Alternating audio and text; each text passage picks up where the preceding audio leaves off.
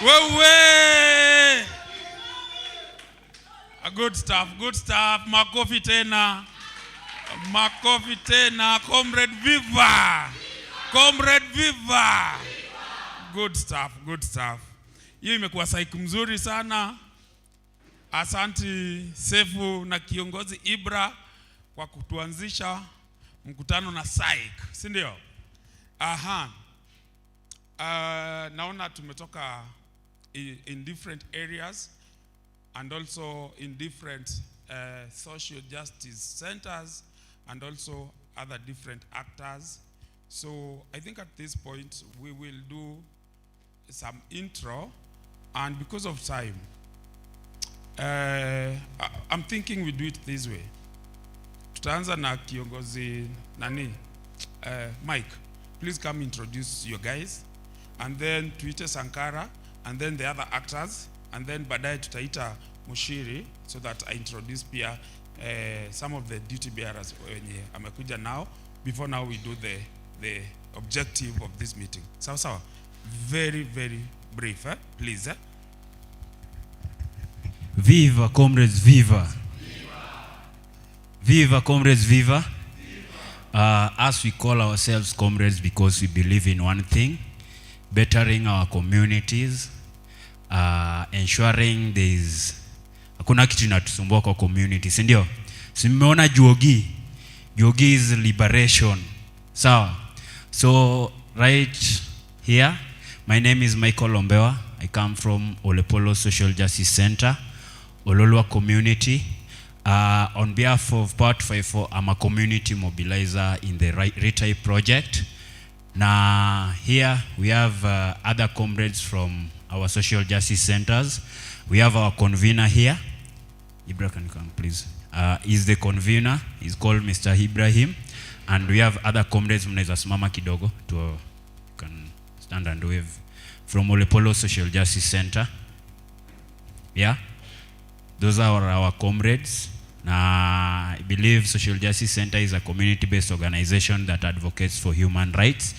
And we are trying to have these social justice centers in each and every ward. Right now, we are in the process of forming Kajiado chapter of the social justice centers, and we have a working group. And natumai, asanteni sana kwa kuja hapa. Natumai conversation itakuwa sawa. Na I'll also invite another solo. Can you come and introduce your people? Viva, comrade, viva. More power to the people, more power. More power to the women, more power. More power to women, more power. Asante sana. So, naitwa Solo Dennis from Ongatarongai Social Justice Sports and Arts Center. And I have my team. Simona is the convener for women, Ongatarongai Social Justice Center. We have Devi from Kandisi, from Ongatarongai Social Justice Center. And Martin from Ongata Social Justice Center. Thank you. God bless. Viva! Abash with brutalities, abash. Abash with land grabbers, abash. Viva, viva. Sankara from Ngong Social Justice Center. Long live the struggle, long live. Long live. Forward with ecological justice, forward. Down with land grabbers, down. Abash, pollution, abash. Thank you so much, the conveners of this wonderful dialogue. I would like to also appreciate the presence of our community leaders like Timothy and his team, our leaders from the administration, Solomon, Marigi, our community chairman, Mr. Zipa Pachea, asante sana kwa kukamu. Yeah, and the community organizations that are here today with us, nashukuru sana. Power Radio, Power 254, asante sana. My name is Sankara Nyagaya. I'm the convener for the Ngong Social Justice and Environment Center. And I also happen to be a coordinator with the Nairobi River Commissions. The Nairobi River Commission is doing restoration of the river. And in doing so, they have to work with the community. So when they did their mapping and their research, I was able to be nominated as the coordinator for Ngong River Zone 1 all the way to Ngong River Zone 1. It starts at the source, at the hills, all the way to Talanta Stadium. So I want to take this opportunity to welcome all the brothers who are here from the commission to introduce themselves, and then I will carry on. Just quickly. Kiongozi hapo. I saw somewhere.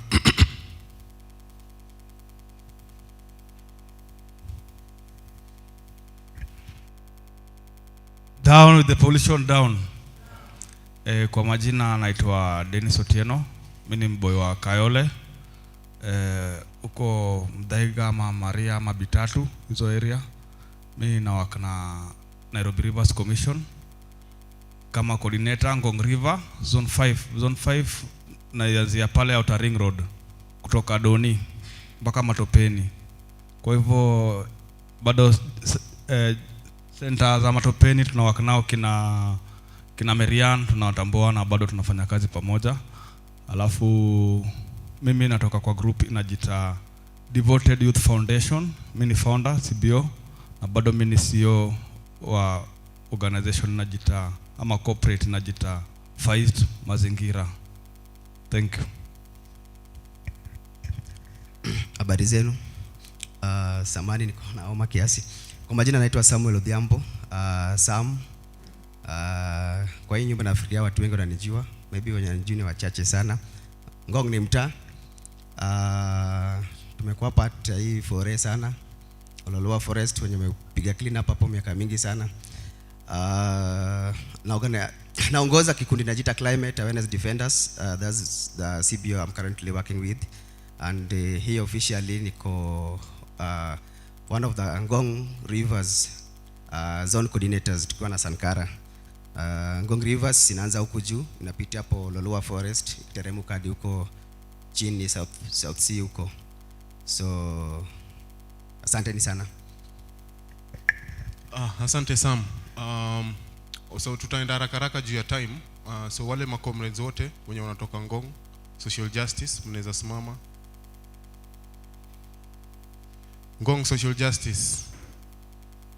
Tukue proactive sawa, si ndio? Tuko na comrade hapo Waise, Lucy, Wangare, secretary wetu Moril, communications Steven Gadendo pamoja hapo na Charles Kabercha, brigade ya Kenyatta. Kuna Olkeri, mnaweza simama tu nyaf haraka ongelea watu wako. Habari zenu. Viva comrade, viva. Olkeri tunaendelea kugrow. Huyu ni mwenzangu, one of them, acha wasalimie. Tutaendelea kujuana tu. Anaitwa Emmanuel Mosioka.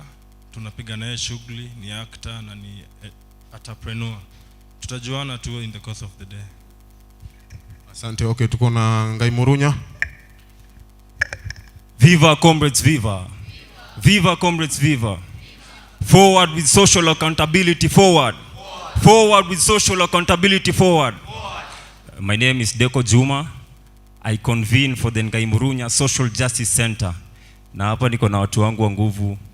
We have our organizing secretary anaitwa Ryan Odeng, and we have our women representative anaitwa Mori Nadhiambo. Thank you.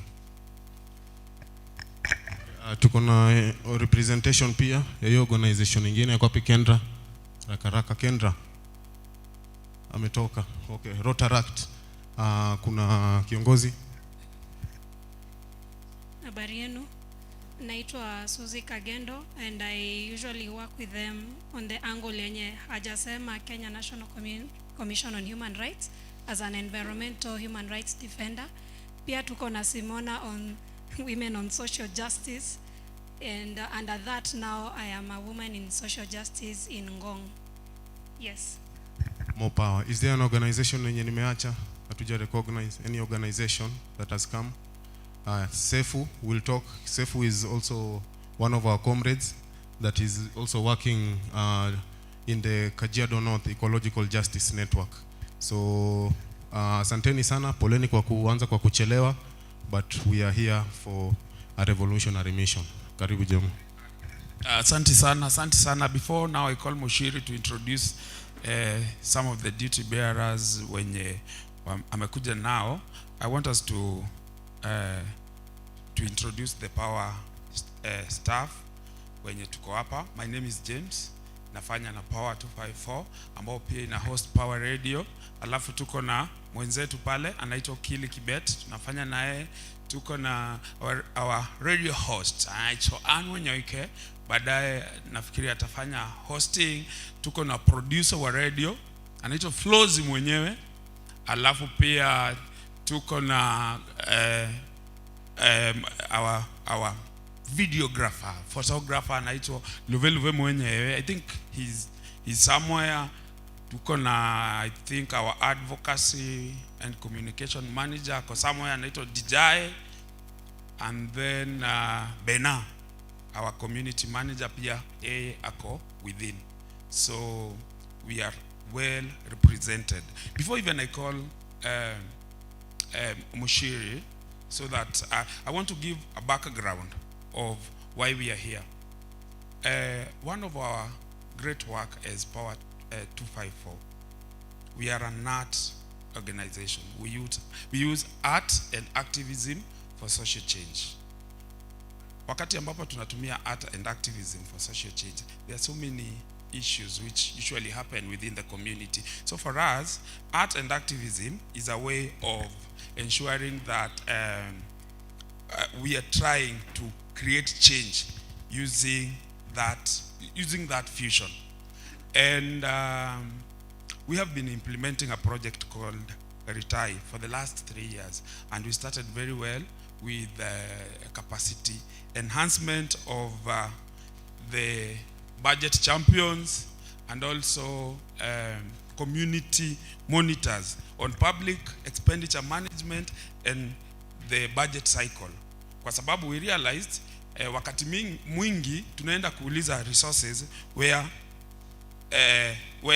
they are not. We also realized that some of the community members don't understand the roles of the county and even the national government. Na ndio maana tulianza na hiyo capacity enhancement, alafu baadaye. And mind you, we did these across the 3 counties which we are implementing the project in. And then, and I can see many of you when you muli attend our first training at Peck House. True? Ukweli? Sindio? Yeah, that was our first training, and then you guys went and you have been following up different projects.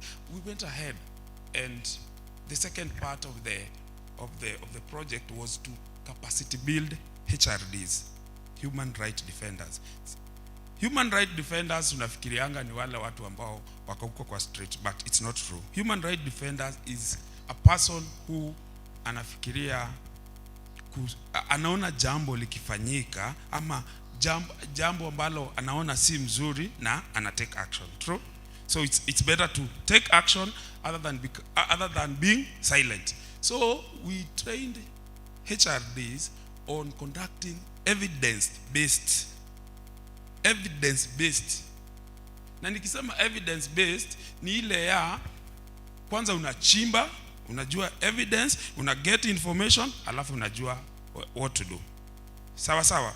And even how to do petitions, how to write those petitions, how to write memorandums, where to go to get what you want. Sawa. Our other key things which we have been doing across the counties is to hold dialogue forums, constructive, consultative dialogue forum.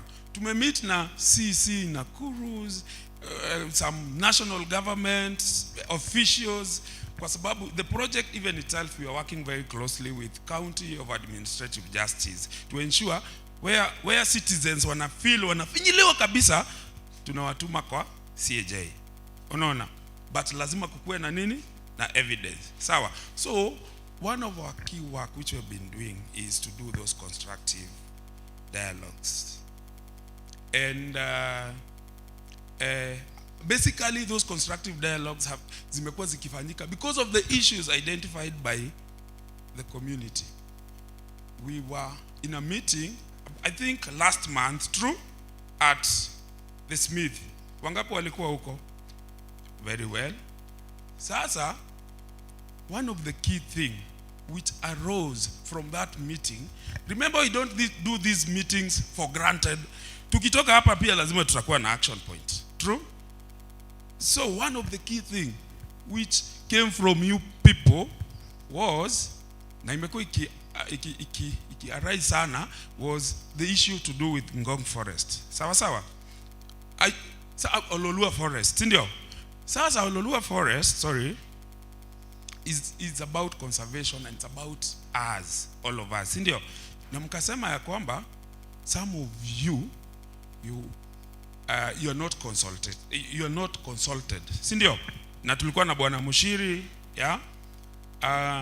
So the action point was that mkasema, hey, you Power 254 support us to do a consultative forum. So that now, na kwa sababu tulikuwa na viongozi hapa, Munyiri was present in that meeting and some of the leaders of the county, mkasema tuite mkutano, si ndio? Alafu tukiita mkutano, so that the leadership who are on the other end wafanye their presentation, mu feedback, alafu tukitoka hapa tukue tumesikizana which way. Si hivyo tulisema? Na sisi tukasema we will support in a consultative dialogue, which is this. But before then, mukasema pia through, I think, Sankara, that again, Power 254, support us with Comrade Wangapi 20 for a run. Sindio? Run for Ololua, which was done last week. Sindio? So we did that. Actually, we supported how many comrades? 35. Sawa? Because that is our work, to ensure that zile vitu yenyewe mnasema wacha, kwa sababu the project is being implemented at Kajiado, Nakuru and Nairobi County in some specific area. Our work is to do that. Because tukiona good stuff happening within our community, si hata utafurahia. Na si hata sisi tutafurahia. Na sisi wote sisi tutakuwa kwa common ground. So that is how we started, and that's why we are here in this forum. And I think I've been able to explain vizuri, sindio? So probably by the end of this meeting would also need to have proper recommendation and action point zenye niza kusaidia sisi wote. Hatujakuja hapa kupigana jameni, sawa? Tumekuja hapa kuhakikisha tunapata solutions zenye niza kusaidia nini? Niza kusaidia sisi wote. Sawa sawa? Kama labda mtu amekuja hapa kwa kufikiria kupiga mwenzake, this is the wrong forum for you. Si ndio? Lakini hapa tumekuja kuhakikisha tunasemezana, tunasikizana, tukishasikizana tujue what would be the best interest for our community. Sawa sawa. So at this juncture, I want to call upon Mr. Munyiri, kwa sababu Mr. Munyiri najua akona viongozi kadhaa, atawa introduce, and then now we move on from there. Thank you. Tupigie Jeff makofi. Asante. Kwa wale ambao tunakutana leo mara ya kwanza, naitwa Samuel Munyiri, mimi ndio Sub County Administrator Kajiado North. Asante sana kwa sababu ya background ambao ulipeana. Kuna kitu nataka kumalizia? Okay. Background ambao umepeana. Mara ya mwisho tulipokutana tulikuwa pale Smith na kulikuwa na maswali kadhaa ambao mlihitaji tukaweza kufanya clarification, na nafurahi kwa sababu tumeweza kuja na watu kadhaa ambao wataweza kuelezea. Our ACC ametoka tu kidogo lakini anakuja, nilihakikisha kwamba tuko naye. Tuko na team ambayo ni hiyo inaitwa Green Connect Foundation, ambao wao ndio waliweza kuleta hiyo run for Ololua. Nitaomba tu tusimame kidogo, nitawapea nafasi baadaye. Green Connect wasimame wote. Asante sana. Timothy Karaoke, tuko na Kate na tuko na Brian. Tuwapigie makofi. Hao wamekuja, mnaweza kuketi. Najua tutakuwa na nafasi ambapo aswa timi, kwa sababu walikuwa laini ya mbele katika ile mpangilio ama kupanga ile marathon, ataweza kutueleza. Niko na apology, nilikuwa nimeita Christopher Mureithi ambaye ni mmoja wa wale user groups ambayo wako pale Ololwa, but coincidentally today ndo wanafanya AGM yao ya Ololwa Forest, na kuna timu imetoka Karura Forest wamekuja kuweza kufanya vile. Taomba admin wangu simama. Huyu anaitwa Solitei, ni village administrator, na tuko na TG Marigi ambaye ni citizen participation officer. Situwapigia makofi. Sasa chochote ambacho wanafanya itaweza kunakiliwa. Pia niliweza kumuita mzee Karaoke, simama. Si ni mzee, ni chairman wetu wa hapa chini, si ndio hivyo? Ndiposa kukiwa na chochote, yani Mr. Felix Karaoke, yeye alikuwa zamani councillor, na najua kuna vitu ambavyo pia inaweza kuwa concerned tukiendelea, kwa sababu we are not dealing only with Ololwa Forest. Na niko na wenzangu, simama Malak, huyo pia ni wangu, tumpigie makofi. Alafu kuna timu ya wengine nimeomba wakaweze kuondoka kidogo, kuna kitu walikuwa nafanya, watakuja in a few minutes. Kwa hivyo yangu singependa kuongea sana, lakini kama kwa ruhusa yako, sijui kama twende tu straight nikaweze kumuita Timothy. Nitaomba tu tuweze kuwa na unyenyekevu, tusikize, alafu baada hiyo tukue na ile nafasi ya kuuliza maswali, kuuliza vile tunaweza kuengage. Na nafurahi sana, this meeting has come the right time. Jana jioni tuliweza kuwa na mkutano kidogo ya kureview na kupeana way forward. Kwa hivyo chochote ambacho tutafanya siku ya leo itakuwa part ya build up ya vitu zingine ambazo zitakuja kuhakikisha kwamba ile implementation ya hiyo kazi imeweza kufanywa. Lakini singependa kumaliza kabla sija kushukuru James.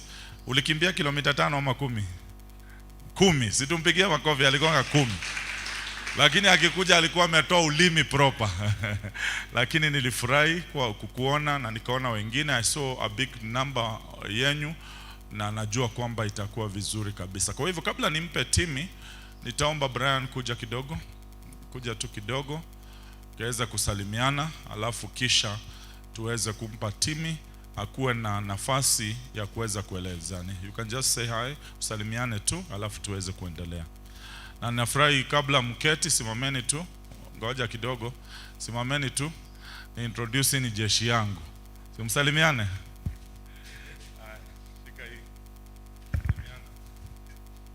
Amjambo.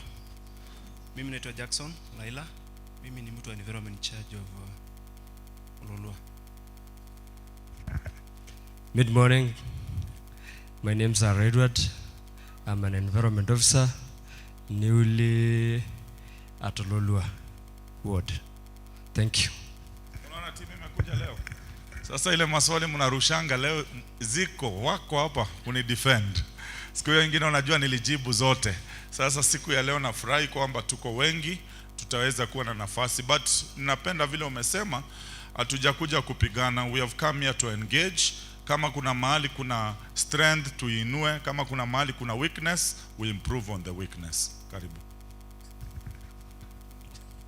Habari zenyu.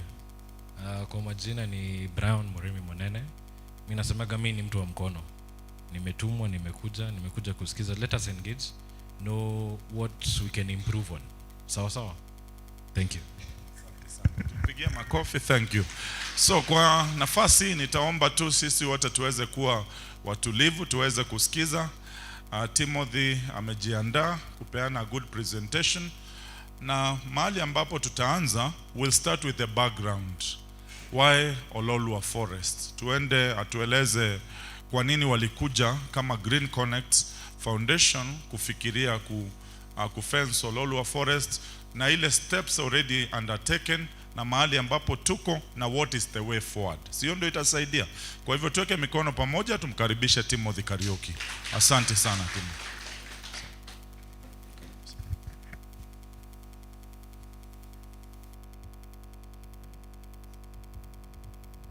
Mepigiwa na boss, wacha ajibu. Wacha ajibu, anasema amepigiwa na PS mwenyewe. Labda atakuja na good news. Lakini sidhani kuna shida yoyote. Kwa hivyo we really appreciate the small efforts that tunafanya kuhakikisha kwamba tuko sawa. Na wewe jamaa uko sawa kuimbisha hiyo kanini? Mpigieni makofi. Lakini kwa saa ulifika roho ikaanza kupanda juu hivi. Nikaanza kuogopa. Nikasema unajua mlianza kuimba tukafika mahali nikasema na hao watu wakiimba another 30 minutes tunaweza toka tuamue kufika Ngong town. Ilikuwa inapanda tu hivi. Asante.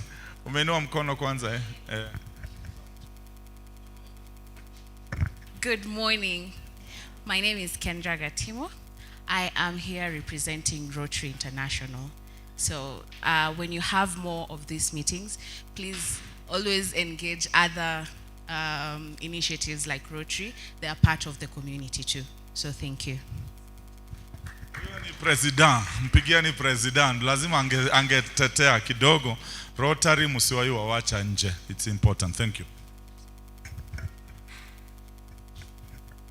Viva comrades, viva. More power to women, more power. More power to women, more power. Asante sana. I'm so happy to be here. Just like Munyiri has said during his introduction, my name is Kariuki. Timothy is my second. And I'm so happy to be here in this special gathering. James, it's good to see you once again. The last time we were with you, Kopalepek.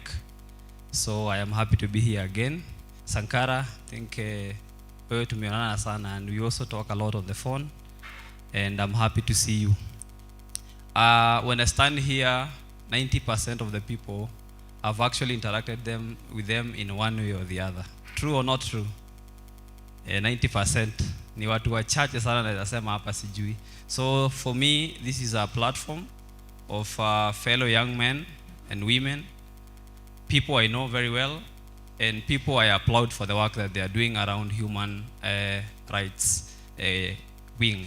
And just to say, unlike what most people might think, there is a lot of intersectionality between human rights and also governments. Because like KNHCR ni agency ya kiserikali na inadeal na mambo ya human rights. So it will be wrong for someone to think that when you're in human rights space you must be anti-government, or when you are in government you cannot be in the human rights space. Both of those things actually go hand in hand. So I think that is really important, and I'm happy because I see so many people that also we interact in the political space. Solo hapa, Simona, the rest. I am happy to see you here. So you being here, I think it's also an indicator kwamba also governments work hand in hand in making sure that we actually defend human rights and stuff like that. Also, this is a very special gathering that we are able to get stakeholders from government, even county government represented by Munyiri here, na Bwana Felix, my senior. It's good to see you here. And also now the human rights space. And we really hope we will have a very constructive dialogue. As James has said, we are here to understand one another. Na pia tukipigana, I'm sure it will be what we call friendly fire. Sindio? So I'm happy to be here. I stand here as a representative because I am the program officer at Green Connect Foundation. And I also work closely with the PS State Department for Irrigation, Bonefantas Kimaudo Kimani. So I am happy to be here. My colleagues, they've introduced themselves. We have Moremi, who serves as the personal assistant to the PS. And right here we have Catherine. I think Catherine inaweza simama tu kidogo. This is Catherine Namunyak.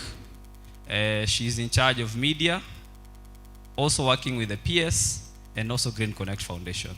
You can have your seat.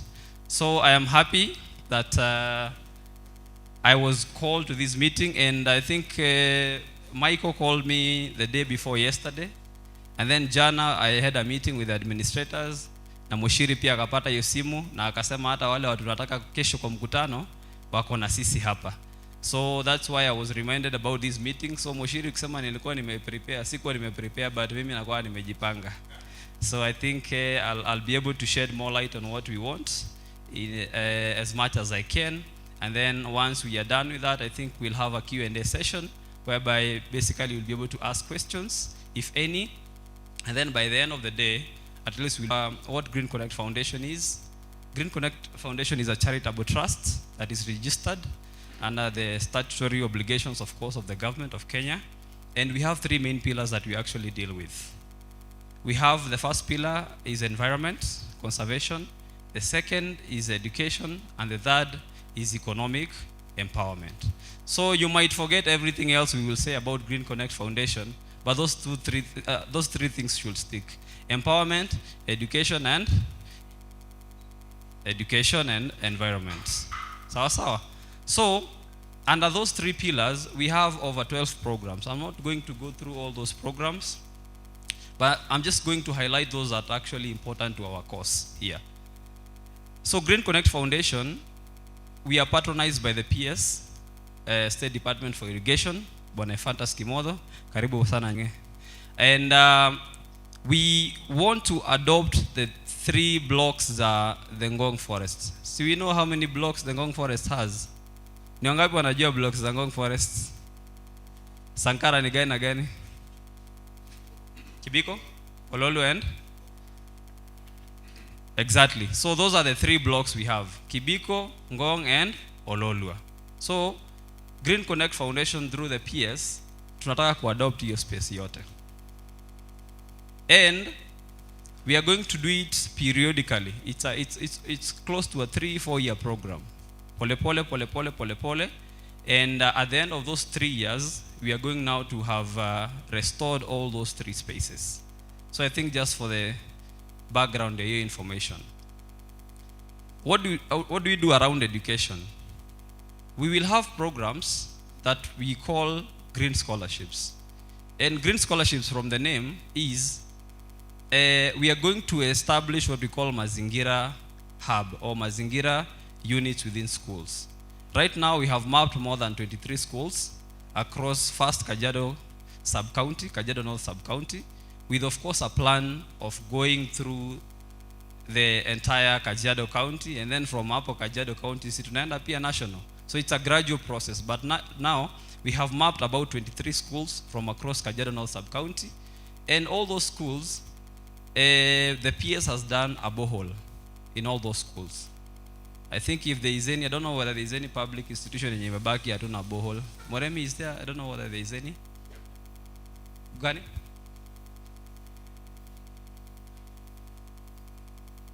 Yeah. So there is PCA secondary na tunaianza next week. That is the only school yenye ina borehole, but the rest of the schools have borehole.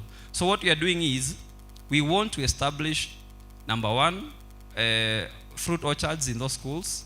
Like we did on 23rd of March, we did what we call the International Day of Forest. I think some of you came. And we planted over 3,000 trees in Ololua Forest. On top of that, we flagged over 2,000 tree seedlings that are going to go to those schools that we have mentioned. So we are giving at least 50 avocado seedlings to every school. And so far, I think we have done all the schools that we had mapped. So we are going to establish that fruit orchard program. Thereafter, we are going to have what we call a greenhouse in all those schools also. And then the schools will have the liberty to decide what they want to grow in the greenhouse. They can grow something that they can use within the school, and also they can grow something that they can be able to sell maybe to the neighboring communities. So that will leave to their disposal. They decide on what to do, but that is the program we want to do. So we're going to do greenhouse in all those schools that we have mentioned, on top of now the fruit orchard program. So we are going to have stewards that are going to actually take care of those trees and basically those nurseries. So those students, we are going to have an MOU with the schools, I think, and Moremi has drafted the MOU under the guidance of the PS, and we are going to have a ceremony where all those schools are going to come, and they are going to sign an MOU with us, telling us that we are going to take care of these trees, and not once we monitor and see what is happening, we record success stories of those programs. Once a school is successful, then we can be able to move to the next phase of maybe giving them a different now seedlings, maybe machungwa, ama papai, ama whatever it is. But we started with avocado because of it's easy actually to grow. So once we see success stories, they are over 60-70%, then we can embark on a whole different program where we are going to introduce a different fruit to those schools. So the students will be the custodians of those programs. So, and those that excel, those that do well, we are going to map them out because there is a program, a follow-up, and then once we see they are doing well, we can be able now to support them academically. So that's basically what we are calling green scholarships. I don't know whether there is a question up to that point. Yes, Simona. Sorry?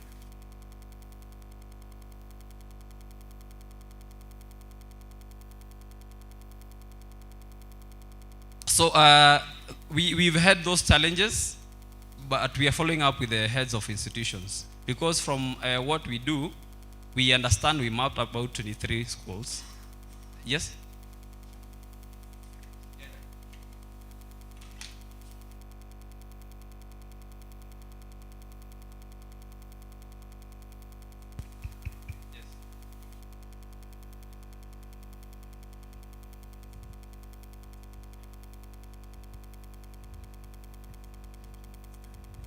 Let me restructure my question again. We have secondary schools in Ongata Rongai, Ngai Murunya, Rongai Primary School, and Olekasasi Secondary School. In Ongata Rongai Primary School, as we speak today, the toilets were washed last term. The children are told to come with water or money to buy water for sanitation in the school. In Ngai Murunya, the same, and we have big gardens there and big lands. The people who are working directly under the PS, should they not identify all those schools, not putting all the projects in one area?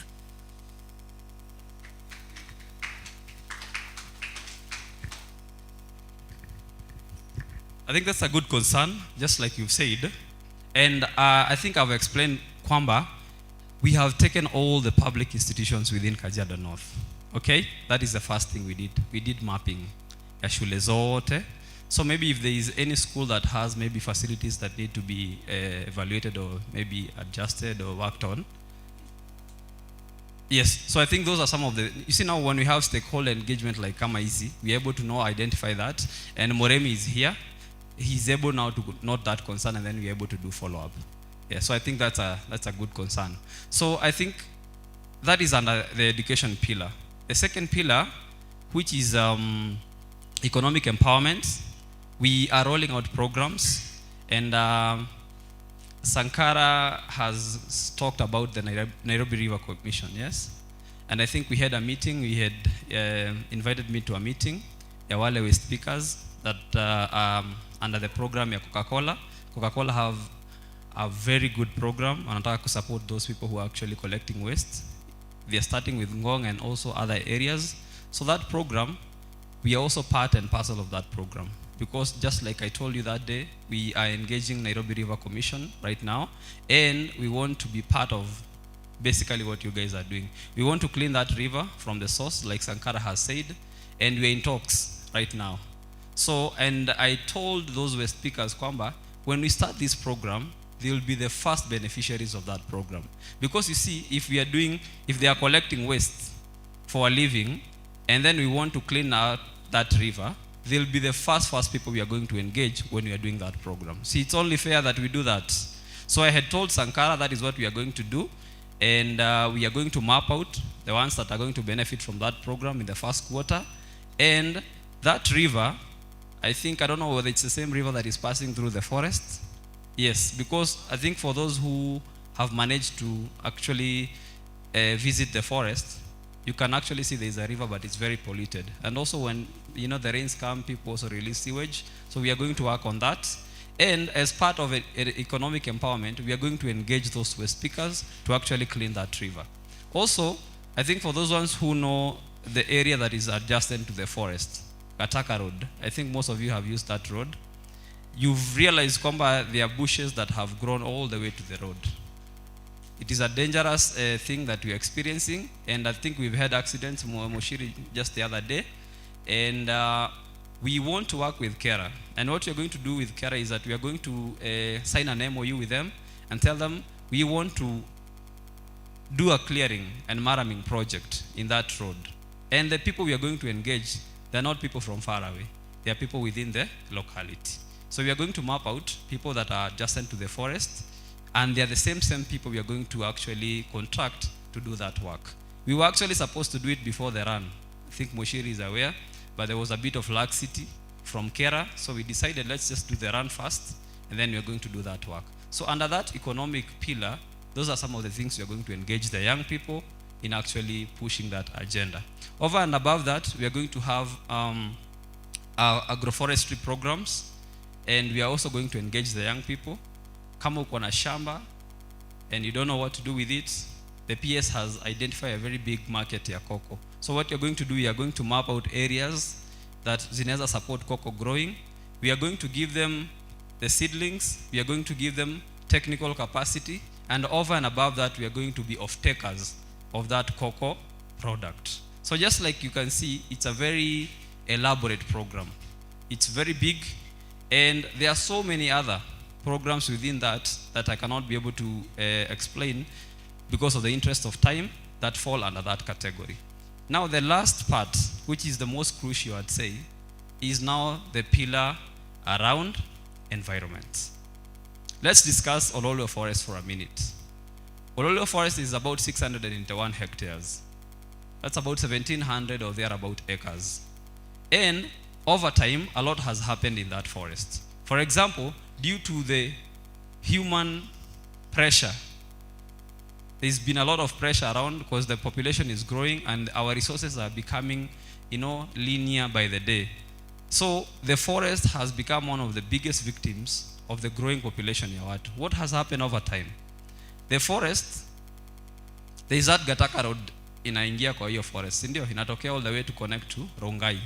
Ideally that road is not supposed to go through that forest, but it is there with us. There is another road that cuts from Tamfield Junction all the way to Olkeri, sindio? That road is not supposed to be there, but it is there with us because we didn't have any measure of saying this is how we are going to protect this forest. This is how we are going to prevent encroachment and stuff like that. There is the SGR from Rongai all the way to Suswa. Sinapita kwa hiyo forests. So you can see there is a lot of things that are actually happening. So if we don't take action, within a very short period of time in the coming years, we might not have that forest at all. Let's discuss encroachment. Right now we have over 34 cases in courts, active cases of people who have actually grabbed parts of the forest. We have even government institutions that have been built within the forest. For example, the IPR, and a nuclear facility. But they've been built already. There's no way we can reverse that decision. It is a government directive. So what do we say?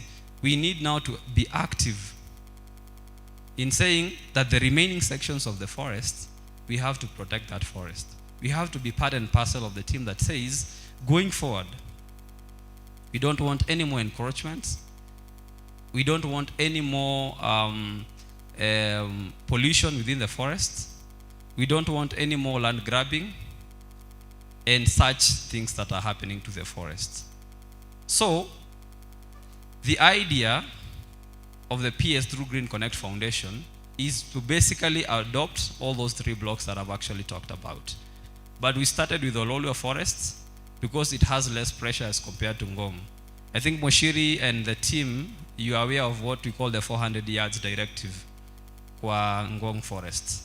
So when we start by fencing that area, the first thing we are going to have is conflict with the neighboring communities. Because they are going to tell us, look, the government told us we can be able to use parts of the forest, you can be able to live here, now you're coming to fence this, what happens to us? So since it's a bit complex, we decided to go and start with Ololua Forest, which we don't have that challenge of the 400 yards, and also all the neighboring people that are around the forest are actually occupying their own lands, so there will be no conflict around now the fencing project.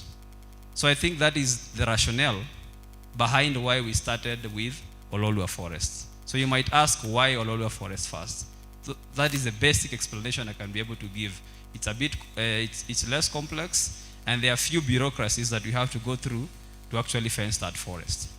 Fencing that forest is really crucial because of 3 things, or 4 things rather.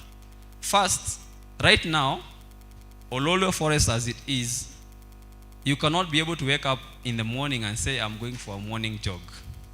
Why? Because you have so many entry points and you can basically meet anyone around hapo. And basically our intentions are different. Wewe unaweza kuwa umeenda kukimbia, but someone else akona a different agenda, akona a different mission. We have our ladies here, like when we did the IDF, I met a lady who says, I do 10 kilometers a day, but I've never come to this forest because of security reasons. So they jog within the neighborhoods and many other places that they can get, but they avoid the forest because of the security issue. So fencing will address the issue of security. That is number 1. Number 2, I have already talked about it. There have been cases of land grabbing. That is what we want to stop. Number 3, the issue of pollution of the forest itself, and also the river source and stuff like that. And then lastly, there is also deforestation. I think for those ones who've been to Ololua forest, the other side, the other side, there were people who got licenses sometimes back. Wakapata license ya ku harvest mawe kwa forest. So what did they do? They started first by cutting down trees. I'm waiting for guys to settle. So they started first by cutting trees. So they sold timber. Wakamaliza mambo ya mbao, wakaingia kwa nini? Kwa kware. And it's a very big area. I think Wangombe, you know that area. Eh? Close to 10 acres zililimwa mawe. Ni kware. So Wangombe and team and Christopher, I would have loved him to be here. He's a chairperson of ecotourism, one of the user group within the forest. They've been trying to reclaim that space.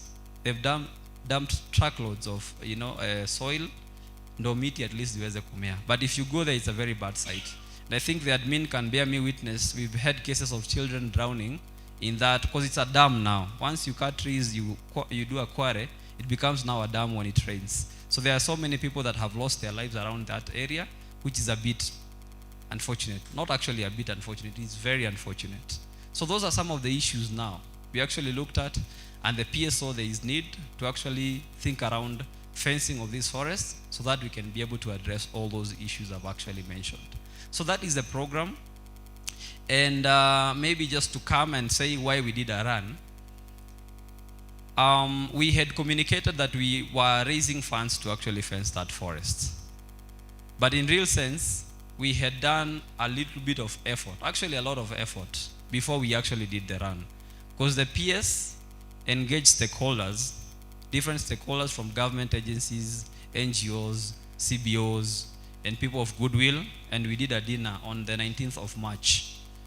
And on that dinner, the forest, which is about 25 kilometers in terms of the perimeter, we wanted to fence at a cost of close to 2.5 million a kilometer. So to do that work, we need around close to 70 or 75 million, the first round, to do the 25 kilometer. But the PS sat down with stakeholders, and we were able to raise money to fence at least 22 out of the 25 kilometer that we want to fence. So I think already there have been a lot of efforts that have been actually geared towards that. We are following on the pledges from different entities, from different organizations, in terms of their support, both technical and also monetary, to make sure that we are going to do that work. Maybe I'll also share something small around the technical support that we've been able to also get from that dinner. I know most of you are actually aware of WWF. WWF is a very big partner in this ecosystem around restoration, and they've committed to actually do close to 500,000 to 1 million seedlings within Ololua forests. So I think we are following up on that. And for those ones who've been to Turako of late, there is an area, Sankara, we are trying to level on the right side. Eh? So that is where now the tree nursery will be, of the 1 million seedlings that we are being given by WWF.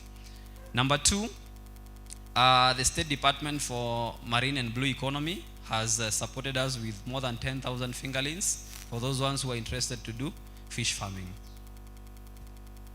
Number 3, the State Department for ICT has committed to do an ICT hub, because within the forest, we have user group that does what we call education and research. For those who know Kara Waithaka and Baya, I think most of you know those two people. They're in that user group that is under education and research. So we are going to do an ICT hub, HAPO, so that we can benefit those people. So just like you can see, there've been a lot of commitment. There are so many people of goodwill that have come, support, embrace this initiative, and they're able to say, you started this journey and we are going to walk with you, slowly by slowly.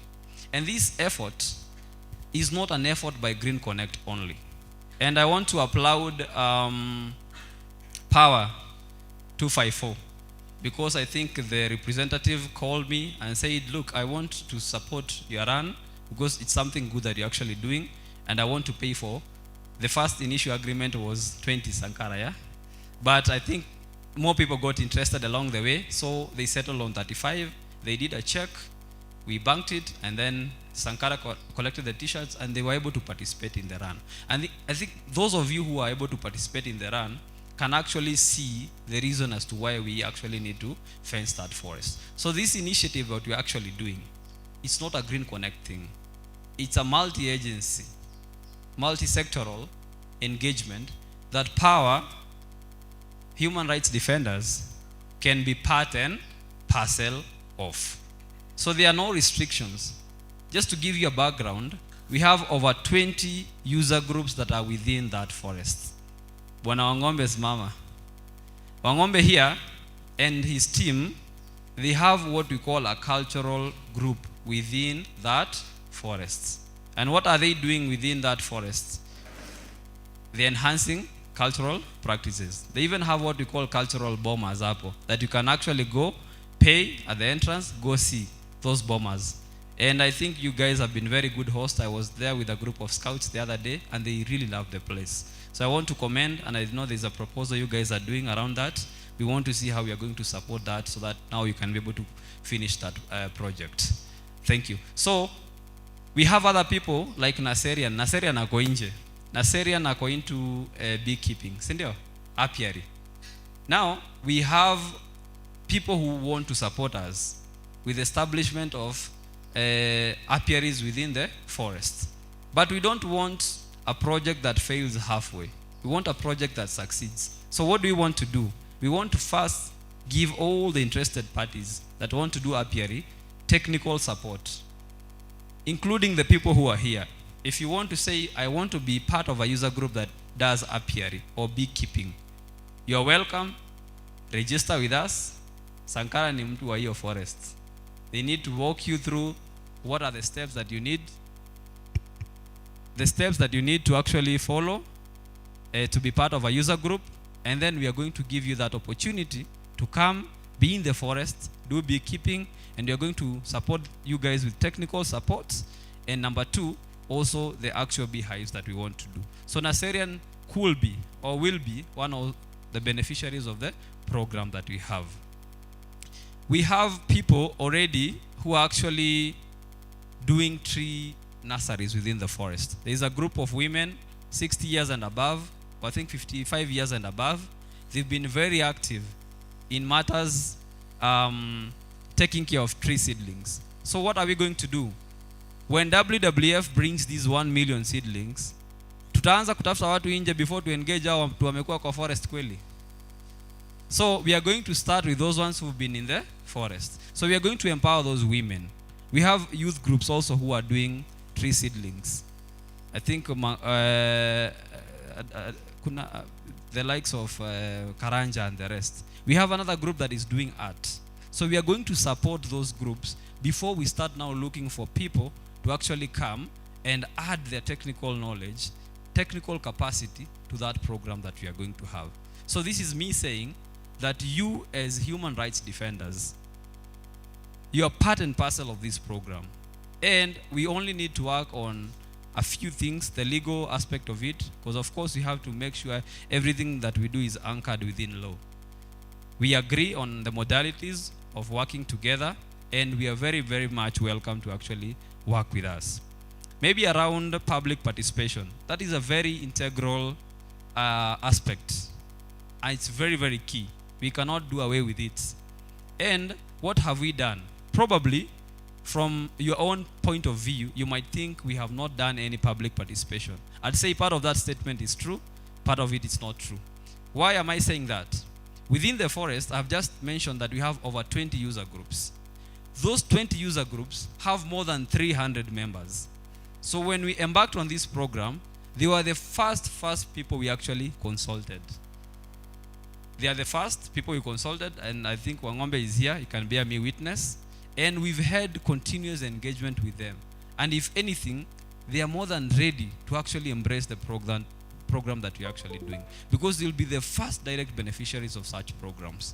So once we were done with the user groups, with over 300 members, and the CFAs, now we went to what we call now the legal aspect of it. Just like I said, everything we need to do must and will be within the law. So we've engaged stakeholders that are around matters environment. We've engaged NEMA, we've engaged KFS, we've engaged KWS, we've engaged Tana Athi, State Department of Irrigation. Like for example, right now, I was talking to her, and she was asking about the issue of water. And I told her, as we speak, the State Department for Irrigation has done a borehole that is 80% complete now. That is going to be used by the user group within the forest, and also all the neighboring communities that are around the forest. So just like you can see, this program is quite elaborate. It's big, and we want to make sure that every stakeholder feels part and parcel of this program. We are currently doing a program through the State Department of Housing, the ones that are doing the affordable housing in Vet Farm. And I think Sankara, I mentioned to you last time, kwamba part of it, we are going to focus on green energy. And this green energy, you people that are here also will be beneficiaries, because we are going to do a solar in Ngong market, so that we address the issue of power shortages every now and then. We are going to go to Rongai markets, and also we are in talks with now the leadership of Mbulbul market, so that also them they can have solar under that program. All these programs are anchored within the Green Connect Foundation. Lastly, we have a program, and we want to make sure that the people that are adjacent to the forest are able to reduce the pressure on firewood within the forest. So through the State Department for Energy, we are going to have what we call energy saving GCOs that we are going to give to members of the community that are adjacent to the forest, and so many other people that we will choose. There is a criteria we are going to use to choose the beneficiaries of that program. So we are going to do that. It's a progressive program, and we are going to address that, at least so that we can be able to look at now how the people who are adjacent to the forest can be able now to reduce that pressure of firewood and other challenges that we are experiencing. We also have a user group that does what we call grazing, controlled grazing. So kama kuna mfugaji hapa, you only pay 30 shillings per month for a cow, 30 shillings per month. You know, where you can be able to be shown, this is a section you can be able to graze, this is your area. So we want to make sure that this resource, that is the forest, every single part of the community is part and parcel and becomes a beneficiaries of that program. So including you and I that are standing here. I could be the program officer for Green Connect, but also you guys have an opportunity to come and be part of the program that we're actually doing. We are planning on now issuing that check, their fencing, because KFS are the ones who are going to do the fencing. Right now they are doing fencing in Kaptagat. I think Moremi, how many acres is it? 50 acres, 50 kilometers. So there's a 50 kilometer we are doing at Kaptagat Forests. So we are also engaging KFS. They're the ones who are going to now fence for us. We are going to give them a check and let them operate. Watuambie, these are the requirements. And then before we do the fencing, on August, we want to do now what we call a proper public participation that will include this group. So Sankara, if you tell me all my members want to come, I welcome you guys to come to that public participation, so that all the issues that we actually raise we can be able to address them with a lot of finality. The group that was at Kaptagat, there was a challenge because they didn't understand why people are actually fencing the forest. Because the dynamics there is quite different. Because you have people living in the forest, kuna watu wanaweka asali ndani hiyo forest. So then you will just wake up one morning and tell them I am fencing. So what they see is you deny them this resource that they've been benefiting for years. So what did KFS do? We did a benchmarking across 45 counties. And also there's a group that was taken for benchmarking also outside the country. Just to understand, why do we need to do this? Because once we fence, we expect the revenue that we collect from the forest to, you know, triple if not quadruple. That is the estimations that we are going to do. And we are going now, if we become part of the user group of the forest, then we become our direct beneficiary of this program that we are going to do. So we are very intentional about what we want to do. We want it to be, you know, as involving as possible. And this is something that I actually appreciate, that I'm able to say we need transparency around these issues. Because without transparency, a lot of things can actually go wrong. So you demanding accountability from us, and we saying that we are here to answer the questions, you know, to deal with issues as they are. I think that is a kind of collaboration framework that we actually need. So I want to actually applaud the conveners of this meeting, and we are going to have so many other engagements, just like Sankara has said, and I personally want to be part and parcel of these engagements so that we can forge a way forward, work together, because this work is quite involving. It requires you know, a multi-agency approach, and you as human rights defenders become a very, very important anchor in this program. So without much ado, I think I want now to, I don't know whether I get it back to convener or I just take the questions direct. Sankara. More power to the people, more power. So I would want to request all of us, those who have questions, note them down.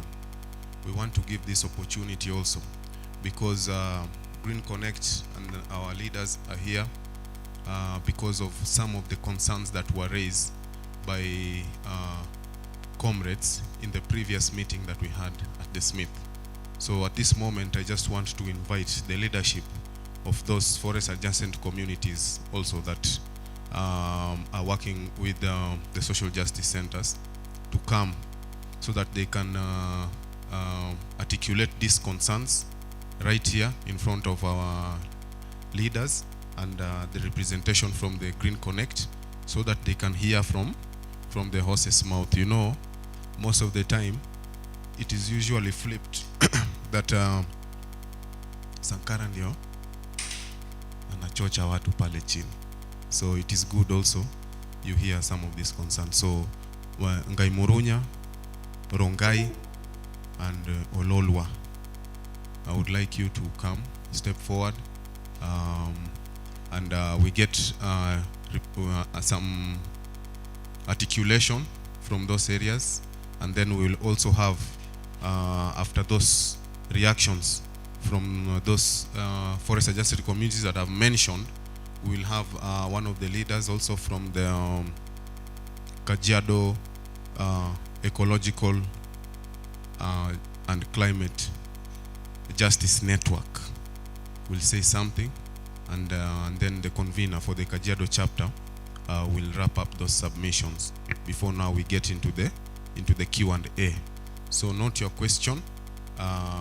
You will get some time to ask the question that you have. I kindly request for the presenters to be precise to the point, so that we save on time, and so that we also express what the subject of the matter is: ecological justice for Lolwa Forest. So those are the issues. Let us shelf them for a different community forum.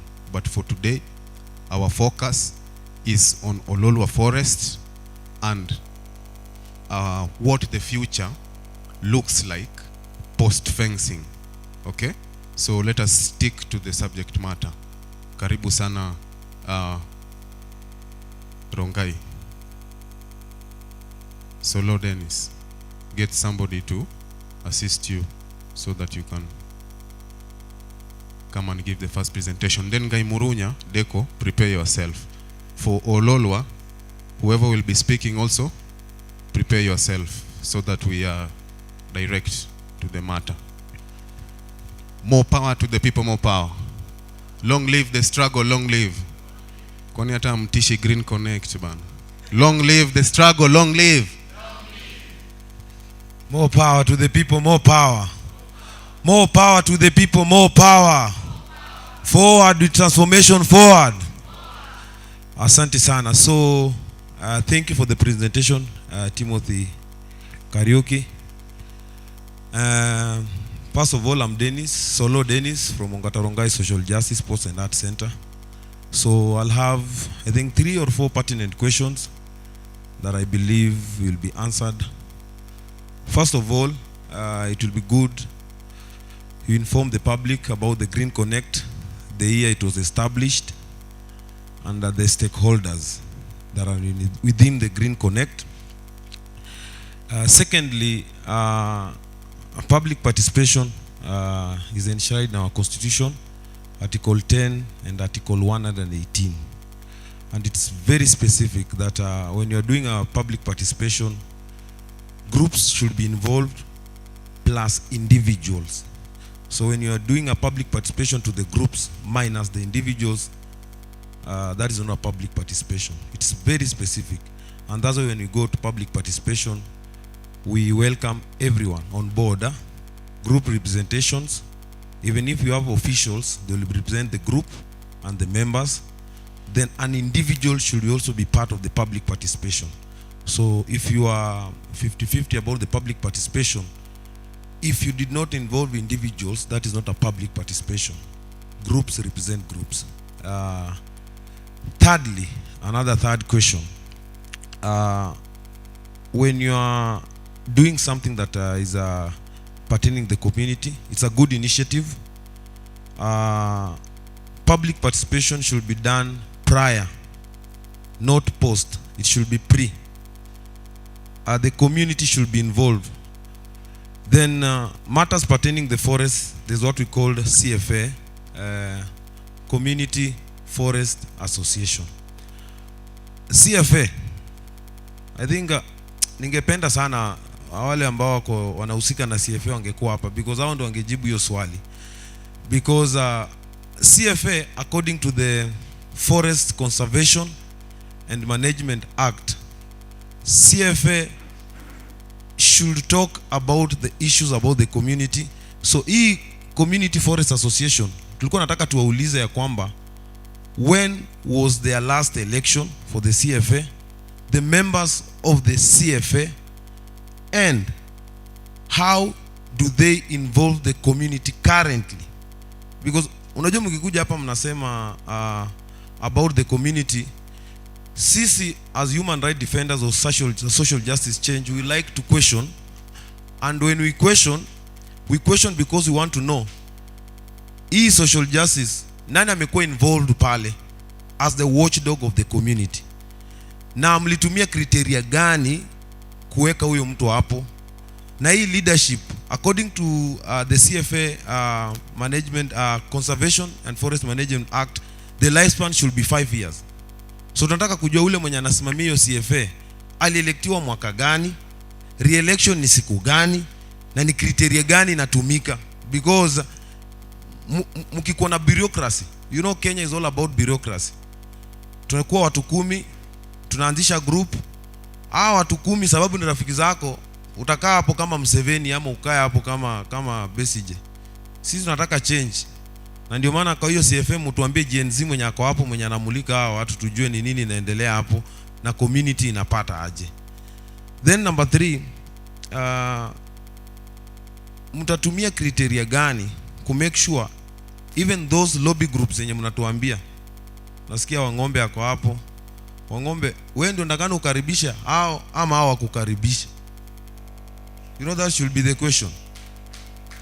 Wakikuja wakae hapo, mi Green Connect nimeanza kusikia hii mwaka inafanya kazi mzuri ndio, lakini sasa wewe Wang'ombe Wewe ndio nitakana ukae hapo uambie this is the way to go, ama wakuja wakuchukue wakuambie tunataka tufanye hivi. Should it be their way or how should be? So that should be pertinent questions. Unajua tulikaa hivi kidogo tukakaribisha wazungu, after kukaribisha wazungu wakakuja wakaanza kutufundisha system yao. Paka saa hii tumegoma kwa system ya wazungu, hatujui sisi ni Afrika. So you should be sensitive on anything that tunakaribisha kwa community. It should be people oriented, not individual oriented. That should be the question. So I think sitaendelea kufika hapo. For only 30 seconds, Simona, 30 seconds. Then tukaribishe mtu mwingine. Asante.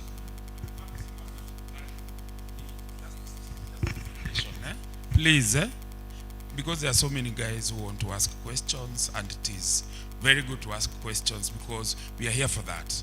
Please, please, be as brief as possible ndio tupatie wase wengi waulize maswali. Sio ni fiti. And also, as you are asking a question, sometimes it is important to provide some solution. Sawa sawa. Please, kuwa tu brief, direct and to the point. Ndio wa note down and then wakuwe na time ya kurespond. Tafadhali Simona. Sawa? Mine is not a question. Mimi napatia convener wangu backup. I wanted to ask, and that question we've been asking for a long time. Before Green Connect, who are in Ololwa Forest? Before PS, who are in Ololwa Forest? Na wako wapi? Those ones who started that dream.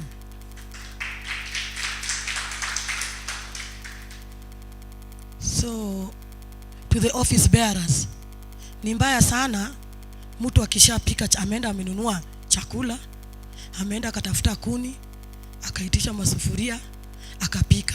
Sasa kukula, wageni ndio wanakula sana. Mnawekwa kando. Ni kama tu bibi. Bibi umelishwa na bwana, umeiva smart sana. Ukiwa chokora hakuna mtu alikuwa anakuona. Sasa hizi umeiva ndio wanakuona. Mimi my question is kila siku, where are the people who are in Ololwa Forest before Green Connect and PS? We don't say you're not doing a good job, but before mkae hapa juu official na kukua frontline sana, tusisahau wale walikuwa hapo wakipigania hiyo forest. Na Timothy is called Tim. You called who? Timothy. Nimesikia ukiongea, sijasikia ukiinvolve persons with disability. We walked that race. We can't run. We walked 10 kilometers, 5 kilometers. Kwa hii kitu yote umetaja hapa, sijasikia PWDs. Hiyo Green Connect yako, do you have any person with disability in your board among your members? All the social justice centers go hapa. Do you have members there? Do you have women representing women there? Tusikuwa binafsi. Na mumetuambia to have a very polite dialogue with you guys. Tunajikaza sana. Tunataka kuona sisi, hata Munyiri anajua we are very aggressive, but tumeitwa hapa tusikizaneni. Let's dialogue as human beings na watu wenye wako na utu. Sahi, let's say PS na nyinyi mko very close, but kuna sisi wale wa mashinani wako wapi? Where are those people wenye wamefanya mpaka Ololwa Forest imeonekana? Kama kitambo mngekuwa, hizo SGR zingepita huko na hii nguvu mko nayo saa hii, hizo lami zingeingia. Hiyo niko pale inaitwa aje, hiyo nuclear haingejengwa. Sisi tulitaka backup kama hizo zenu. Hiyo nguvu mko nayo saa hii, mngepeana hizo siku, hakungekuwa mpaka na hiyo estate. So kwa saa hii tunawapenda mko hapo, but involve everybody in the community. Saa hii ni keki inakulwa. Hii keki itakulwa aje?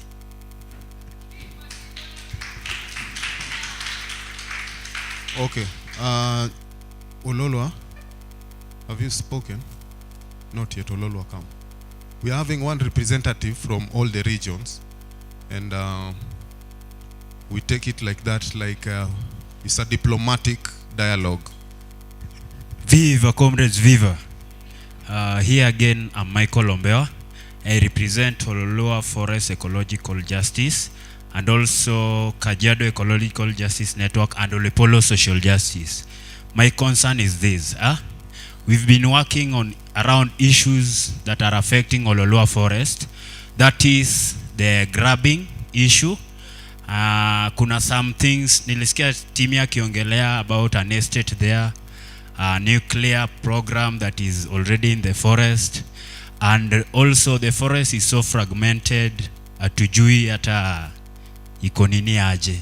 But now the PS represent the face of the state, sindio? Now some of the issues that we are advocating against, that we were agitating against, we were feeling that they were state instigated. How sure are you that now the Green Connect is coming on board through someone who is the face of the state, that Ololoa Forest will be in the safe hands? Juu sasa state imechukua nini, imekuwa kipaumbele ku protect.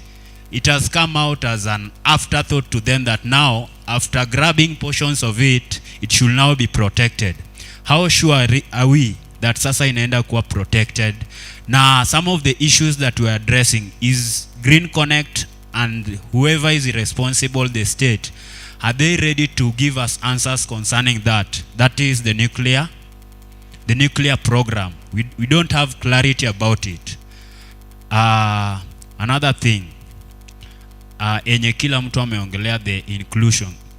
Na there are programs zenye ume highlight kwamba you guys are going to implement under the Green Connect. How did you map out kwamba this is what the community will need? Because as it has been said, Green Connect ni foundation imeanza juzi, si ndio? Si ni ukweli? Ama imekuwa kutoka kitambo? Si ni kitu ya juzi, si ndio? How comes ni wao wamekuja sasa kutuambia mashida zetu more than what we know? How sure are we that the needs, whatever they are trying to address, are the needs of the community? Yeah. Now, you guys are already proposing some of the things you'll be implementing, yet also hapa mbele ndio kuna public participation, but nyinyi mshaweka program. These are the programs you are going to implement. Kati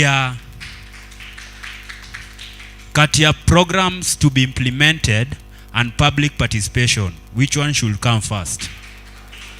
Yeah, so how did you mulijuaje kwamba these are the needs of this community? Yeah. And what is the scope and implementation of the fencing project? Who is behind it? Is Green Connect, is it Green Connect entirely, ama ni government, ama ni it's an individual? Sindio? Yeah, asanteni.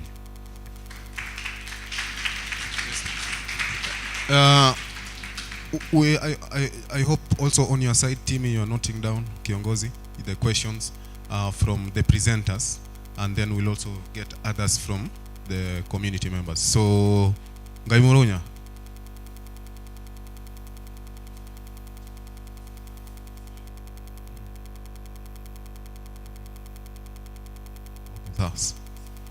So. Thank you, Sankara.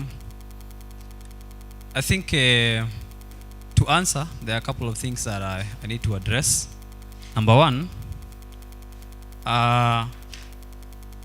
Moremi is going to talk about a prior public participation that was done for the entire Ngong block, kwanza kabla ya Ololua. He's going to answer that. But if you listen to me carefully, when I was here, senior, I mentioned that we are not dictating what we want to do. That is why I actually said, you as human rights defender, you are welcome. Okay, we sit down, we chat our way forward. I think I mentioned that. Ama siku mention hiyo.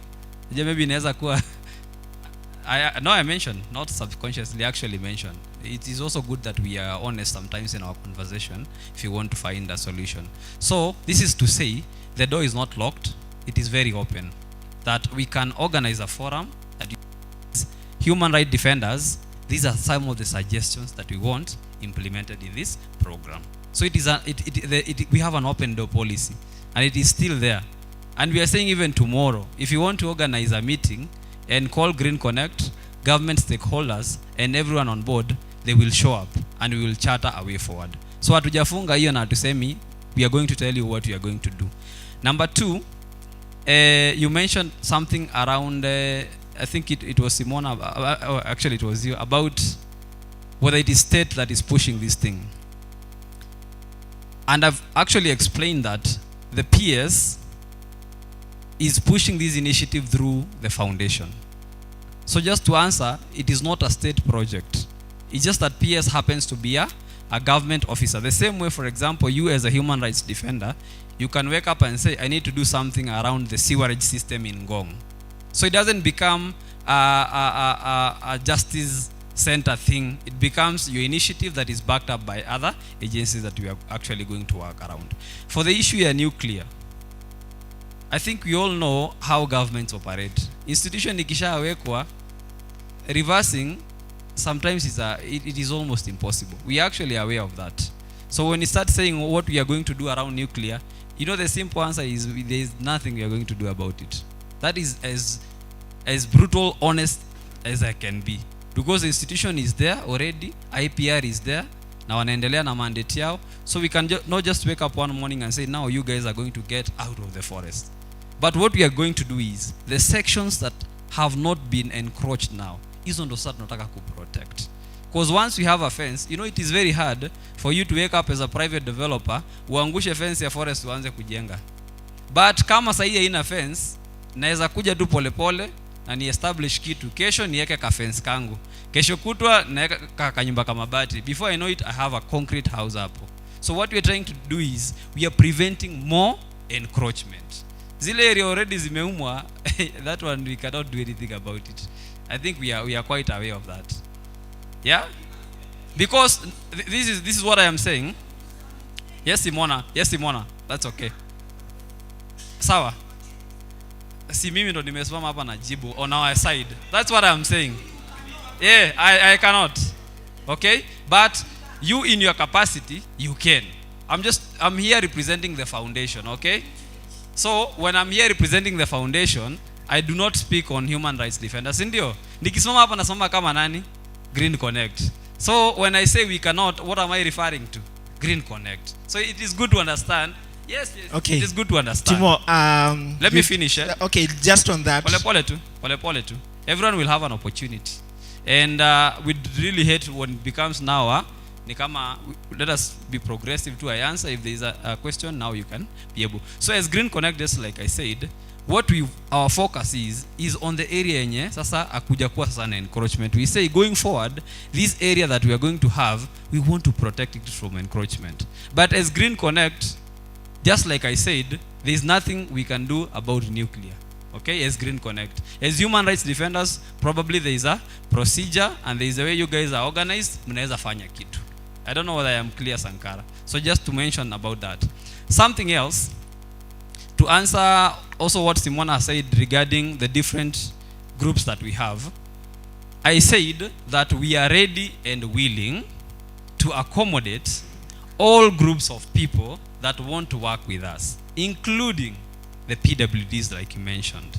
During the run, we personally as an organization sponsored more than 20 people.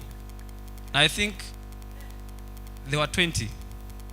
I'm telling you from a point of information. So if you are aware of 10, it is okay.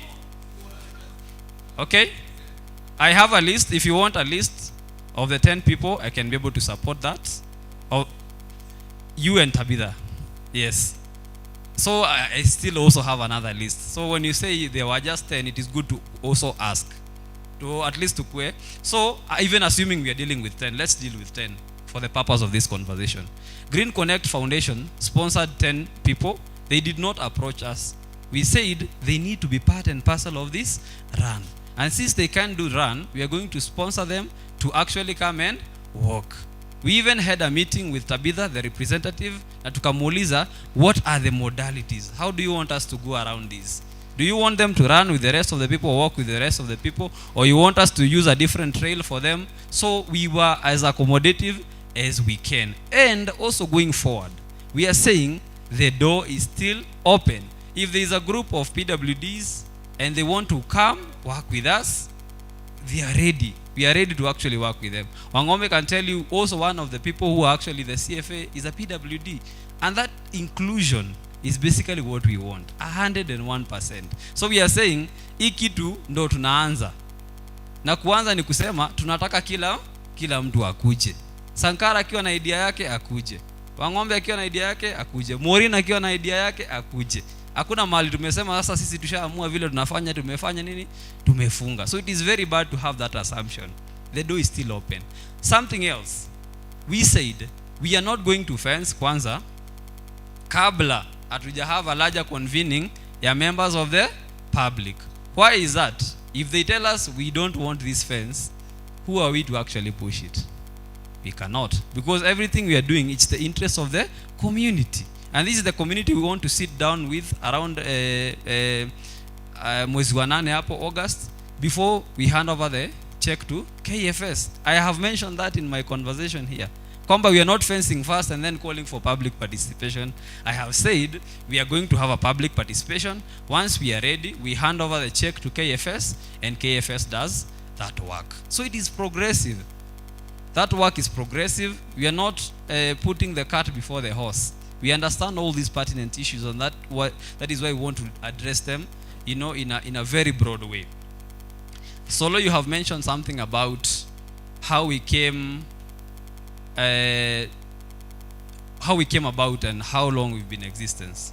So this is our first year, okay?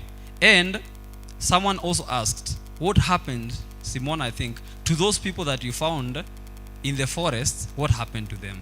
And I want to answer and say, when we had that dinner, Friends of Ololua Forest, or what we call the FUF, okay? There is a group called Kijani Resilience. They've been part and parcel of this forest. Actually, Friends of Ololua Forest have used resources that wako nazo wanatoa kwa mfuko kusupport wale watu wanafanya conservation na hiyo forest. Wang'ombe is here can tell you that. So even before we came, we had Friends of Ololua Forest. And what I want to say is they are still part and parcel of our stakeholders. How are they part and parcel of this stakeholder? Everything we've done from designing this program, they've been in the setup. Everything we've done from organizing the dinner, they were part of the arrangement.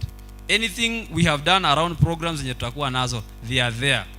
In fact, if I share the list of commitment that people have actually shared, Friends of Ololua Forest have committed to do 1 kilometer of the forest at a cost of 2.5 million. So the correct answer to that is they are, and they will be, and continue to be part of us, and we will work together. There is no one who we found within the forest that we are going to sort of like segregate when we are doing all these arrangements. They are part and parcel of us. And that is why I said, I think Munyiri said something. Kwamba Chris was supposed to be here. Chris is the chairman of Eco Tourism, a group that is within that forest. We have someone who is in charge of all the CFAs. Like today we are meeting all the CFAs, including Zakarura, hapo kwa hiyo forest. They are part of us. So actually Chris told me you can go represent me in that meeting. So if they were here, they'd echo the same sentiments kwamba tunatembea na wao kwa hii safari. The last thing, Simona mentioned something about keki. What I want to say is, hii fence hatujamaliza kufence, so we want even more resources. So before tufikirie vile tutakata hii keki, tutengeneze hii keki kwanza. So that is to say, you can also commit as a person, because a meter is about 2,800 shillings of the fence. So before tukate keki, ujue kwamba mimi kama Simona na group yangu tulicontribute 10 meters ya kufanya nini? Kufence forest. As human right defenders, you can say sisi tutatoa hata 10,000 tukuata na kama ni 5 meters za hii forest. Before we start thinking about revenue sharing formula, can we think about doing what it is that we are doing, which is the actual program that is fencing. Lastly, Solo ameuliza about agencies zenye zinafanya kazi na sisi. We are just a foundation, but through the PS, of course, through his network, and also our networks as participant, you can be part of our network.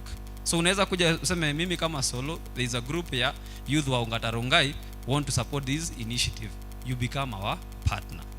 Mwingine aseme, Sankara aseme niko na group yangu ya West Speakers na wanataka kuwa part ya hii initiative. Hata kama they are not going to contribute money, Maybe when we are doing the cleaning of the river, watatuma representative watano wafanye nini? Waoshe mto. They become part of our partners. So we have a long list of partners from government agencies, NGOs, CBOs, individuals, because we even had individuals and companies committing. You know, Coca-Cola saying during the run we are going to give you drinks and water.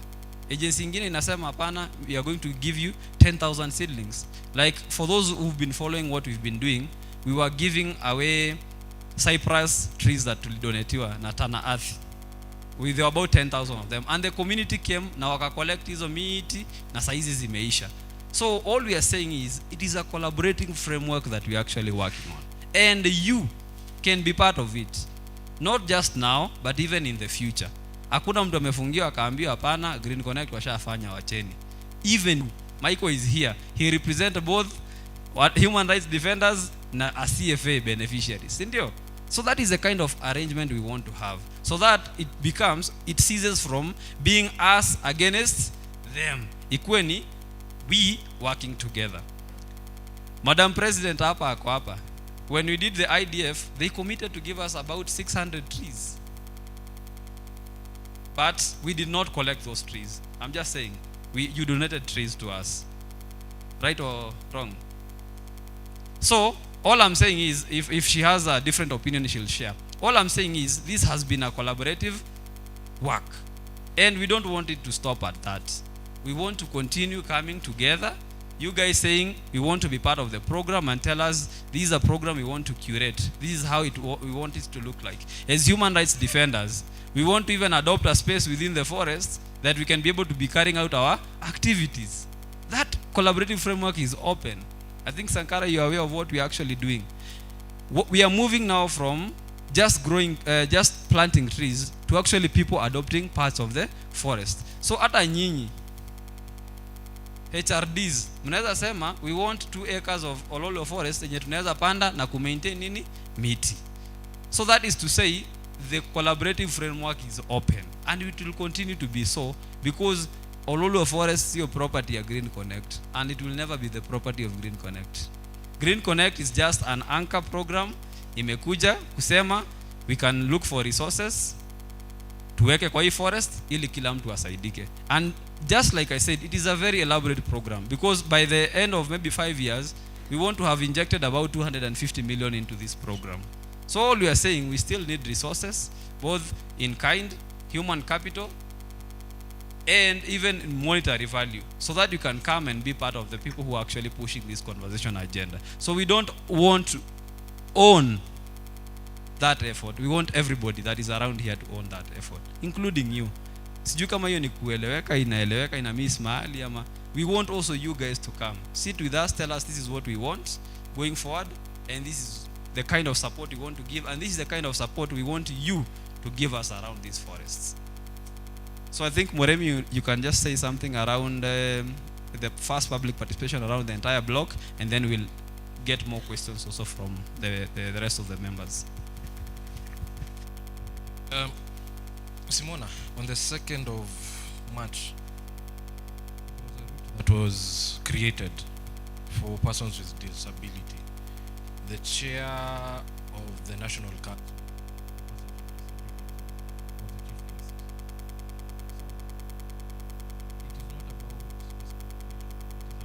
inclusion. Sawa. And this is why we're talking. When we talk about public participation, we're not implementing programs out of the blues. To understand kitu moja, 1, PS comes from here. That is why he's championing all this. 2, his first appointment, he was PS Forestry. So there are documents that lie in that ministry about the whole block. Sawa. These documents didn't come out of nowhere. Public participation was done. And there is a management plan for the Ngong Hills block. Is that true? We're implementing whatever is in that document that was agreed upon by the people. Inaweza kuwa tu kuwa, but the people who agreed on something on management of the whole block. Why we chose Ololwa is because Ololwa is the easiest to bring people. That is what they identify with. Why? Hiyo ndio ilikuwa inaibiwa sana. Hiyo ndio ilikuwa na encroachment. government agencies coming in is an issue, to be honest. Why? Because the forest is a government resource for the people. So forestry is in charge of taking care of the block. So it was a government to government agreement. Simple case scenario. Housing, ilingiaje vet farm? Hajaikuwa bulldozed. And let's tutoe hiyo mentality ya kulikuwa na they sat down, they needed land. There's idle land. What do you do when there's idle land? You utilize it. And what is this government doing? Ensuring that we have land that is not being utilized for resources. So that is two. There was something on elections. When was the last election done with the CFAs and that? We are not in charge of that. That is why there's a CFA. The individual groups are the ones doing that. We are implementers. And why? Why haven't we moved so far? We just needed somebody to bring the drive. One of the key things that happened was each PS was given a block. Kule ametoka. That is why PS Kipto anafanya yake Kaptagat. PS Ngeno anafanya Mau. Kila mtu alipelekwa kwake aulizwe, we're doing 15 billion trees. Wewe umefanya ngapi kwako? It is an initiative.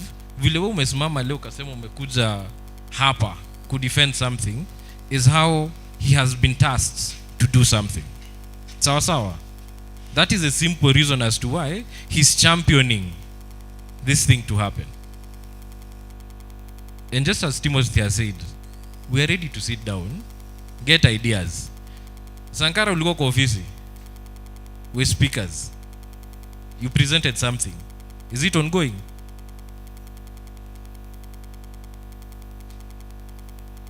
Sasa mkiongea juu ya keki, hakuna keki bado. Timmy has talked about 200 and more or less 25 million that is supposed to be injected. But hesabu zetu tunasema with all that done, we can have close to 900 million revenue from the entire block generated. We have not even started. We're putting in resources to get even more. And more is not for us. It is for the residents within this block. How many people who go to achana hata na Ngong Hills, Kibiko? Ni watu wangapi wametembea Kibiko? Mbona hatuna saki tuko? Kiambu is growing simply because Karura is there. Walikosa chakula, wanaenda wapi? To the nearest town kukula. But if we sit and fight over something not yet, we will never get it. Sankara is trying to clean streams. But looking at where he is at, ni nyumba ngapi zinatoa waste? Is he going to fight them alone? We need order. How do we get order? Present what you have, and people come in. They buy into your idea. Why Sankara sat down is simply because alisema we speakers are the easiest avenue to ensuring that we can clean that river. Is it true? Yes or no? If you have 2,000 people here cleaning, how fast will it take?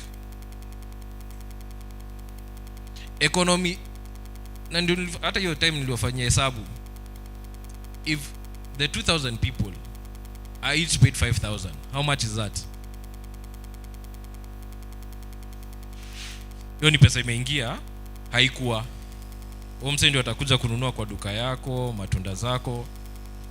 Let's think beyond ile tunaona hapa to what can come more. Sawa sawa. I need that program to work ndio tukuwe na 2,000 people being paid by an international body. That is the idea behind it. That is why we have a circuit that we need to think about. the people who are there, the groups within the CFA, they have tried. But where are they going to get 1 million seedlings?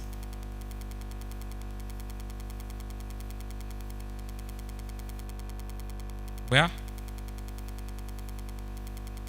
We work together.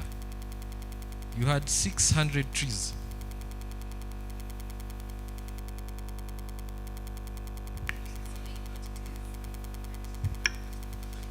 And this was the issue. And this was the thing, yeah? If we have 600, we have a deficit, degradation, about 300 million trees within the block. 600 itatosha? Itatosha? Hata atafute, si wenyewe hatuwezi get hizo zote atago. But we need to work together. Is that okay? I have a suggestion. Tukitoka hapa, kila group iko willing kupanda miti. Ipatie timu. We will source for the trees. Na area mtapanda. Is that okay? Tumesikizana? Asante. Viva comrades, viva. High moral. High moral. High moral. Comrades, let us just be systematic and also diplomatic, because we are here for a dialogue, some outcomes and solutions.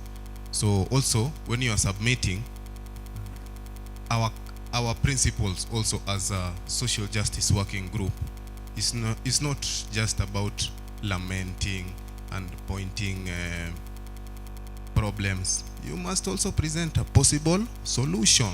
So when you come here to present, let us put that in mind. And then also to the team from administration and Green Connect, like James said, it's not a fight, so don't feel so much antagonized. It is just a concern that the community has, so just receive it as a concern and not like a war.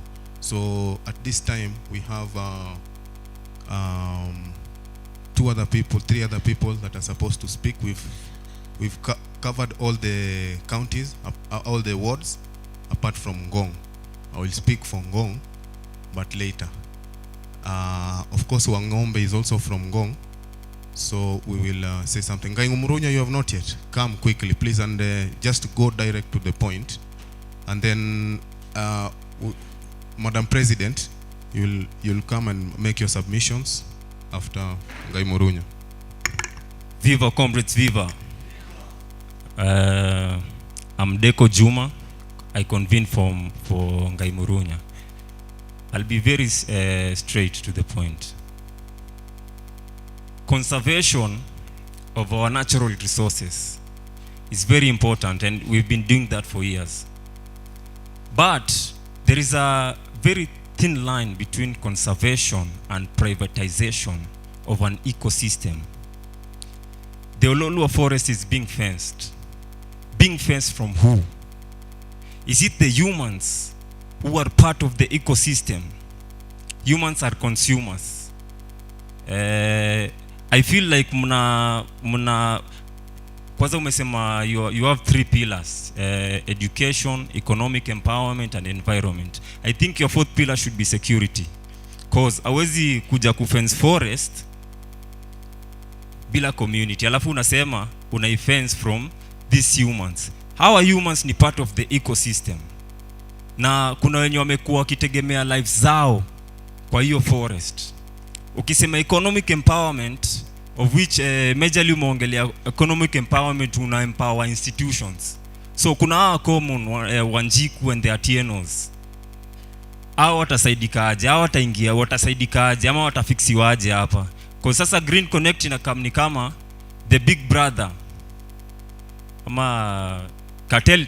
Ningesema cartel lakini itakuwa jina mbaya sana, lakini wanakam kama the big brother. Sasa wanakam ku control hapo, lakini venye comrade Simona amesema kuna watu wenye wamekuanga hapo. Hao watu wataekwa wapi na waendelee kufaidika kwa hii ecosystem? Alafu is fencing the Ololua forest the best way ya kuiprotect? Is it the best way ya kuiprotect yenye mmeweza kukam nayo? Ni hayo tu. Karibu comrade. And just a pointer, comrades, we are not, or personally, I am not trying to stop comrades from reacting, but we have a program for this dialogue. And the program dictates that the Green Connect, they make their submissions. Then we have the representation from all the centers to make their submit. And then we open question and we must have an order, comrade. It's not that if you feel like you have a question there in the corner, now you can come and interrupt the program. So let comrades not feel a certain type of way, because I have said that we maintain the procedure of the program, because we have to save on time. We also have to ensure the quality. That is the most important. The quality of this dialogue, we have to protect it. So after all represented organizations, they give their submissions, we are going to the second session for question and answer. Write, comrade, your question down. If you do not know how to write, tell somebody who is next to you to write for you that question, and then you will ask when we come to the session for Q&A. Good afternoon once more. I will want to put it in, to help you understand where 600 seedlings are coming from. We had a project that we were doing that was going towards International Day of Forests. That was, I reached out, we were in the same group with Sankara, and we were looking for donors. I reached out to someone who I did not even know that there was something like Green Connect, and he said that someone is gonna reach out to you. So I got a message from Munyiri that you're supposed to come for what? You're supposed to come for a meeting. So this particular meeting, we were told that we're going to collaborate. We're talking about collaboration. And when I get to this meeting, we are talking about planning. We're not talking about collaboration. So we were already put into the collaborative aspect. I asked them, what are you talking about? Did I not? I did. And they told me, we are going to talk to you afterwards. Has everyone ever talked to me afterwards? Timmy? No. No one ever talked to me about that. So when you talk about inclusion, I'm really wondering. I actually reached back to you to ask you if we can join in with as Rotary. Did I not? And I really pushed you to sending those letters. So when you talk about collaboration, what are you talking about? And inclusion? Because it's not everyone that you're including. You're including those people that you want to include. And honestly, that is not fair and it's not right. So when we pushed for this community dialogue, we really wanted to understand. We actually went to, after the tree planting on the 22nd, we went to Chris and we asked him, what is it? What is this all about? Who is Green Connect? And why is fencing the first thing? And he said that there was a PFMP, and we really pushed him to give us the PFMP. We read it, and yes, fencing was part of it. But we asked him, is fencing the first thing that you're supposed to do in Ololwa? Secondly, why are we still in blocks? Why is Ngong Hills still in a block? Because Ololwa is all about conservation. Ngong Hills Forest is all about ecotourism. And Kibiko is all about plant. Absolutely no way that we can continue being in a block with the same CFA telling us what to do with our forests as the community. So, number one, I really prayed that KFS is here. Unfortunately, they're not here. I've called Kosgei and he said, ngoja kidogo nitakupigia simu, hadi sasa hajapiga simu tangia jana. And I really wanted him to explain to us, why are there no CFAs for one for Ololwa, the other one for Ngong Hills Forest, and the other one for Kibiko? Because we are not supposed to be having a block. Each forest has to have its own CFA because each forest is for a different purpose. And honestly, I am not here to fight fight anyone. I am not a politician. I don't know anything about politics. I don't even like engaging in politics. But when it comes to environment, this is our life. This is our lifeline. This is where everything about us as people, because without nature, by the way, you guys, atuko. Without nature, we don't have oxygen. Without nature, we don't have water. Without nature, Rastafarians watenda kupiga ngoma wapi? Exactly. So it's all about culture. So there is absolutely, so Green Connect in 2024, we had a whole community dialogue, and we really looked for partners, and no one was there. And PS Kimotho was the PS for forestry. Where was he? So now he's the PS for irrigation. He now comes up with a brilliant idea for Green Connect. We have been there fighting, pushing for policies to change how Ololua Forest is being engaged. But now, we are now clever. We've now become clever, and we have now formed a whole connect that is going to tell us how to do our things, because they're engaging people that we don't know. Chris has been in that forest for a long time. My mother is the one who introduced me to environmental vision. Chris has been there for a long time, and I was asking my mother in the morning, sasa Chris, ataendelea kutusaidia aje, honestly? Chris is the only one. Nani anajua CFA member mwingine? Honestly, Wangombe niambie mwingine. Niambie juu wewe ndio sasa tutatumia kama nini.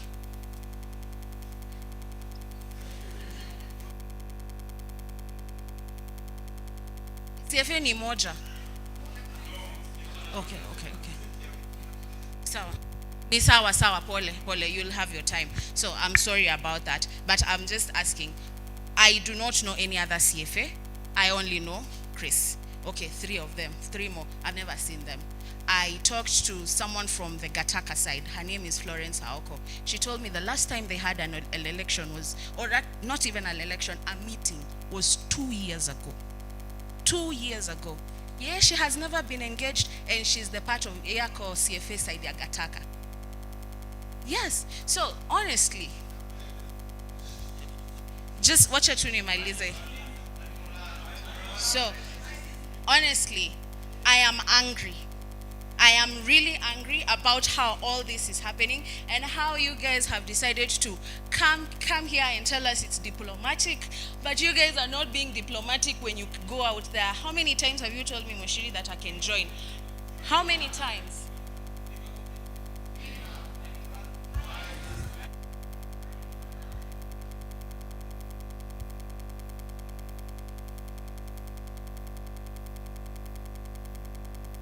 Thank you, Ibra. Munyiri, how many times have you called me?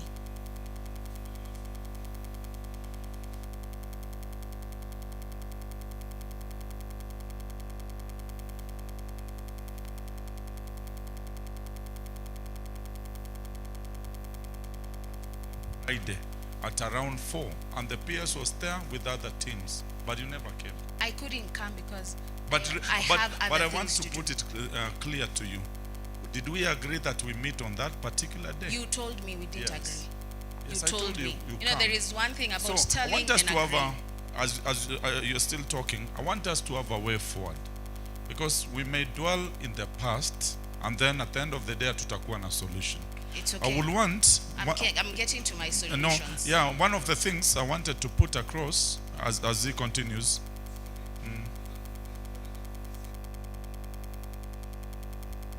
Kendra, just make your submissions. Try to reduce engaging. All right. You know, we have a session for way forward. We have a session for Q&A. So and we are in a social justice ground. So we have already denied other comrades an opportunity to ask or to react. So let that be maintained. Yeah, so just finish your submissions, and then the next person also to get a chance, ample, to present. I'm sorry about engaging. Anyway, as I conclude,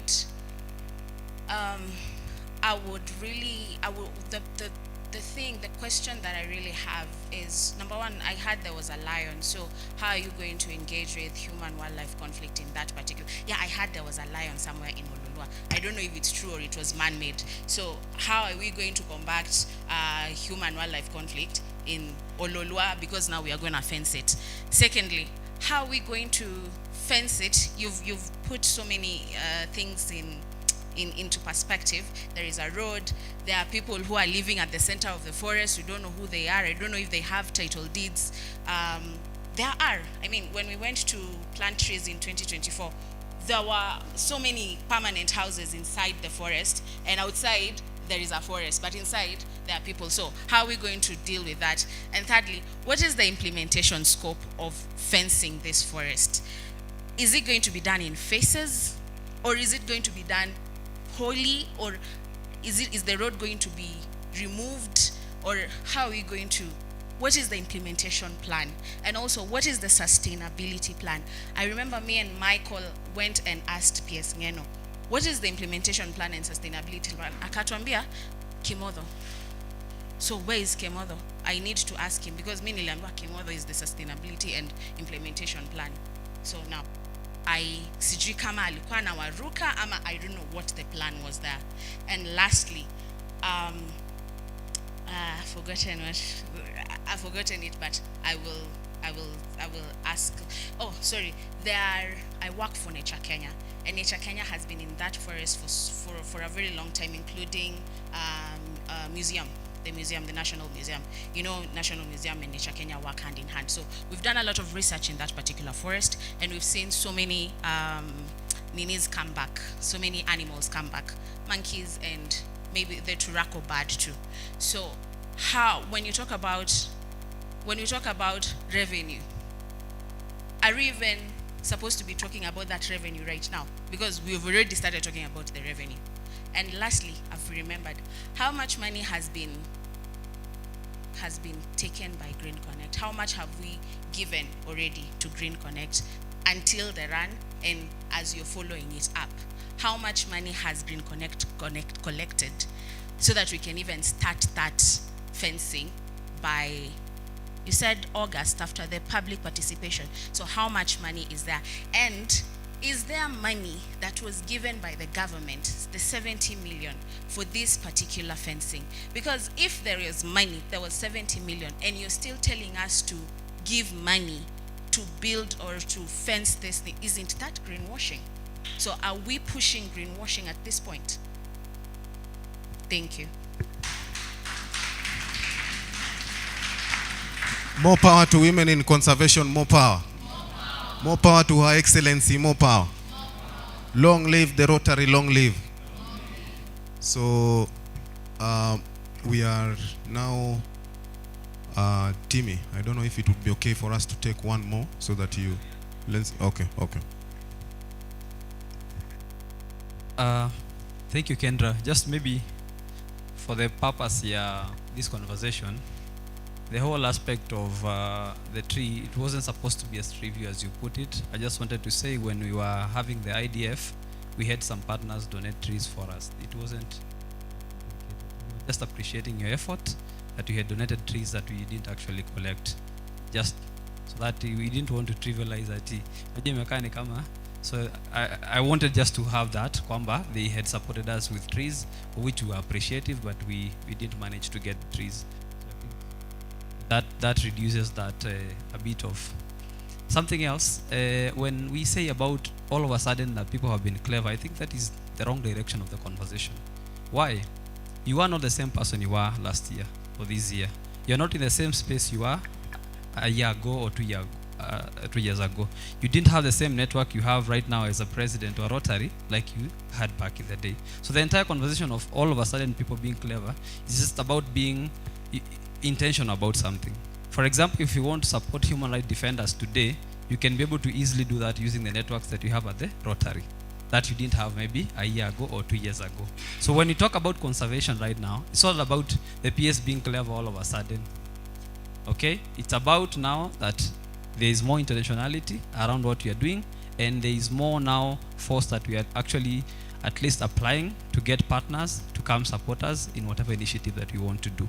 So even we are saying, even you with the power that you have also, you can also be part of the conservation process that we are talking about. So when you say people are being clever all of a sudden, I think it's a wrong direction. You're not supposed to go to that. Just for clarity, the 15 billion strategy, it was a program, PS, a fantasy model. for just general information. So when he was at PS Forestry, I'll initiate nini 15 billion tree agenda. Now ako kwa forestry, ako kwa conservation na nini Ololwa. Everything inakuwa na timing yake. So today I stand here as a program officer for Green Connect. Tomorrow probably I'll be here saying Viva because I'm in charge of now the human rights defenders. So times change and seasons. So we have to embrace that. So when you say he didn't do this when he was there, I think that conversation inaenda a bit mbali. So I think I just wanted to clarify that. Second thing, I think I've mentioned that if we are keen enough, the issues we are raising, and if you are listening, you're not supposed to raise again. What I said is, this program, fencing itself, we want to do 25 kilometers. 25 kilometers, if you multiply by 2.5 million, how much is that? Anyone with a calculator? I just want to put things into perspective. Anyone? 25 times 2.5 million.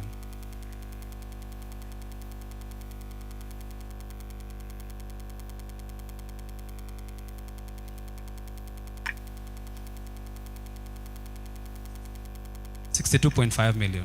So as we stand here, we don't have 62.5 million.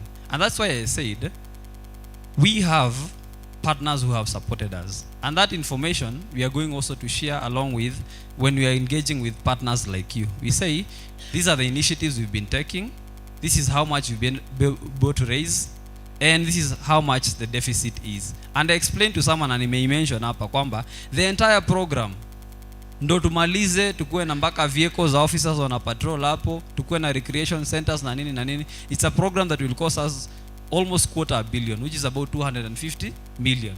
All we are saying is it is a step-by-step process. So even in terms of fencing, since you ask whether it's be progressive or holistic, it will be progressive. Why?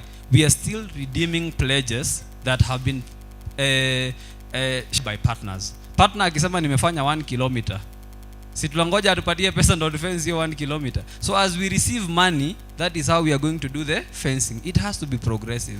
Wewe ukiamka leo useme human rights defenders tumetoa 150,000 ya kufence 10 meters, we will do the 10 meters. So itakuwa ni step by step process. Na hiyo pesa tukipata yote, why do we need to do it in phases? Si we do it mara moja tumalize. Someone said about conservation being a community initiative. Thank you, senior. And that we agree. I'm 100% in agreement with that. However, right now, Ololo Forest is a community property. True or false? Are people grabbing? Yes. Are people dumping waste? Are people cutting trees? So when we say that when you are fencing, we are segregating the community from the forest, I think that is not the right approach of looking at this. Anyone who has good intention with the forests, si lazima aseme iacho ikiwa open ndo conserve. True or not true? Even ikiwa imefensiwa, as an individual you can come and say I want to grow trees here. And that is what I said. Even as human rights defenders, we can have a space we adopt. So when we fence, we are not fencing to say this resource is not used by the public. We are saying we are fencing this resource so that it can benefit the public more. Wangombe is here. Kesho, hiyo place to fence, we have more visitors coming to see the ecological bombers. Who is benefiting? Wangombe. If tomorrow, as human rights defenders, we say we have adopted a space for ecotourism, mahali tunaweza leta wageni wetu wa human rights wanatoka other places of the nini, if we fence, more people come there, who is benefiting? Us. So this fencing is not an agenda ya ku separate the community from the forest. It is an agenda ya ku make sure kwamba hii forest, the people that are adjacent to that forest, the user groups that are within that forest get maximum benefit from this forest. It's about efficiency. If Karura today haingekuwa imeprotectiwa hivyo, anyone can enter at any given point. Si ndio? How do you get revenue now when someone can get into any? Ngong Hills tunataka tunalipa 200. If today you get tutoe, tuseme why are we protecting, why are we fencing the forest to zuie him and the rest of the human that are adjacent to the forest wakuje. Mimi nitaenda with a group of 10, ni enjoy na nitoke. Where do we get revenue to sustain that forest? Where do we get revenue to do our own things? And this is what I am saying. Even us as human rights defenders, we can be part and parcel of the people who can benefit in this project. So just having a framework to say, this is how we want to engage as human rights defenders. This is how we want to come in to support this initiative as human rights defenders. So it is an open policy. Anyone who wants to join in can join in. Nashinda nikisema atujafunga, pia nyinyi hiyo benefits mnasema you can be part and parcel of those benefits. Kendra, you asked about why we are talking about revenue. I think it wasn't our conversation first. It was Simona alisema kwamba ni time ya kufanya nini? Kukata nini? Keki. Na mimi nikasema hiyo keki hatujafikia hata hatujaipika. So if you want to be part of the people who want to benefit, let us come bake that cake. That is where that conversation came from. We didn't start the conversation in revenue. So that's why I'm saying if you're able to follow up the conversation, there are so many gaps you can be able to close. So about revenue is something, of course it has to be in the picture. Because once we fence, we are going to get more visitors. We are going to get investors. Right now, if I want to invest, niweke zipline hapo kwa forest. Am I able to do that? Nitaweka zipline leo, kesho kebo zangu zote pole zangu zote zimeenda. So as an investor, when we secure these biodiversity, we are going to encourage more investors. Hata maybe wewe kesho Kendra, ndio utaweka zipline hapo Ololwe forest. As an investor, you feel safe. You feel confident kwamba if I invest here, my investment is safe and sound. That is the conversation now that we are having. It's not about revenue in whatever. Even right now, the forest in a make revenue, ama make. Is it making revenue? Yes, it is making revenue. But what do you want to do? We want to harness the revenue that we get. And we don't want to come as Green Connect and say, now we are the ones who are collecting revenue. Someone said about a collaborating framework, and we are saying the CFAs that have been there, they'll be the custodians of that forest. And you say that you're not aware of the CFAs, they're about 3. So maybe when we can organize a forum where we can have COSK, or even I can organize even we have the RCF who's in charge of the entire region, come clarify how many CFAs do we have in this forest. Why are we calling it the Ngong block and ina comprise hizo vitu tatu? It is something we can be able to engage with. Tuulize hiyo maswali yote, kama hatujaridhika tuchallengeane, mpaka at the end of the day we find a concrete solution. So the CFAs that are in the forest, and you've mentioned about Chris, it's the very reason why Munyiri alikuwa anataka Chris akue wapi? Because even us when we started engaging in the forest, we just knew about Chris. Na tunakaa chini na Chris na tunafanya kazi na yeye. Now if there are any challenges, we work and solve, tunasotiana. So right now, once we are done with the program, the CFAs are still the custodians of the forest. It's just that we are coming in to support them, make sure they derive maximum benefit from this program. The user groups that are there, people who are doing art, people who are doing tree nursery. Like for example, the 1 million seedlings we're bringing from WWF. Sio mimi nitaenda kufanya kazi kwa nursery. Moremi anafanya irrigation, Munyiri ni sub county. ACC yako hapa. But tuko na zile user groups zilikuwa zinafanya mambo ya nini? Tree nursery. They become our first beneficiary. Let our 30 tumebaki na wangapi? 50 tuanze kuuliza sasa tutawatoa wapi? Tutoe Ngong 10, Olkeri 10, Ongatarongai 10 hivyo. So that now every single person becomes part and parcel of a beneficiary of this program that we have. Lastly, I think you mentioned something to do with the revenue and stuff like that. You asked how much has gone to Green Connect. I think the real question should be how much has Green Connect raised? Yeah? That is the real question. Because if it's about partners, it's Green Connect wametafuta nini? Partners. Kama ni government agencies, we didn't go as a government to go. We just went as Green Connect, talked to a partner who supported an initiative. Including other leaders when you wamesema, I want to support with 100,000, I want to support with 200,000. So the real question should be, how much money have we taken from the program and given Green Connect? The real question should be, how much has Green Connect helped us raise in terms of the conservation agenda? That is the real question. And if that is a real question, as stakeholders, we are going to have that because it is, I think I even have a list of those stakeholders of support na how much I'm to support na. So that information can be availed. I was just trying to demystify. It's not about how much money we've been taken from the government to compare Green Connect. It's how much Green Connect has tried to lobby our kapata. So, and that is what we are saying. Out of the 25 kilometers, at least right now we can say we have 22 kilometers. But ni pledges hatujaweza kunini kuredeem. Kama group ya kina Wang'ombe nyinyi mlitupea 2,500, si ndio? 2,500 shillings. Wanasema we want to do a meter. Group ingine ya beekeeping anasema tuongezee kwa mita moja. Wengine tuongezee 100 meters. Wengine tunataka kusupport na 1 meter. MCA Ololo akasema nataka kumake 1 meter, nitafute partners wani support niwafanyie 1 meter, which is 2.5 million. So that has been the collaboration efforts. 1 kilometer, sorry, which is 2.5 million. That is a conversation we've been having. And it is a conversation we are going to follow up and see we move now from being challenged to what we are doing to actually having people like you and me benefit from that program. Muremi has talked about the waste speakers that Sankara is championing, and he's doing a good job. Ameweka pamoja, ameleta program inasupportiwa na COC. It's almost a $2 million program, right? It's being done around 3 countries. The question is, how do we support our own waste speakers? How do we capacity build them? How do we support them even in terms of gears? Na mimi hata nikaambia Sankara, I'm going to support them na gumboots, a couple of them. Because when they're in dignified spaces, they'll be able to benefit more and they're going to be more productive. That is a conversation.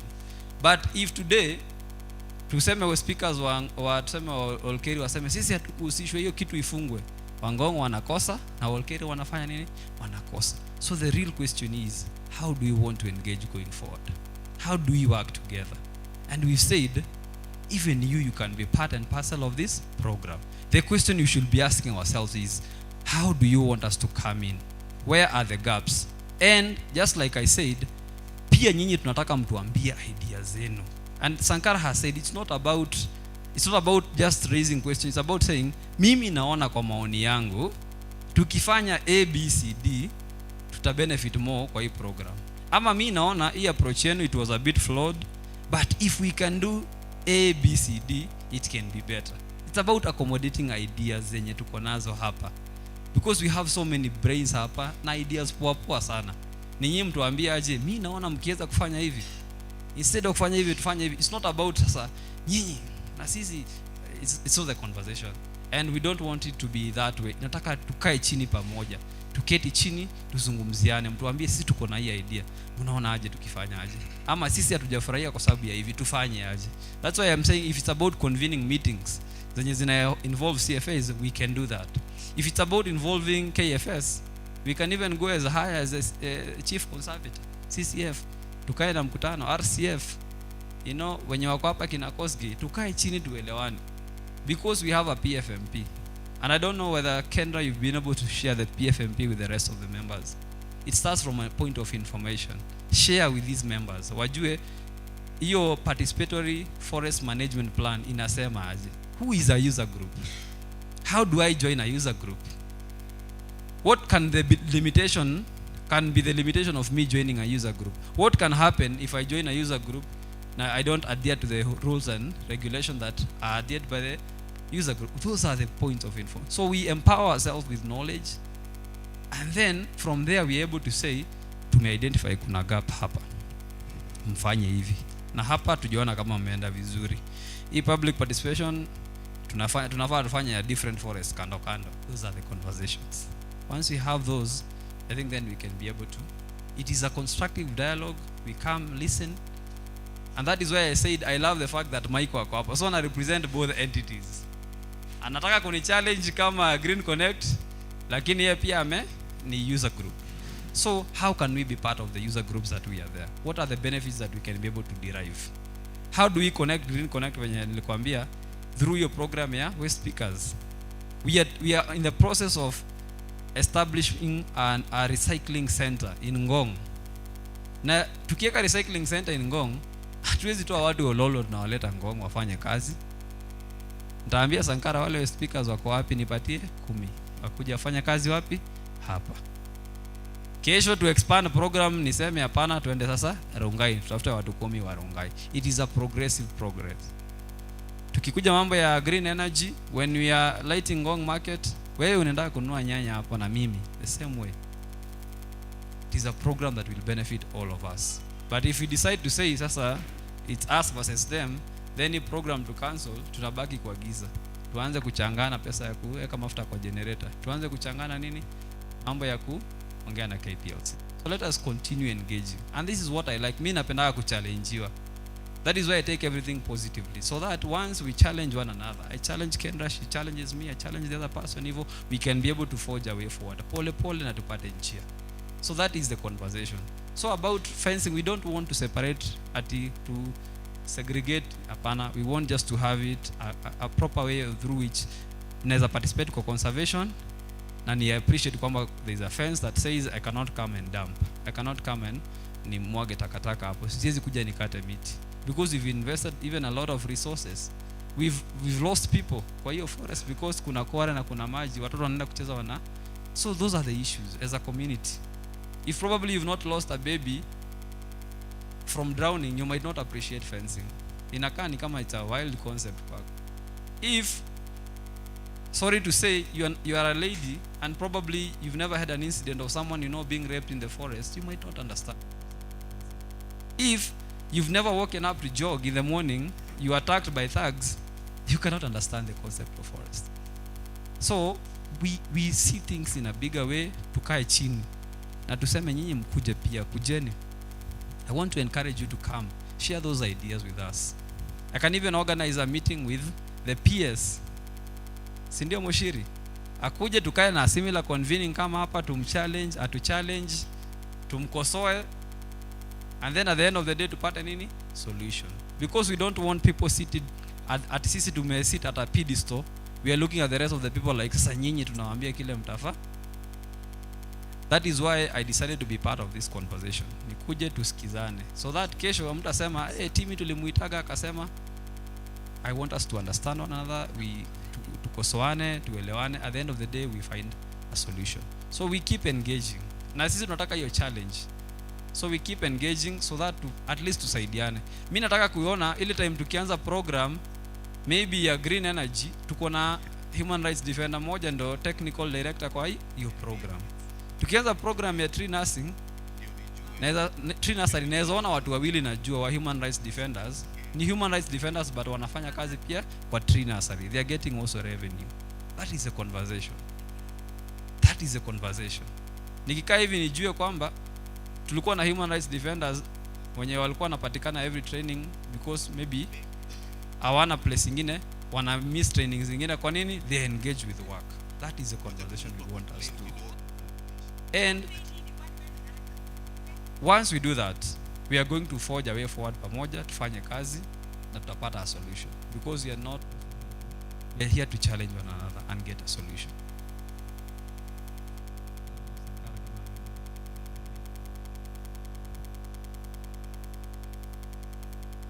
Yes, asante sana Timmy.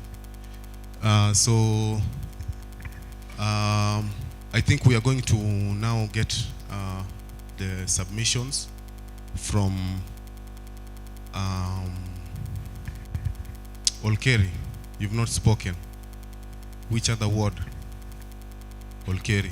Olkeri, come, say something quickly, and then after Olkeri, we will have Kagendo. You wanted to say something?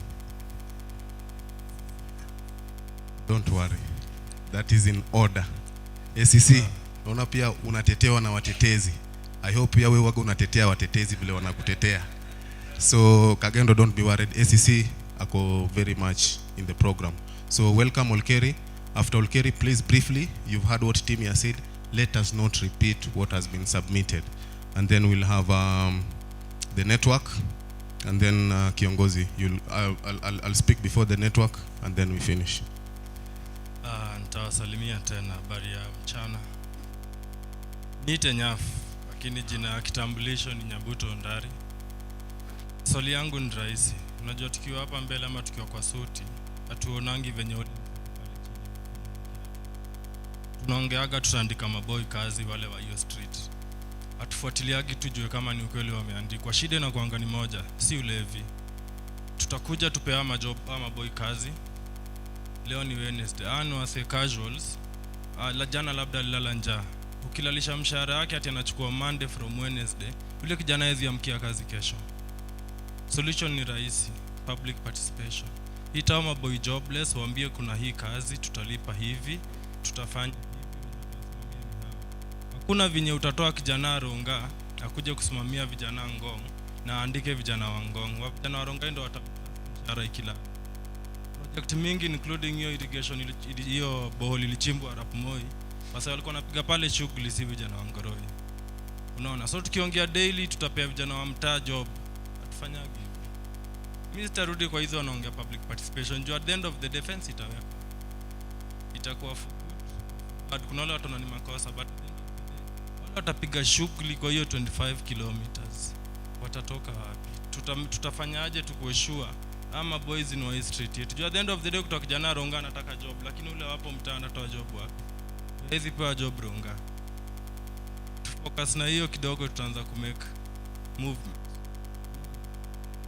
Hizo vitu zote zinafanywa.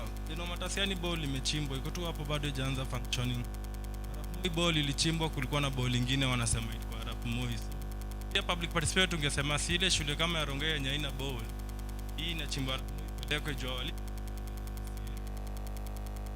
Hata tukisema public participation ilifanywa tuongee tu kweli, haifanyangu venye inafaa. That is the truth of the matter.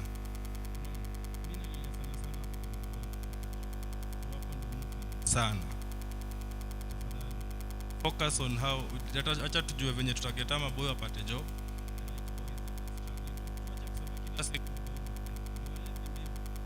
Tutatoaje kwa hiyo levy bila job? Yes. More power to Olkeri, more power. Olkeri is doing a good job. They are organizing their forest adjacent communities. Nairobi River Commission. Sam, quickly, come and say something.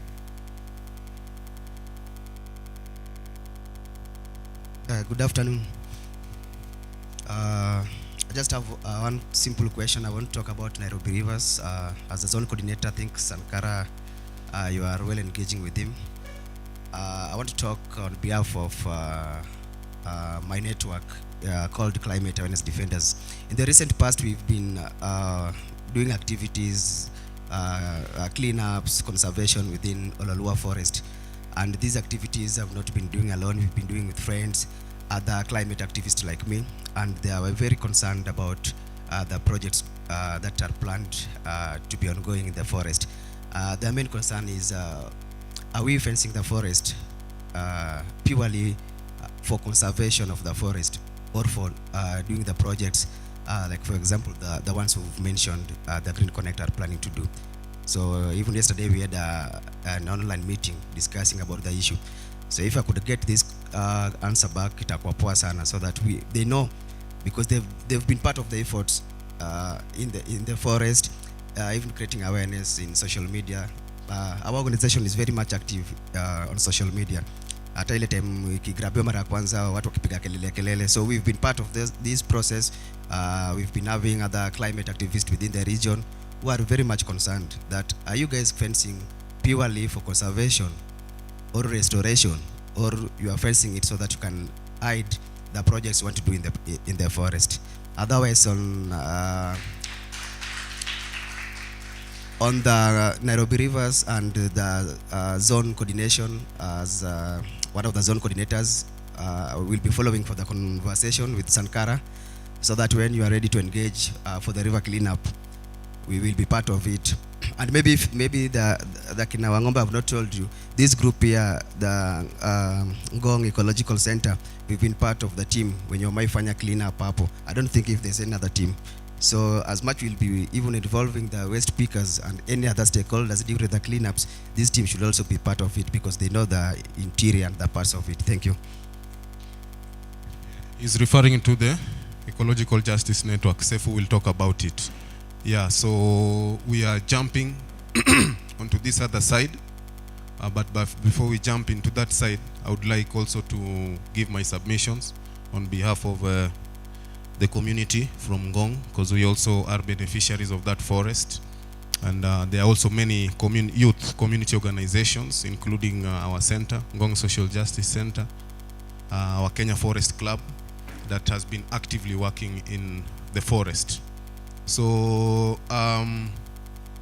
first and foremost, I wanted to begin by saying, Mr. Timmy, we are really delighted and also motivated by what the PS is trying to do in the forest in regard to protecting it and also restoring it, and also being concerned also with the livelihoods of the forest adjacent communities. It is something that we must applaud, because in the successive governments we have not seen anyone come out strongly with such an agenda. So when you go back and you're also briefing him, inform him that we are inspired by the works that you are doing, and that's even the reason why we have this dialogue. Second, I would like to inform you, Timmy, as you stand here before us, we would like you to be very categorical on whether you are representing Green Connect or you are representing the CFA, because we have a problem with the CFA, and we thought at the back of our mind that if we engage Green Connect, we can be able to get a solution. But from your conversation, we are beginning to see as if you are one thing. So we would like to know from your submissions, are you part of the CFA, or is the Green Connect a standalone organization? And now to dive deeper into the issues that we have with the CFA, they are purely on policy. And you've had Her Excellency make her submissions here. And it is a struggle that we've been having ever since that PFMP was developed and it was signed there in the Ngong Hills. We were there several environmentalists, including Sophia Katampoi, who I will call out in this meeting for playing with comrades' minds.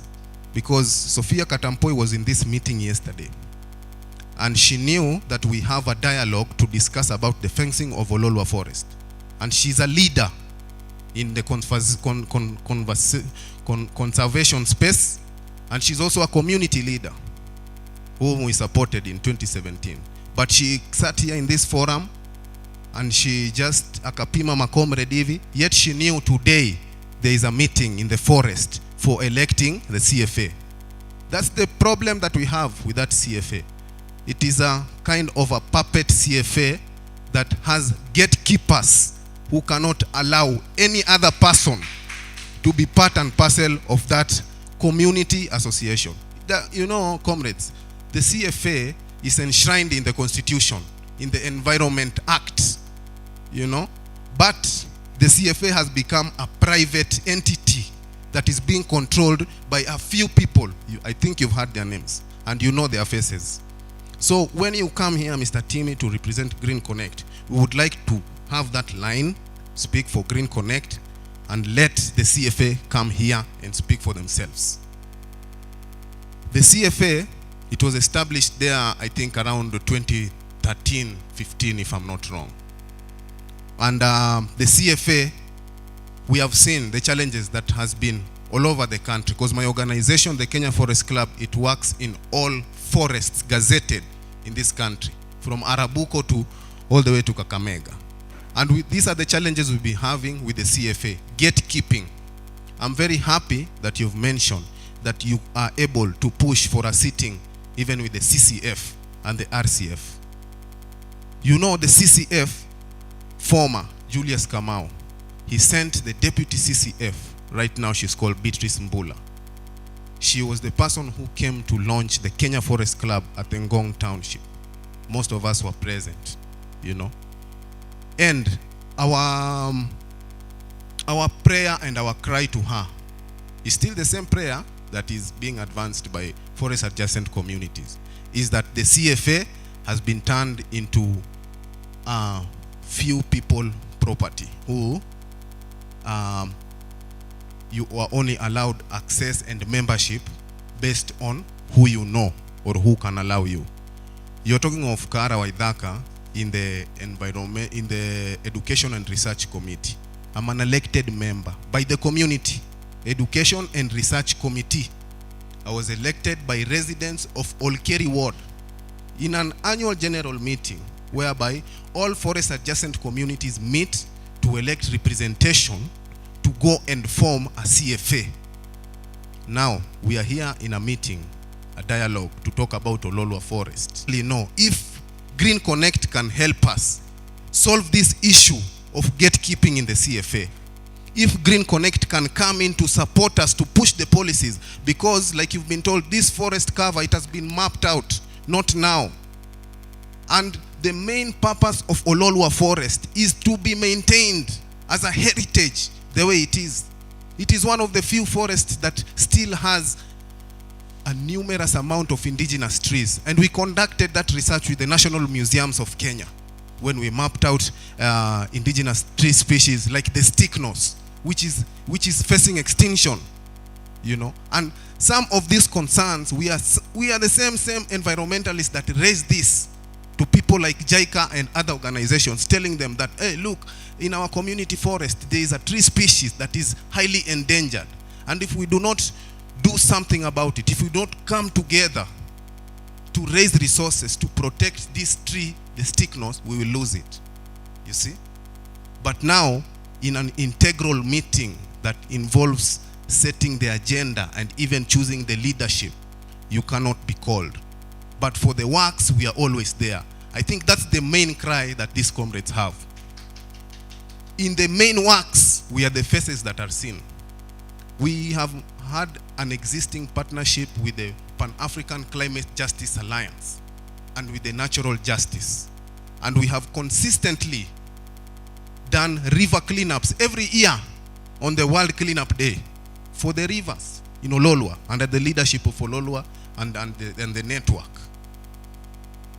And we have invited even the leadership of the CFA and even the agents of the forest to participate in these cleanups. And they never come. The last time, Munyiri, you sent us a lorry, you remember. You gave us a lorry to put all the trash that we collected, and we appreciate it.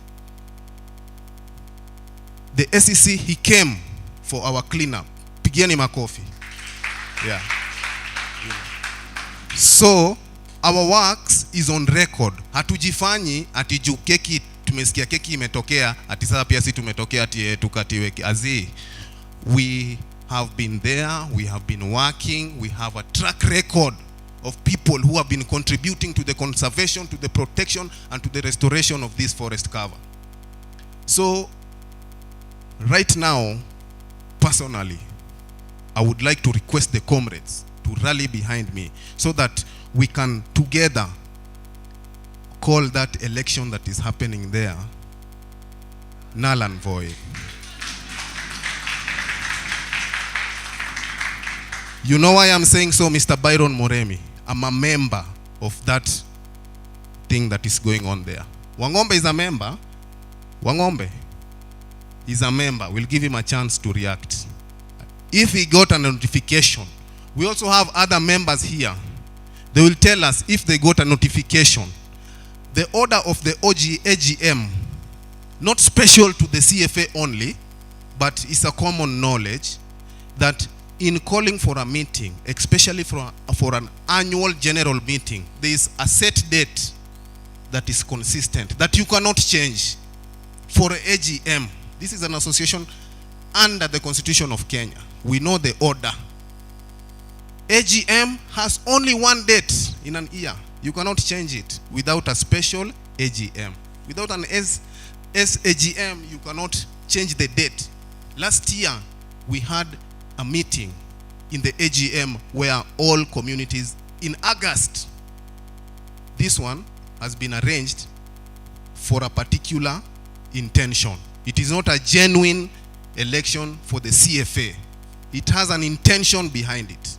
And if really Green Connect is here to support and to bring equality, you know, and to ensure that everybody is moving together, then you must join us to say that that election is a sham, and that we need to have a notification that is made to all these forest adjacent communities. Public, we are ready even to use our resources for the microphones and the PA system so that nobody is locked out. Because, Mr. Timmy, they have locked us out in the papers using the CFA. Now we are afraid they are using you, your networks and your resources to lock us out now with the fence. They locked us out with the papers. We are not there as much as we want to. I am from the Olkeri community, a road that is called Forest Line. We are the last households to the forest. There is only the chief between us and the forest. But I've been having a lot of programs. Even the last time program we had there in our community, it was with these people. I know you know them. They're called Seed Balls Kenya.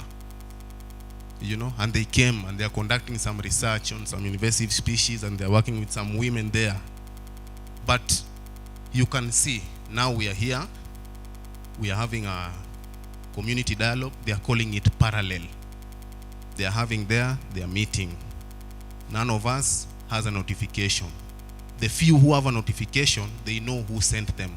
It is not something that they went and read in the SEC's office that next week, or Mr. Munyiri announced, or our local TV like Domas, or even Elveza. They have not posted. Yet they post for us. Public participation tomorrow in Matasia. How comes no public participation? No notification for all forest adjacent communities. We have an AGM tomorrow. Anybody who wants to join, you are welcome. The fee is this much. Criteria is here. Why is it a big secret?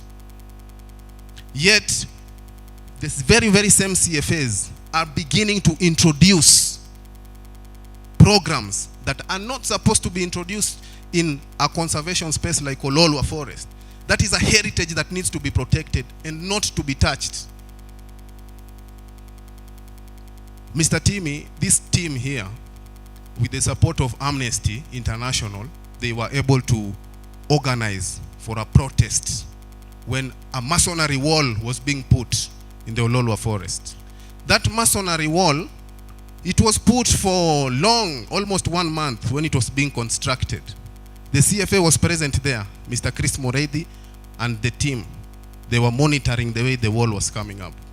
We made several visits to him, telling him, it cannot be, it cannot be, it cannot be. When we came out and mobilized our comrades, we brought down that wall. And when we brought down that wall, immediately, the whole government was on our side. Even Waziri came. See, Waziri was there. So Ipan, akaskuma hivi ikaanguka. And Chris was not there. But these comrades, they were there. You know. I remember even we were given a lift by a police Land Cruiser. Because tulikuwa tunatembea team. Hatukuwa na do. Tumeingia Manyanga hapa, imetuangusha hapo Sare. Tunapiga mguu, tunaingia huko. Na vibango zetu tunasema hakuna nuclear, hakuna kufengs, hakuna. Land Cruiser inasema ati munaenda huko, hata si tunaenda huko, ingieni hapa. Wakatupea lift mpaka hiyo maha. Because it was a peaceful protest. Hatujaingia huko kunasemekana kwa Ruto, tunapiga tu kelele hapo hii. Naona.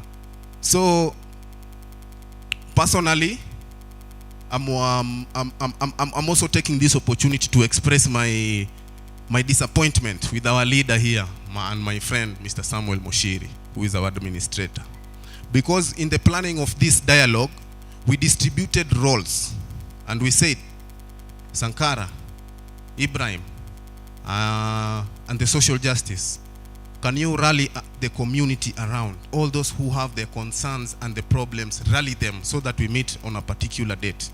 And we said, Mr. Munyiri, can you also rally all the duty bearers that are relevant to this subject matter so that we can have a constructive dialogue between the dissenting voices and the duty bearers and the other stakeholders like Green Connect. I'm happy Green Connect is here. But this conversation cannot be optimum without Mr. Kosgei here. Because Mr. Kosgei also has some questions to answer because he's the one who is the overall, including the CFA. We need to hear from him the records on the successive elections that have been held, and the order of this CFA, how it is supposed to be, you know, because it is continuing to be a big secret. We needed to have here the representation of the CFA, because we know the chairperson is called Samson Kerea, and we needed to ask him, Kerea, why can't we as Ololua Forest, which covers Ngai Murunya, Olkeri, and Ololua, yeah, have their own leadership, so that we can focus on what needs to be done in Ololua Forest, and we allow those who are working in Kibiko to do their work. We allow those working in the Ngong Hills to do their work. Why is it that they have to be that bureaucratic approach? Is there nothing that the community can say about it, or even propose in regard to this CFA formation? We need to hear from him. If there is nothing, let us know there is nothing, because Mr. Timmy, we are never afraid to say that we use constitutional and unconstitutional means to achieve that is right. So, I've listened to you, and I've listened to your submissions, and from my point of view, you have made very good submissions in regard to Green Connect and their intention. The intention is very positive. What I would request is for the approach to be realigned, so that the approach is a community-oriented approach.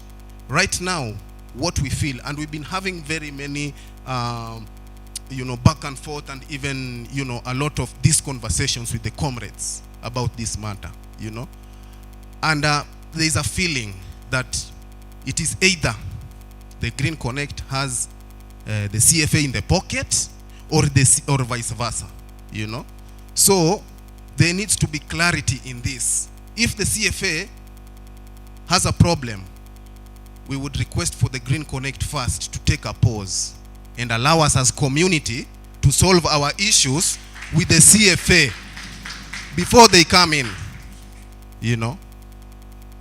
so that you cannot be caught up in this community, because we've been having it for very long, and the CFA is mandated. They have all the powers. If they went to kuangusha hiyo ukuta, wale wako kwa ofisi. Sisi Mr. Timmy tulipoangusha ile ukuta, comrades wanakutwa, hapa kiongozi amwambia, wewe utalipa hizo vitu watu walichukua. Si nyinyi ndio mliangusha ukuta?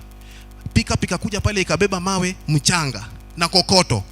Wewe ndio utalipa. The guy was almost shot. The CFA chairman, Mr. Chris, he was supposed to carry that burden as a forest association chairman, and saying the CFA has brought down this wall, but they distanced themselves. The people who came to our rescue is Amnesty International. That's another organization. Now we are here with the Power 254. They are convening a community dialogue to talk about this matter.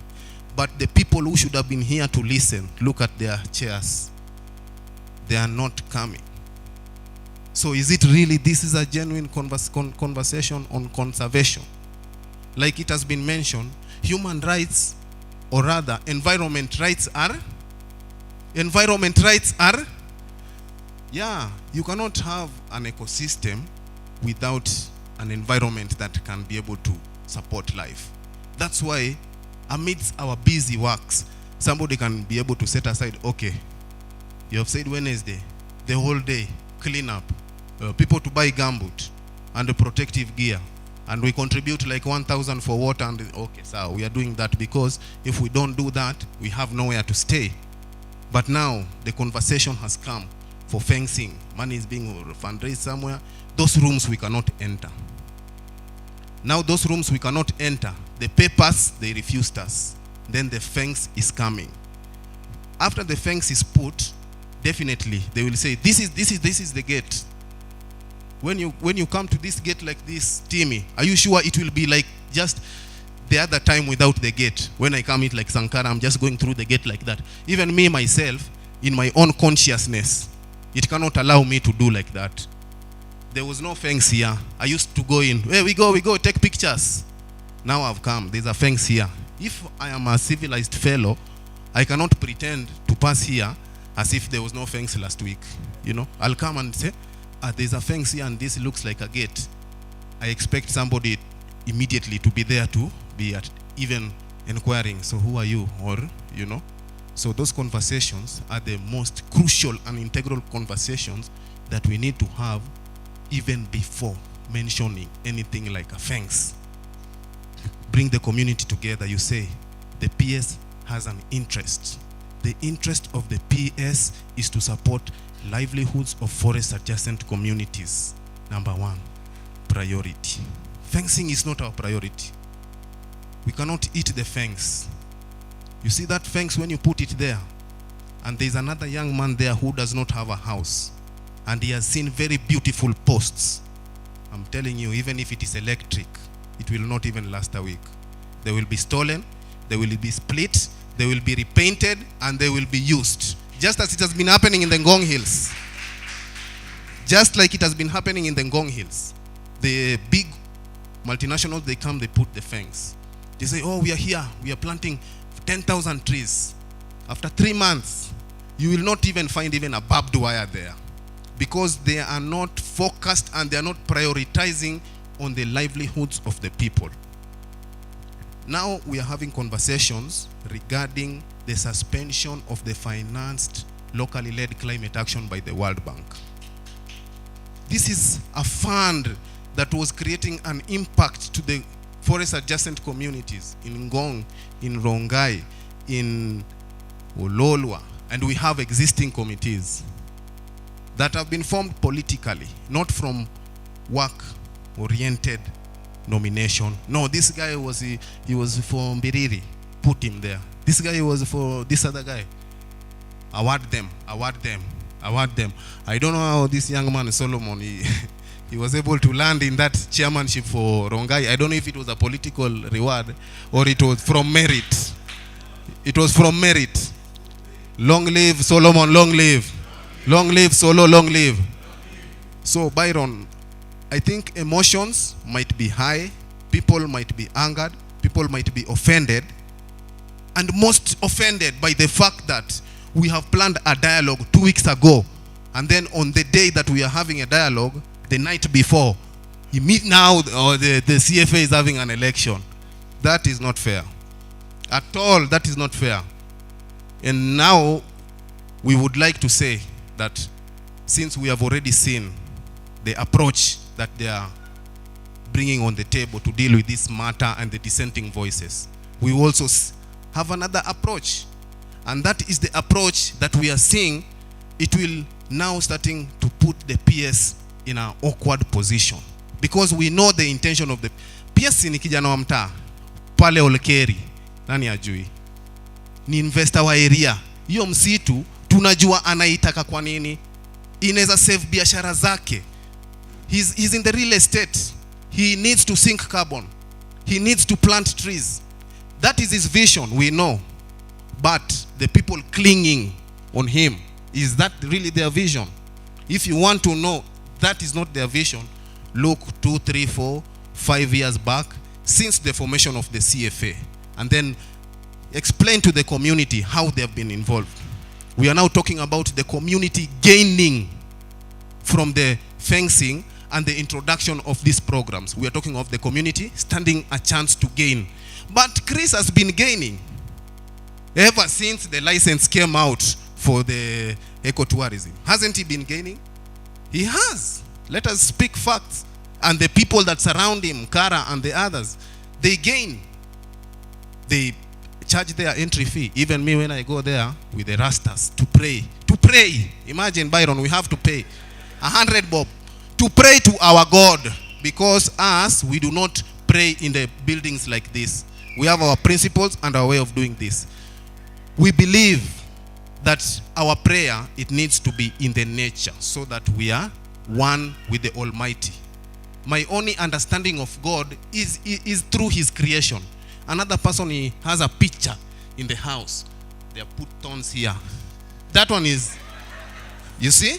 But mine, I have to come down to the forest, to the river, to bring my drum I play, I pray, but I have to pay 100 shillings for that. So, sorry? The next prayer wamesema tuite Green Connect, tutakuita. Makofi. Yeah. So nashukuru tuko na moderator hapa pia ananiambia niache kuchemuka. Kwani comrades nimechemuka? Long live the people, long live. Long live the struggle, long live. Wametuzoea.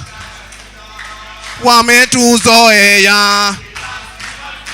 Wametuzoea. Wametuzoea.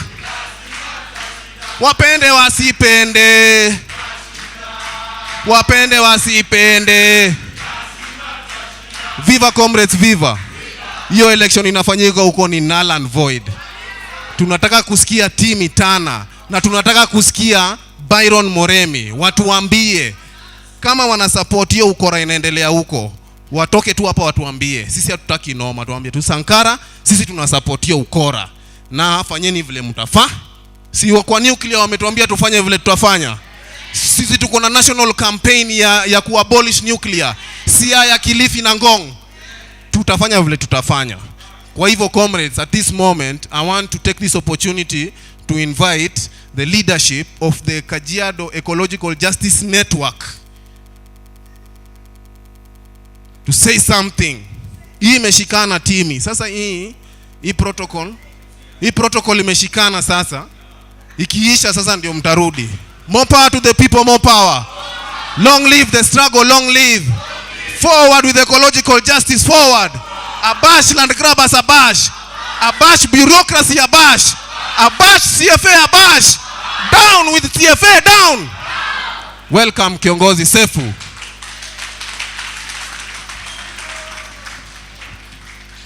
Viva comrades, viva.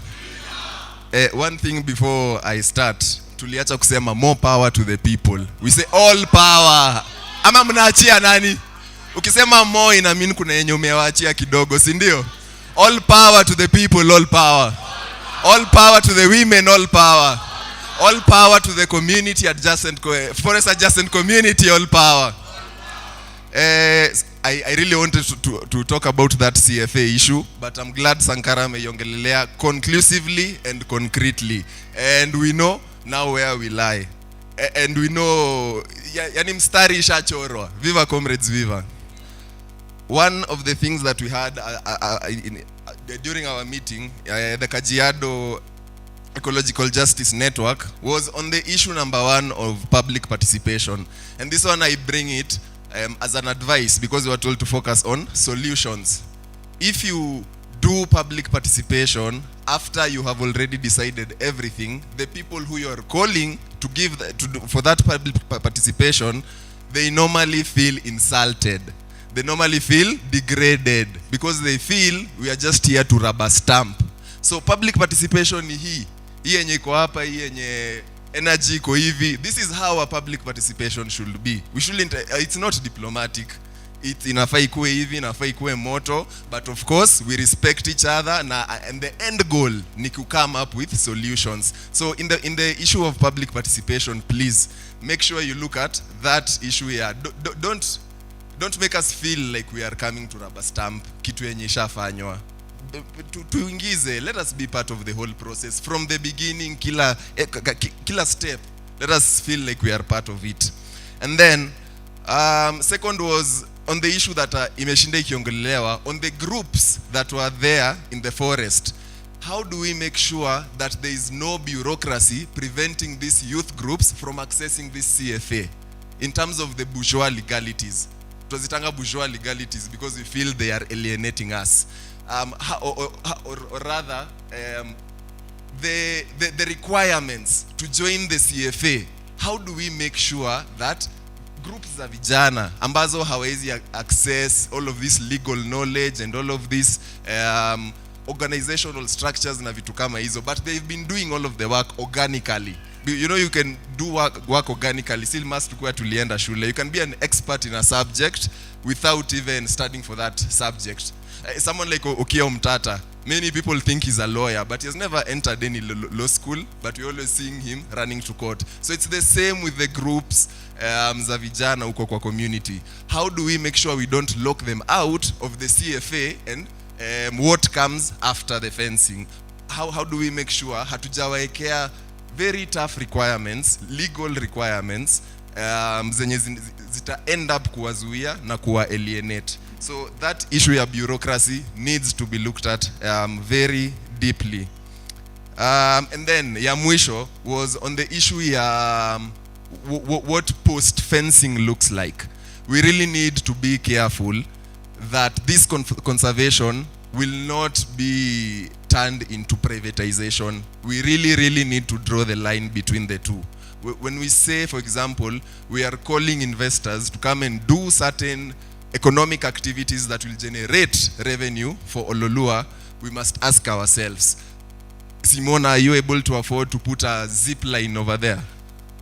You need maybe 5 million to do these economic activities. Who will end up benefiting from that? Who has 5 million? Who has 10, 20 million? So we need to make sure when we are working on the initiatives that will be done inside the forest, they really need to be community focused. Tusiangalie sana mambo ya revenue and all the millions and then tukute the community that really wanted to do actual work in the forest. You know, if you tell us, for example, we need to start an apiary or beekeeping, that one we can manage. If you tell Wangombe to expand the park or the museum, that's manageable. So let's make sure that on the initiatives zenye zitafanywa inside the park, we make sure that we're not turning it into a business, because the whole point is to keep the park safe. Na ya mwisho, which is still on the same point, na ni hiyo yenye Sankara ameongelelea. In as much as after the fencing we are trying again to focus on revenue, how do we make sure that not everyone anaweza afford kulipa hiyo 100 or 200 ya kuingia kwa hiyo forest? How do we make sure that we caution the members of the community who cannot afford this entry fee and still need to access this forest here and there?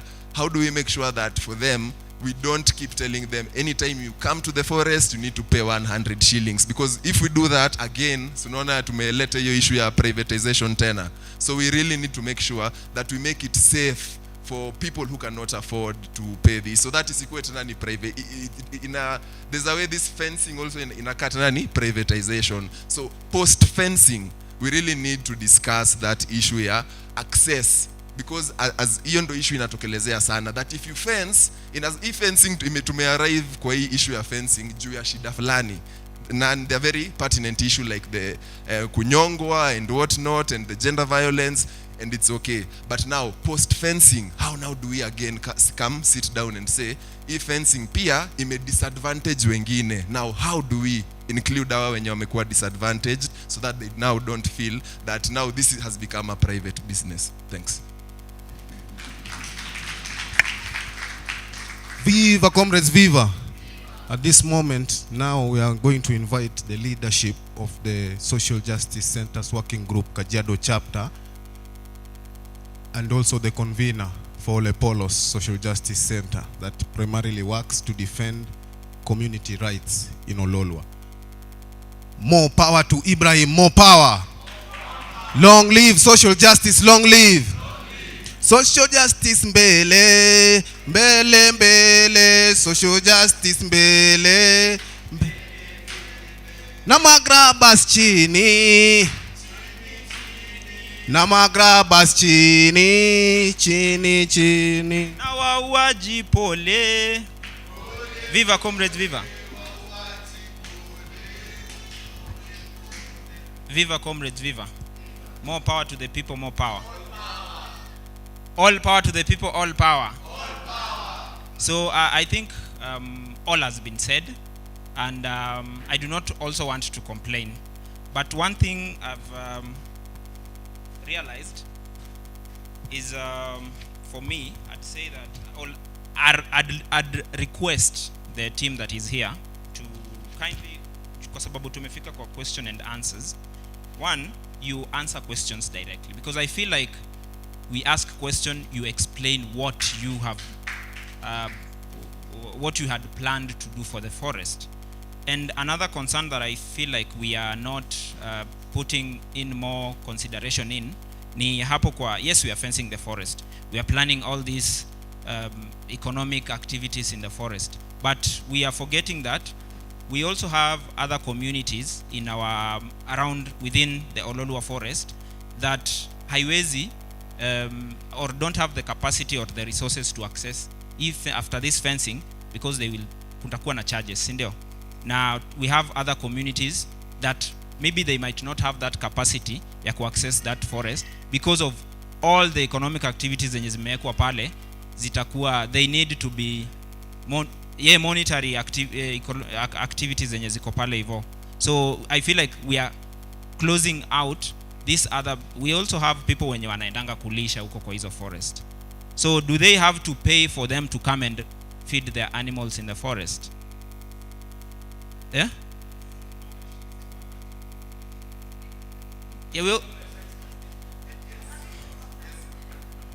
Yeah, we also need to consider that here. And then I think I want to put an emphasis on something that Sankara had raised. The issue of election. I want you people to call it null and void, bwana. Usikuje tu kukaa hapa hivi na sisi.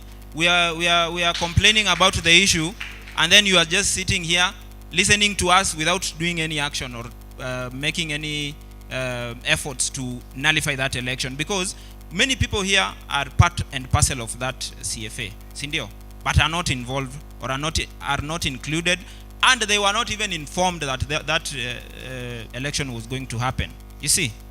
And then another thing, as I finish, I want the Green Connect to call a stakeholders meeting. And one thing, make sure that you involve all the stakeholders, all the organizations that are represented here. Make sure that they be part and parcel of that engagement that you will be calling. Because you see, people here, watu hapa wako na hasira. And you will see that in this next session that we are going to. Because one, we feel like we were left out in doing what? The initial planning ya hiyo, or the initial discussion ya hiyo fencing of Ololua forest. Sasa sahi, we are the people who had to come look for you to invite hapa hivi, you explain to us why you want to fence the forest. And another question I feel like you are not answering, mnapita tu behind the kwa ukuta. The people are asking, when you sat down with the people you thought were the right people to do the public participation with, was fencing of Ololua forest the only option of preventing or protecting the Ololua forest? You see, these people here, they have ideas, they have knowledge, they have capacities. You involve them, they will give you other possible ideas of you protecting that forest. Maybe you have, we don't know, maybe you have the other interest or what or whatsoever. But we want to engage with you. Yes, all the initiatives that you are planning, all the activities you are planning, all the conservation your ideas you have towards Ololua forest, they are nice. But now, without involving all these people, and these people, Vile Sankara amesema, we've been the people advocating against grabbing of Ololua forest and in encroachment of Ololua forest. But because you have the resources and you have the power, you just come and assume that there are no people who are doing that work. We are the people now who are championing for Ololua forest. No, we have people who have a good interest towards Ololua forest, but because they don't have resources, they are not in a capacity to do whatever you are doing. But since you are on the ground, make sure that you involve them. We have grassroots organizers who are championing for these things. I don't see them anywhere. They are complaining out there every day. We are the people who live around that forest. You are not involving us. I only see the people wale watu wa masuti tu pale mbele. Like they are the people wenye wanakuwa considered champions who are championing against encroachment of Ololua forest. And yet we have they are the people who are considered heroes. But we have heroes on the ground who are protecting that forest. Yeah, I think for me that is my submissions. Yeah, and also the river. We also need to look at, when we are fencing, are we also considering conserving that river ya Ololua forest? Ni sewage tu.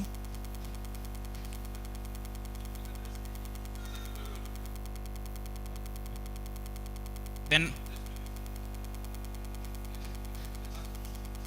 okay, let me just finish and then give the mic to, if you have addressed it, maybe I wasn't there. So I just finish my submissions there and hand over the mic to the MC. Thank you. More power to the people, more power. All power to the people, all power. All power, Green Connect, all power. Kwani hapo wati mtoi sauti na wanataka kufanya vitu noma noma. Mnaongoja feedback. Mnaongoja reaction. All power team utapata tu sahi. So at this moment we are going to question and answer so that we open up to reactions and also to any questions that comrades have. Makolo na kupatia chance ukiwa wa kwanza, lakini juni session ina moderatiwa na kiongozi Jemo, sinimkubalia tu take over. All power, power 254, all power. All power to Power Radio, all power. Semeni na nguvu ndio. Tunaendelea fiti. Kabisa, si ndio?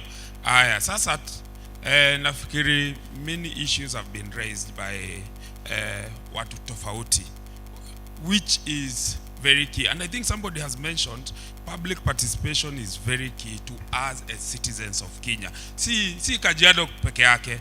And we have seen that even in other counties. We have dealt with so many motive issues, especially even the land issues, in many of our dialogue meetings. Now it's good that our leaders are here na wanasikiza.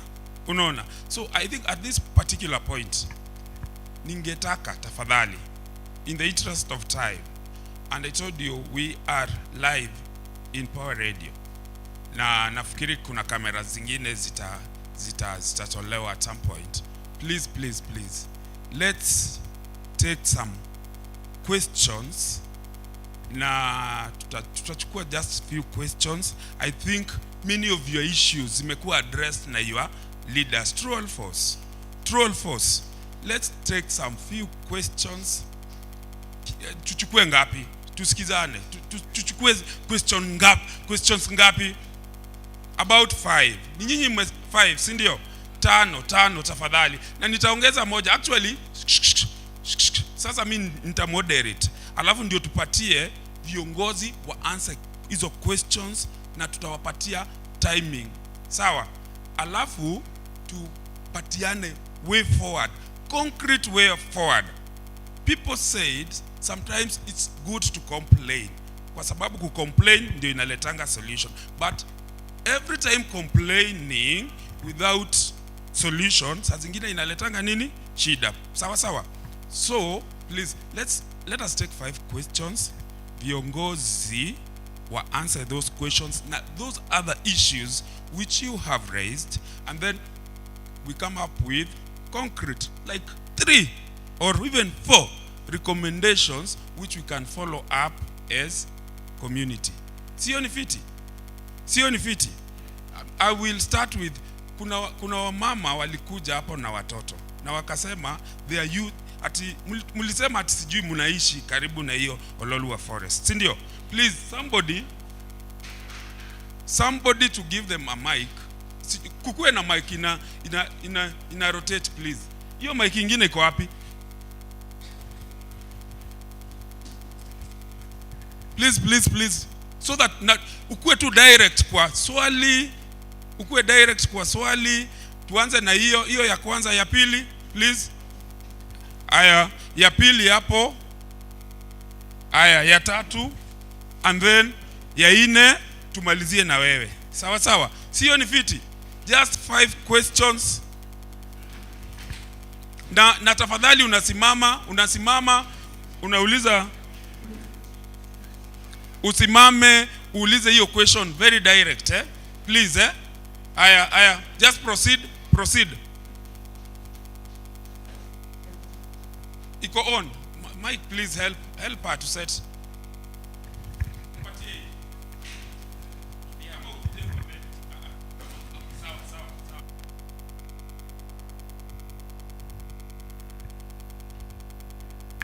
Hello, I'm here on behalf of Ololua Forest, and I think fencing is not a solution kwa sababu amwelewi area ya Ololwa. Ololwa watu wengi, they are using firewood as fuel. So when you fence, mama anaenda kutafuta kuni saa ngapi?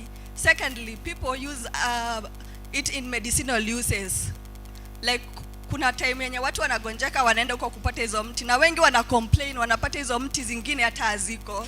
Then thirdly, like people there are so organized. Like there's a time like they organize themselves and they even contribute manure and they go and plant trees their own community. But kidogo kidogo hata watu wanarepa wa mama ni hao makara wanakuaga hivyo. See, it's not the people who do that, it's not the people, it's those people who do it. And when we say like what will we do, what will happen, like akuna, you know, this country sahi na operate na gun nini, akuna kitu ita happen. Uliza swali ni nini? Swali ni like tuko hapa sijui tunasikia CFA kama venye sijui Sankali sema sijui Chris kulienda aje, Chris haiziwatetea kwa sababu Chris mwenyewe, Chris hata ni wakukam. If you want to involve the direct people who are being affected by the forest, involvement, sindio? Yes. Okay, fine. And it's a small community. If you want the real people who are being involved, utawapata. That community is very organized. Chris akona nini zake, benefits zake personal kwa hiyo forest. Sijui hiyo turako, I don't know what. Aya, point taken. Number 2, wapili. Okay, saseni. So mimi nauliza aje. Hiyo fore imekuwa ikisaidia community hata before history ya kina Chris ikam, sijui na park. So mimi nauliza kuna mtu anatumia hizo kuni kwa fore kusurvive, si ndio? Unapatwa kuna difference ya kuni ni branch imerot na kuna difference ya kukata mti. Unanipata? So mama amepatwa na hizo kuni, anashikiwa nini, anapelekwa mbele na si mti amekata. Haya, story ya energy na kuni, najua wata respond viongozi very fast. Good. Umetupatia example mzuri sana ya kuuliza swali. Very direct. Okay. Mi naitwa Mesha Kombati. Natoka Olpolos. So tukiangalia constitutionally, hata kama ni kwa national government, they do public participation. Uliza swali, we then, know that. Ndio nakuja. Then they come with a project, si ndio? So sisi tunaambiwa Ololu inafensiwa, but there is no proper public participation. Your question is about public participation. Yes. Please ask the question, please. So Kenya nauliza tafadhali, watu wengi wameuliza hii swali, is it fencing Ololua the best solution? Nataka tu wakati mnataka kufence mujiulize hiyo swali. Kuna hao watu wako hapo, hao wanaishi hapo around, wana survive waje? Okay, very good. Wewe alafu wewe tunamalizia na wewe, sawa? All power to the people, all power. Mimi naitwa Njux, mimi nimetoka Bulbul, born in Ololwa, tumegrow kwa hiyo forest. My concern, Ololwa forest haijakuwa grab at one side, ni corners, every corners kuna corners zimekuwa grabbed. So tunasema we are fencing the forest, na nataka niulize the Green Connect, do you think reclaiming the forest from land grabbers was the first priority ndio tena to fence, ama we are fencing to protect the land grabbers wenye wako huko ndani tayari? Perfect question imefika. The other one here and then there. Mwenye ameongea tafadhali, let's give chances to guys who have not. Viva comrades, viva. My name is Kelly Makolo from Kajiado Ecological and Climate Justice Network, from Ololua Ward and from Olepolo Social Justice Center. So the first question or the first issue, Jemuta niruhusu niongee, isikweni kama zile public participation za government wanasema ongea haraka umalize. So what I want to say is that the first thing, Timmy, you said that you want to adopt the entire block, if I got you right. Don't you think that that is a risk? Because it will be like a privatization right now. It means that if you are adopting the whole block, it means that for me to do anything in the forest, I'll have to come through Green Connect. If I'm not wrong, that's how it will work.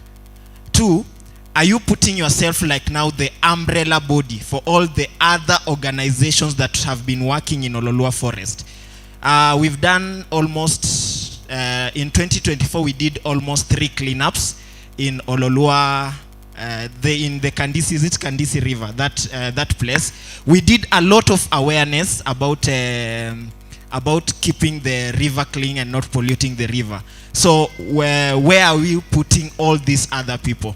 And will you now be the umbrella body? Because first of all, we did not even know about the fencing. Some of us were seeing the fencing online. Another issue that I like to address, Green Connect, PS Kimodo, the State Department for Irrigation. Where are we drawing the line? Because you've said that it is Green Connect is just appearing because he's a patron, but according to what we know or the information that we have, the borehole was sunk by the State Department for Irrigation, if I'm not wrong. That is what was in the news. So, yeah, thank you, I'm finishing. So that was what was in the news and in the other media outlets. So where are you drawing the line? Okay, we understand that PS Kimodo is the PS for irrigation, he is the patron for, but where are we drawing the line? Like someone said, like, is it now the face of the government? Is the government encroaching the community parcel?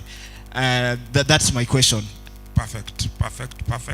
And then, summarize. Hiya, I'm Mike Chahira from Olepolos Social Justice Center.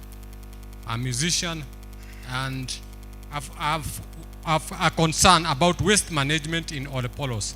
Mr. Munyiri, we don't have people who collect waste at Olepolos, and there is a lot of garbage and dumping along Ngong River, hapo chini. Now, recently a lot of moram was dumped there. What are you doing about the waste management? Haya, swali la pili.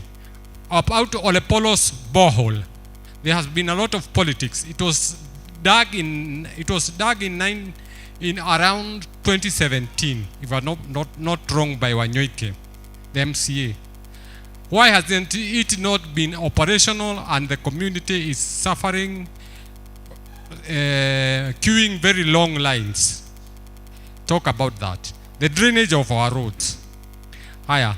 The drainage of our roads, what are you doing to make sure that every road is has proper and functional drainage? Like that one was put in Olepolos. It's not functioning at all. Iyo kwa lami. And finally, about the stray dogs in Ngong and on Olepolos area. What are you doing about that? Because there are some people who are loitering with dogs, and it poses a very big risk. And if I was to name one person, there is one person called Mariga akiwa mlevi, anacheza na mbwa, anakimbiza na mbwa. Hey. What are you doing about that, and what about our women? Asante Maira. Hao walikuwa watano. Sawa. Na skizeni. There's one thing that also you guys you have to understand, that sometimes you have to follow order. Si ndio? Tumekubaliana na nyinyi ya kwamba question ni tano, labda if there will be some other follow up issues. So at this particular time, and I'm sorry for that. At this particular time, ningependa kupatia this opportunity. You guys, you have asked very important questions. You have raised very important issues. The more we continue to raise those issues, the more tunajifanya nini? Venye unasema ni kama tunajirudia. Please, we have the leadership of the county government here, through representative ya Mr. Munyiri, sindio? We have the leadership of the national government through representative ya ACC, sindio? Now, zile vitu zote mumeuliza, and because this is a public participation come constructive dialogue forum yenye muliuliza na viongozi wetu wakakubali kukuja, and that is something which is good, because kuna wengine wanakataanga kukuja. True or false? Even in other counties, because we have been there, yeah. So let us give them opportunity to answer and respond to issues which they have, which we have asked, because we all belong to this community, and then we come up with a way forward. Alafu tufunge nini? Tufunge mkutano. Si ni ukweli kiongozi? Very well, very well. I don't know which order you will follow. I always like to start. Sorry. Good afternoon. Nimesahau ile wasemaje. All power to the people, power. Asanteni sana. My name is Mule Komora. I'm the Assistant County Commissioner for Ngong Division. I start again so that the TV nipata. Unajua nilitafuta TV sana sikupata. My name is Mule Komora again. I'm the Assistant County Commissioner for Ngong Division. I was invited by the Sub-County Administrator. I'm very happy to be here. First of all, I'm very happy to be here. I've taken note of the issues that have been raised. Most of them I cannot respond to them because I'm not directly the officer in charge. Kuna mambo ya CFA, kuna mambo ya Kenya Forest. I will convey your concerns, your serious concerns to them and the other agencies, government agencies. I'll also tell my supervisor, Deputy County Commissioner, that you are here. And I would like to attend more forums like this one so that I get to understand. Next time, or another time, maybe we'll talk about security where I can actively be engaged rather than forests. I will wish Munyiri pia nisikie, but it's been very interactive. I've taken my notes, and in my report I will convey to my supervisor what your concerns are and how we are going to, how they should be addressed. But otherwise I wish you the very best. Asanteni sana. So tukaribishe nani?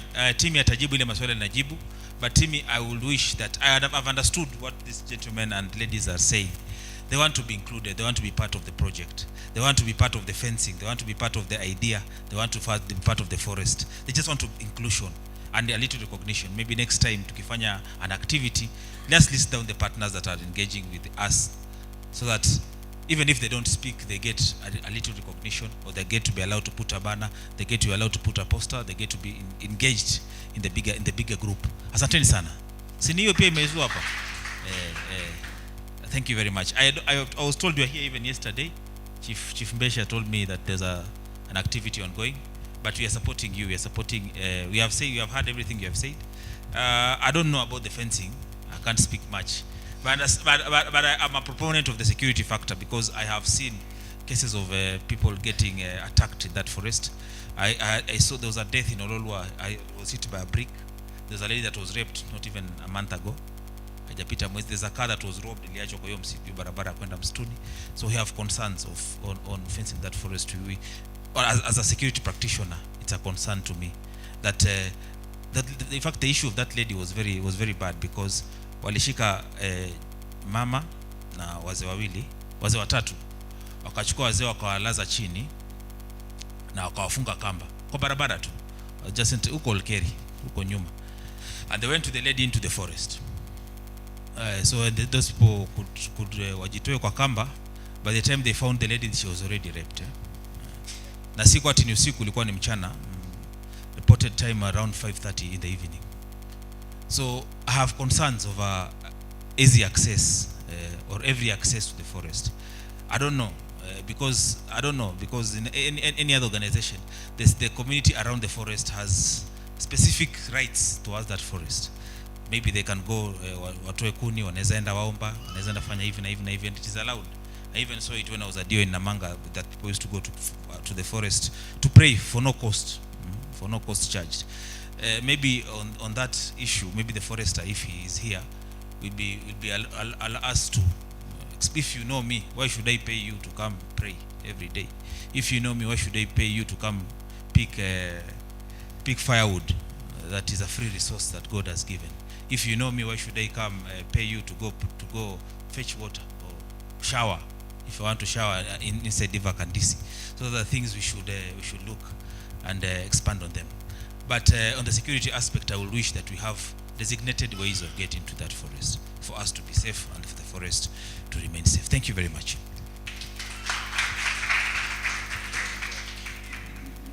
Thank you so much, Bwana SCC. I think I've been noting questions as they come, and I'll be able to address those ones that I can in the best knowledge I can utilize and within the shortest times possible. Just an overview. Maybe when we discuss about this public participation that happened sometimes back, probably some of you are envisioning Green Connect being in that program. The answer to that is we were not part of that public participation. Just like I said, the PFMP is more than 3-4 years old. Green Connect is 1 year old. So we found that they had already taken the public participation and there was some proposal, and one of the proposal was fencing. So I think when that is clear, then it becomes much easier now to be a bit less judgmental to us. So that first phase of public participation, Green Connect Foundation was not part and parcel of that. We just had a document that said we did public participation, these were the findings, so we were working with a document that was already developed before we came to existence. So I think then also as Green Connect we can say that we will be part of the people who are championing for a second phase of public participation that is now more participatory, that is more engaging. So I think that one is really important that I speak about it from that angle. Number two, someone talked why the fencing, and I already I think addressed that. The issue of land grabbing, deforestation, wastes, and also security. And so they were asking about what is the idea post, fencing. And post fencing, I've been saying over and above that we are the part of the people to discuss and decide what goes on post fencing. But the two critical points we are going to address post fencing, number one is to address all those 4 issues we said, and then number two, we are going to economically empower the user groups that are within the forest. And maybe just to say, I don't know your good name, sir. Sefu. I think Sefu raised something very important, and I want to address it. And maybe you'll be part of the people that help me articulate that issue. We have people who will have technical and financial capacity to do some project within the forest. Like you said, we have people who are okay with maybe doing apiaries. Then the question becomes, what happens to the big investment that can be made? Do we do away with them because the common person cannot invest, or what do we do? I think that's a very important question. Because if today Catherine happens to have maybe $1 million and anataka kuweka a zip line, we cannot just tell Catherine, the rest of the community members cannot afford a zip line, so you cannot do that zip line. So I think we have to sit down, probably agree. In terms of, do we cap the level of investment we put at the forest? Or what is the modality we are going to use around that? But post-fencing, we're actually looking at empowering those user groups that are within the forests. Jivanji, your name is Nikumbusha na kuitaka tu Jivanji. Sawa. So Jivanji ako pale, we went to the same school together, primary school, and I'm happy to see her here. And maybe for the record, probably I don't know whether you understand that there is a firewood user group within the forest. You're quite aware. Are you a member of the user group? Firewood user. So these are some of the knowledge gaps that we want us to address. Okay? The forest has a user group that deals with firewood collection. Okay? So next time Jivanji, it is good you upite pale ulize, if I want to join this group in Okotaga Kuni, what are the rules? What are the regulations? What are areas that I cannot cross? Or what is the modality of engaging as a firewood user group? I think we've already realized that there's so much that hatujajua kwamba iko kwa hii forest. Even I think Ibra talked about watu wa grazing, anauliza sasa tukifence sasa wale wa ng'ombe, and we said from the start, even without the fence, to graze a cow, what we call controlled grazing, you are charged 30 shillings a cow for a month, a whole month. So what we are doing with the fencing, we are not reinventing the wheel. We are not bringing anything new. We are just making sure those activities that have been happening still continue to happen, but in a more controlled manner, in a way that everyone feels included and there is a sense of security in whatever that is happening. So once we put the fence, hakutakuwa sasa wewe ulikuwa unalisha ng'ombe tafuta. We don't want to reinvent the wheel. We want the activities that have been happening in the forest to continue as they were happening, but now in a more organized manner. That is the whole point. And I think the ACC has raised that issue of security. It's a serious concern, a very big one. You know, I know personally of someone may undergo a few challenges because of the security issue. So some of these things, when we're trying to address them, it's also because we've seen the members of the community, even part of the people that are saying they're adjacent to the forest, they've been affected by such engagement. And also, there's, I don't know, I can't see him. There's a gentleman who talked about why we think fencing is the only solution. To answer that, fencing is not the only solution. It's just part and parcel of some of the solutions we can be able to apply. And according to the data that we obtained from KFS and KWS, they were saying any ecosystem that is fenced, the chances of self-regeneration are from 60 to 90%. That is information that is in the public domain. Hata wewe leo ukienda Google, utapata forest zote wamefence, self-regeneration ya forest. Sio watu wanakuja kupanda. Zile zilipandwa zinakanyagagwa na watu na nini. Self-regeneration inatoka from 60 all the way to 90. So it's part of a conservation agenda, if you ask me. Apart from it being now that we want to empower people economically, we want also the forests to heal naturally. And that is scientific backed data. It's there, the public domain, you can be able to use that. And if we adhere to that, I think we can have success rates. Hata tusiposema 90, 50% is a good chance. If we plant today 10,000 trees and 50% survive, we are looking at 5,000 trees. That is something. So those are some of the approaches that we actually want to use as part of the conservation agenda. The next item, which is I think is a thorny issue. Sankara has raised it. I don't know whether he's here. Oh, Sanki nimefurahi kwa hapa. It's about the CFA. The biggest question you ask is Green Connect chini ya CFA, or are they working with the CFA, or are they in cahoot with the CFA? I want to answer that with a lot of finality. That, I'm going to use an analogy before I answer. If today, Simone, I come to your home and I want to build a house, for example, for you, I find there is a man in the house, maybe tuseme hauko adult, you are a kid, and I assume it's a scenario, you're a kid. There is a male adult and there is a male, also female and male. The assumption in that particular setup is that there is a mother and there is a father and you're the kid. If I want to build a house, I cannot just come and say, first of all, kwanza huyu si baba yako, nataka kwanza atoke ndo tuanze kujenga. Okay? You are operating under the assumption that when we come here, everything is happening in accordance with the law as the law stipulates. So when we came in, and we just came in the other day, we have no program tumefanya kwa hiyo forest isipokuwa hiyo International Day of Forest na hiyo borehole tumechimba and the programs we are bringing. We found an existing CFA of which we do not understand the challenges, of which we do not understand the politics. We are not aware of the politics around the CFA. So, but we just came and saw this is a CFA that is within Ololua Forest. So it is only fair, it is only right that you use the CFA yenye umefanya nini? Umepata. As you await. You know, the more we engage now, the more we understand their issues within the CFA. Probably from where I sit or stand rather, I didn't have that information. But you are here telling me that there is a challenge with the CFA. It's a learning experience that all of us are actually going through. I used Kara as an example. Why? Because most of the time I find him in the forest. Sankara, I've had the opportunity to work with him and interact with him with so many environment conferences. He can tell you. Even the last time we met at ACS 1. So I understand his work. I'm quite conversant of the effort he puts around conservation.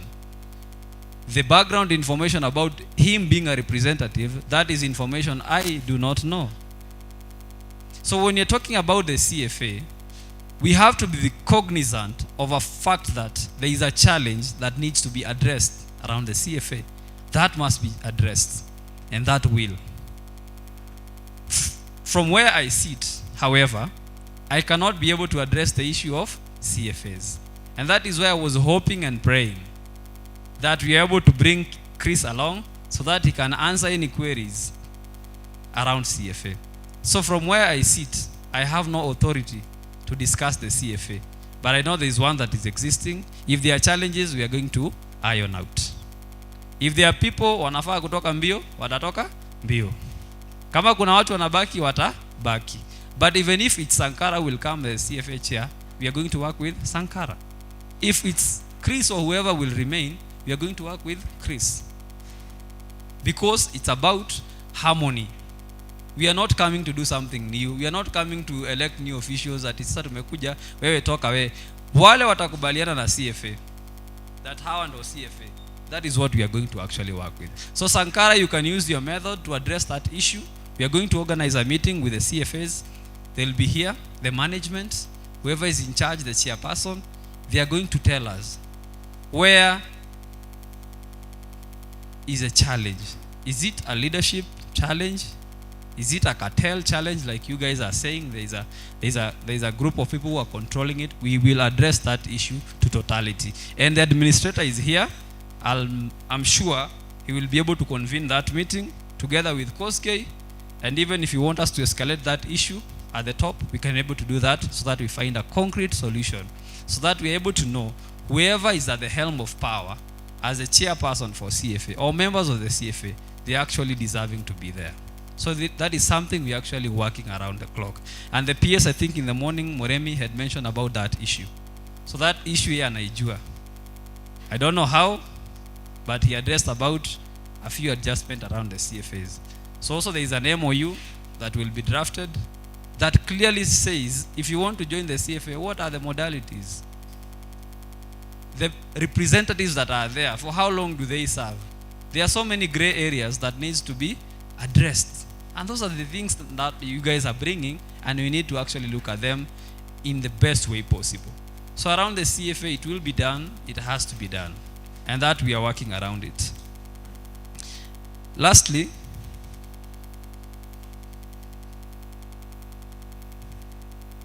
all these people we are actually bringing together. Ibrahim, I think you asked about stakeholders.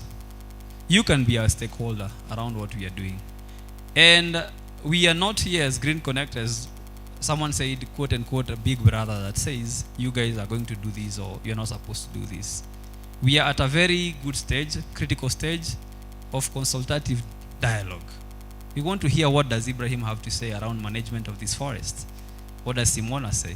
What do the rest of the people say about these forests? And then once we have that, we can collect all those views, work on a document that accommodates every single person in the best way possible to make sure that we feel represented, we feel respected, we feel understood, we feel as part and parcel of these forests. So I think that is in the process, that is in the works, and we are going to do that. Lastly, around the issue of how we are going to do the fencing.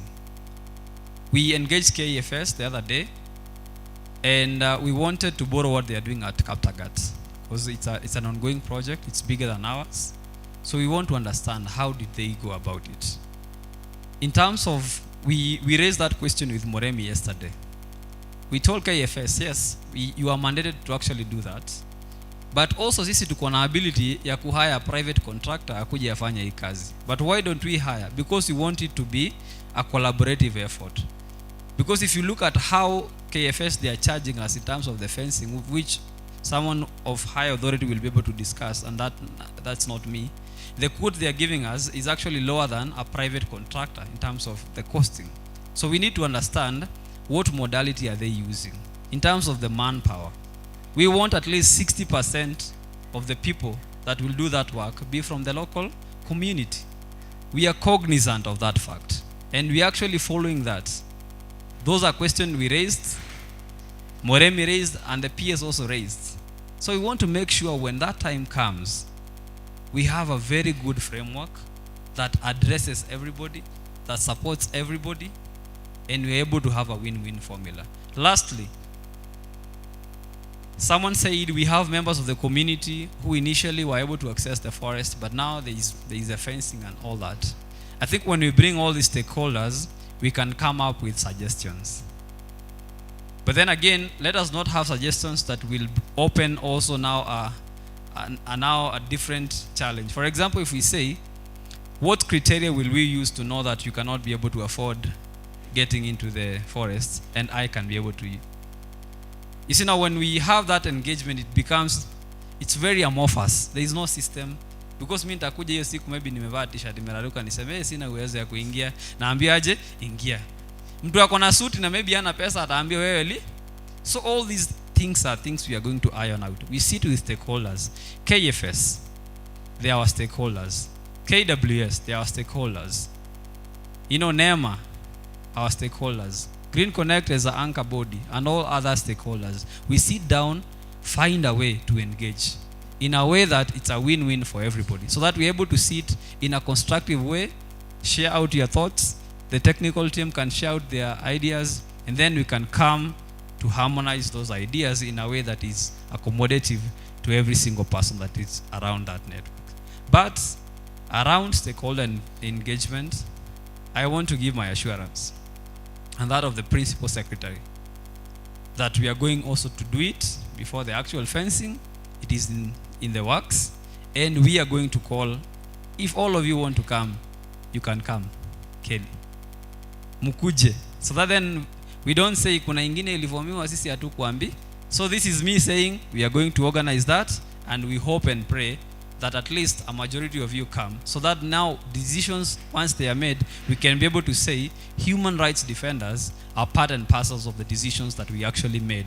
They are part of the resolutions that we actually passed as an organization and as stakeholders. So we're actually looking forward to that engagement, and I've also given the time frame. We want to do it before August. So good communication is also going to be passed to all the stakeholders. Lastly, the issue of Sankara wanted me to make a declaration of whether I say the election is null and void or not. And for the interest, because there's nothing that we're actually hiding here, I want to read a message here that I received around 6 in the morning from Christopher. It says, Assalamu alaikum. Team, my apologies, I forgot to inform you that we are having an AGM meeting of all forest user groups this morning at Turako at 9:30 a.m. The agenda is to confirm / elect forest user group leaders. The process will be conducted under KFS, CFA, coordinators. Please organize your scouts or those who are available to attend. And is it possible to have a representative from Green Connect Foundation? Meeting starts at 9:30 a.m. Okay? So the simple question is, was I aware about this meeting? What is the answer? Am I part of this meeting? I'm in what they are calling the parallel meeting. So it is good that we have clarity on some of these issues, so that we avoid now back and forth and the challenges that we are actually experiencing.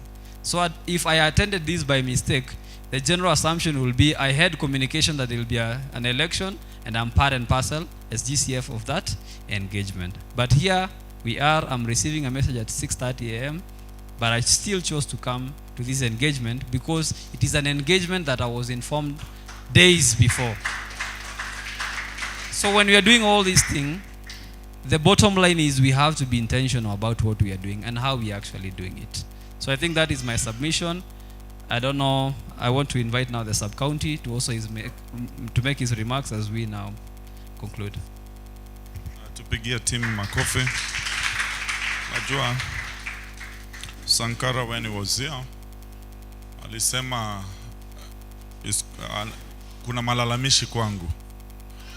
Number one, I want to put it the same. I think the text was sent, the timing was almost the same. When we talked with James, I'd been told to call those who are in authority. And I did it, not even doing it. It's such a coincidence that yesterday, James called me. And in one way or another, we were together. So I even gave them my phone so that they can talk together. Today at 6:15, this is Christopher Munyiri. 6:15. That is when he called me to tell me that he's not going to come for this particular meeting. So mimi nasema tu kama Timi, mimi siko kwa hiyo, because mimi nilikuwa nimefanya kazi yangu. You can't force somebody to come for this meeting. Kwa hivyo hata mimi niko parallel meeting. Sisi ni chama cha upinzani. Kwa hivyo hatuwezi, na me I'd done much, because I'd called Christopher, I'd called somebody is the vice, is called Jenga from Olkeri, Stephen Jenga, I'd called Stephen Jenga, and I'd called Kaara Waithaka. All of them. Kaara had promised that he thought that they were going to finish early so that they can come. And then number 2, about KFS, Mr. Kosgei, yake naweza sema it's understandable, he was not around. Even yesterday we had a meeting and he just sent somebody. Kwa hivyo yake inaweza kueleweka kukua. Akona msiba. Ni mzuri tuseme, ndio mtu asiseme huyo ni kukataa. I'd called him, but he had said, mimi hakuniambia msiba, but he told me that he was away. So hakunipea reason. And then, what as a way forward, what is my thought about a way forward? I know, ukisikiza mambo yote tu ile imeongewa, ni vile ambavyo ACC amesema. These people don't need anything else. Hata wataki kupewa chochote, share na nini. Wanataka tu kitu inaitwa inclusion. And they want to do what is called your voice matters. Ati wakati tutakuja miaka ijayo kuongea kuhusu Ololua Forest, they want to be part and parcel of the decision that is made there. Si hiyo tu, ukisikia hiyo mambo yote, hata kuna mtu my sister, kuna interest, ni ile tu kuitwa ukue.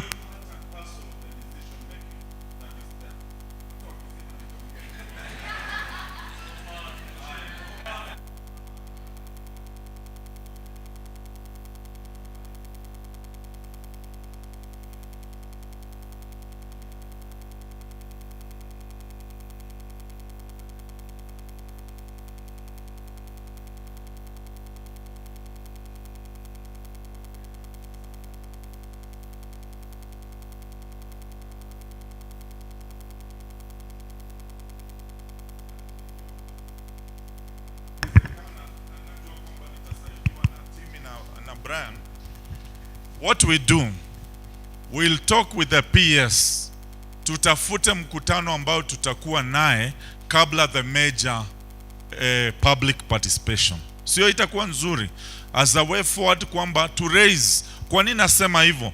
Ndiposa wakati tutakuja kwa ile meeting kubwa, tusikuje kuanza kuleta issues ambao tungezisort kabla wakati huo. Sijui kama timu hiyo inawezekana na ACC. Si ndio hivyo? Tutafute nafasi, tutatafuta siku tukutane kabla tujafika ile mwezi wa 8 ambapo itafanywa ile major public participation.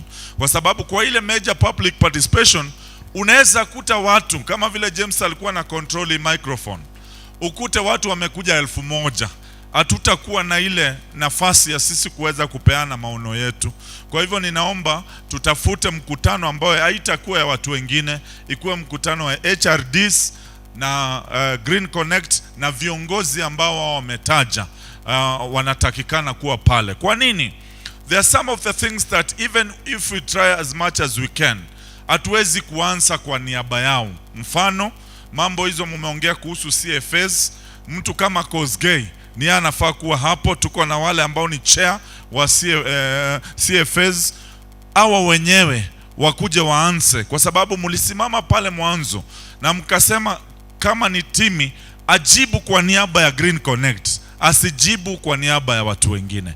Nataka kwenda kwa ndugu yangu nijibu hizo maswali ambao umeuliza. Number 1, umetaja kuhusu borehole ya 2017.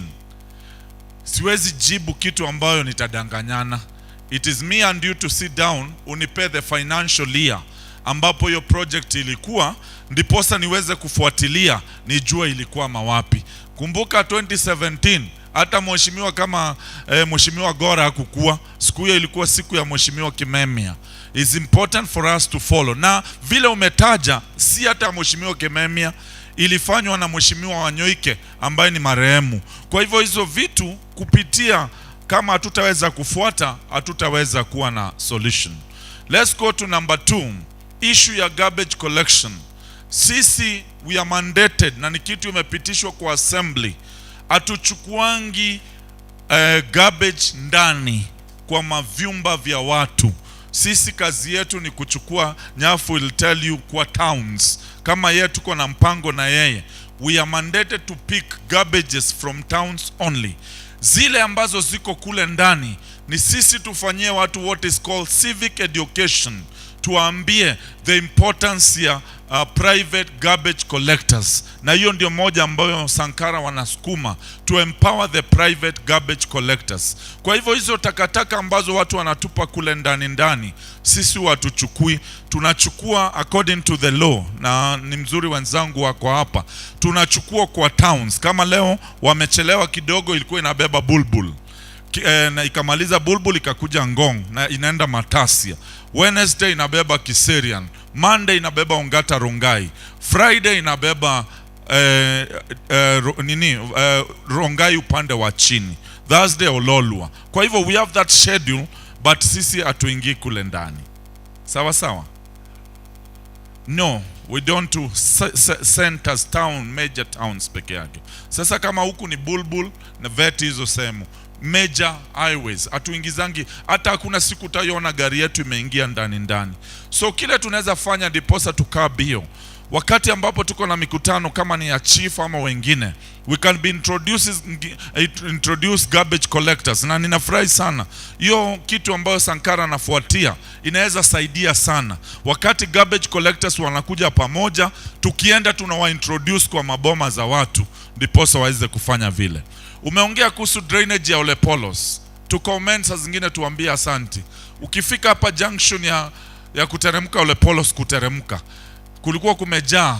Sisi drainages ni our own making, ndo inaleta shida. Hivi majuzi suliona tulitoa hizo vibanda zote, hiyo Ole Polos ukiteremka chini, tulizitoa kwa nini? Wakati tunajenga hizi vibanda katika hizo njia ya maji, hiyo ndo inasababisha. Na ninajua kwamba ndugu yangu tulikuwa tumeongea na hivi majuzi, tutakuja tujaribu vile zimeondolewa, tujaribu kuzichimba. But the first step that we have done, tuliondoa wale ambao walikuwa wamejenga juu ya drainages, ndiposa ikakue pale. Tuende kwa mambo ya mbwa. Ni a very very tricky situation. Leo nikiweza nikutwe nimeua mbwa ya mtu, ninafungwa. Yeah. So sisi umbwa ikianza kuwa stray dogs ambazo ziko pale, tunaendanga kwa wanaitwa nani hawa dog pale case? Yeah, lazima tuandike barua kwao, tuwaombe wakuja wakashike hizo mbwa. Sisi kama county hiyo tumefungwa, kwa sababu ukikutwa tu siku ya leo, wale wanasema wanyama pia wako na haki yao. Kwa hivyo hiyo ni kitu ambao labda tufollow pamoja, tupitie wale na vile wao hufanya, they don't kill those dogs, wanazishika wanazipeleka, kwa sababu hiyo ndio sheria iko hivyo. Si nimemaliza? Kuna kitu kingine nimebakisha? Umeinua sewage.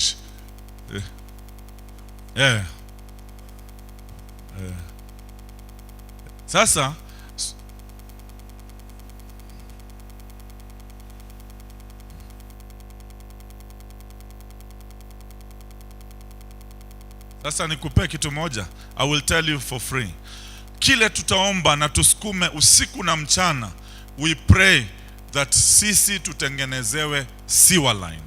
Kwa sababu wewe nimekuwa na wewe Rongai, kuna siku tumeshika pumps, tuko na pumps kama 20-30, but hizi vitu ni ile inaitwanga ni kama kupaka mbwa rangi. Unaipaka rangi dakika moja inarudi. Saa hizi kuna simu nimetoka hapa, kuna mtu ana pump sewage, lakini vile anafanya, aliona pump anashikwa, so anangojanga saa 8 usiku, anaweka pipe, ile pipe anaiweka nje, anagurumisha, inachapa yote, anarudisha ndani.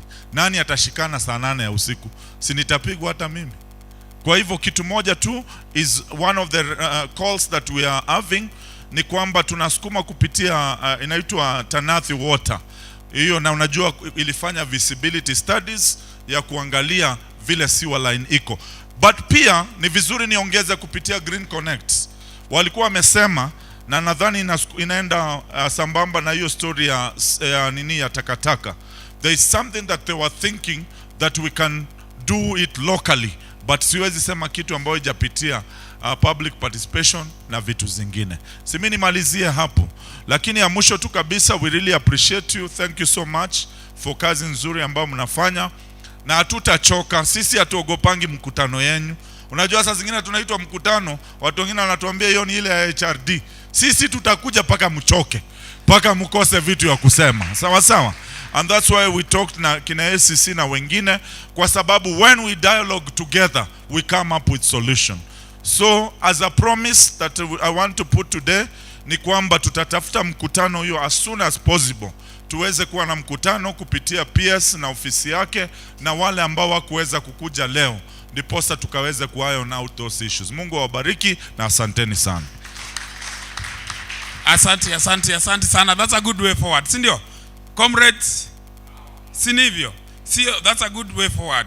Kiongozi, so it's upon you to know how you will be able now to follow viongozi wenyu hapa. Na what I would also suggest, nyinyi mnaweza kuwa na ka sub committee, true? Ka sub committee kidogo kakuweza kufuatilia hiyo maneno, kwa sababu what has come out clearly is about the issue of inclusions. Sitaki kuongezea jambo lingine, mbali ni kuwashukuru nyinyi wote kwa kuweza kukuja. Thank you so much ACC and then Mr. Munyiri and the team. Thank you comrades. Thank you HRDs, social monitors, because the work that you're doing is a great work, na sio kazi ya pesa tafadhali. Najua wengi wenyu ni kazi ya kujitolea.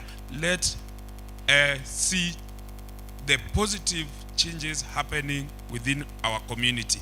Leo kulikuwa na watu walikuwa nafanya exhibition ya some of the very important things which they are doing. I think it would be just good to give them opportunity, wajiintroduce na waseme ni nini wanafanyanga. And I hear ni kama some of these things which they do close to the forest. Tafadhali 1 minute each as well. My name is Valentine Aserian. I'm a beekeeper. I train youth and young women mostly. I encourage people to do beekeeping. Why? Because when you're doing beekeeping, you are naturally taking care of the environment and you're benefiting directly from the trees or from the environment. Now from the hives, you can get a lot of things. Kutoka kwa hive, currently now bee venom, it is the highest in beekeeping. A kg you can get up to 1 million. Is it 1 million? 1.8 now. 1.8 million in beekeeping. That is the bee venom.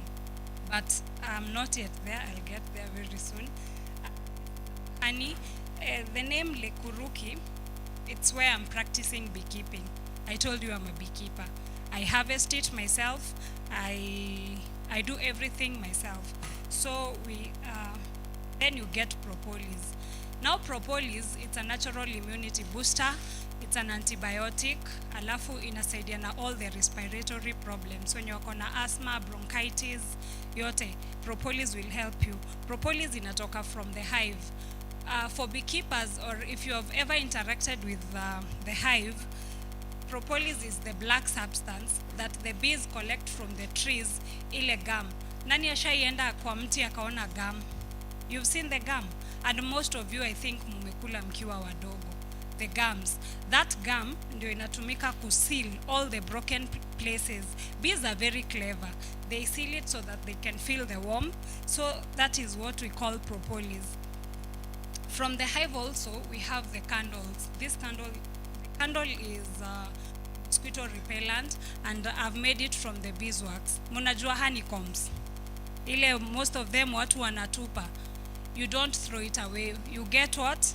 The wax. Alafu, we also have the body cream. We have this one. We have the soap, and also now this one is the castor. Kikuyus wanaita mafuta ya mbareki. So we have castor from the castor seed, and then we have black seed oil. Black seed oil, it's a natural immunity booster also. Alafu inatoka from the black seed. We have our offices are in El Paso. And in El Paso, Ngong, directly opposite Clean Shelf. We are open to everyone. Karibuni, if you want for trainings, we also do trainings. Karibuni.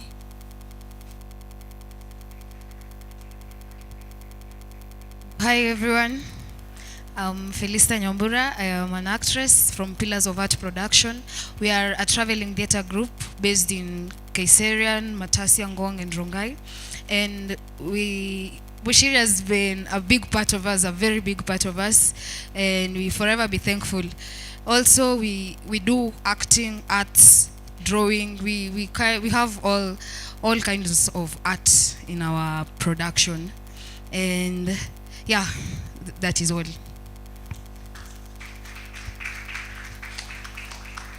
Thank you, everyone. Yeah, good afternoon, Comrade Power.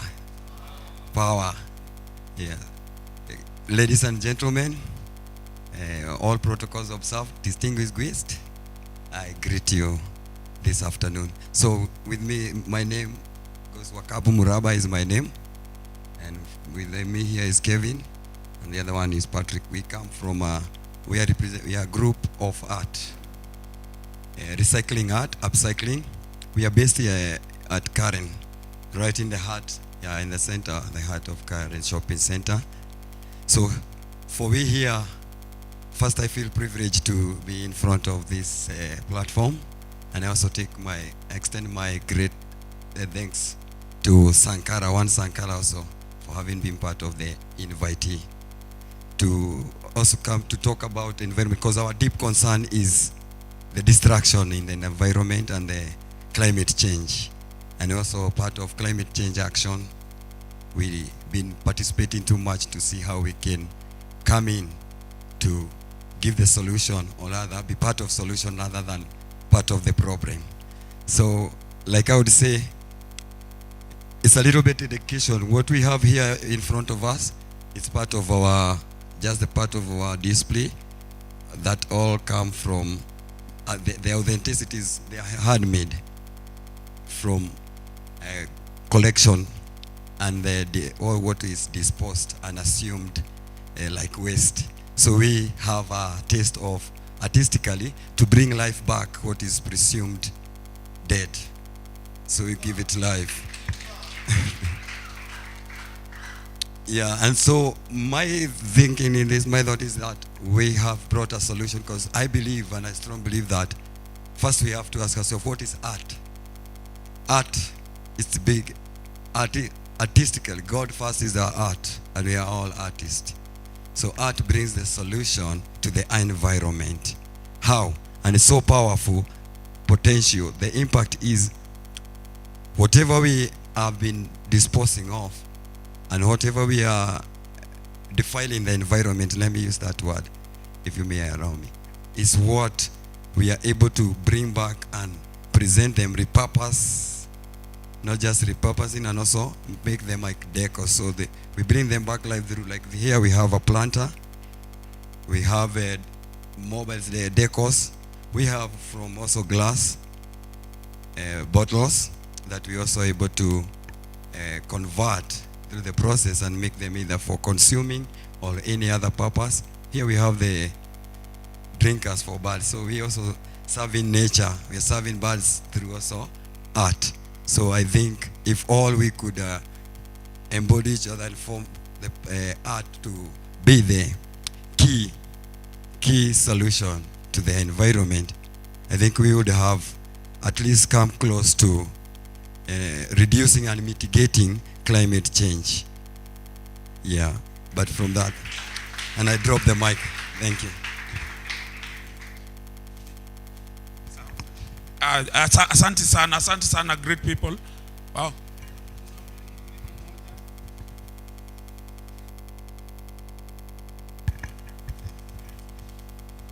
Viva comrade, viva.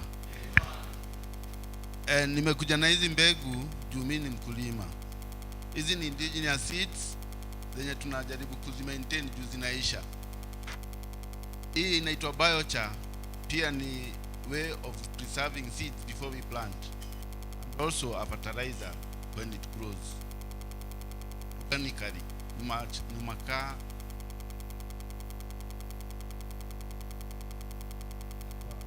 useful kwa plant na koko pia kwa preserve. Pia hizi kuna hizi paper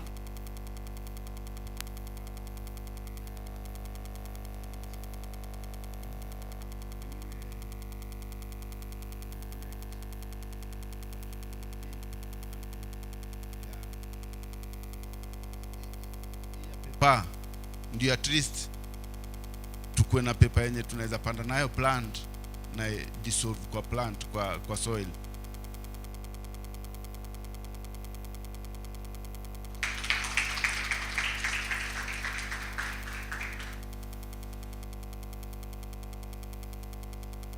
At least tujaribu kusapotiana kama Green Connect. Pia nimesikia wako na hiyo kitu inaitwa green education.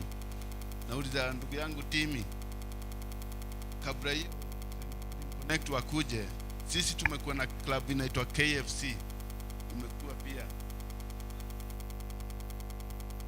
hapana, tutaki kuuza kigawanda. Sasa tulikuwa nauliza hiyo green education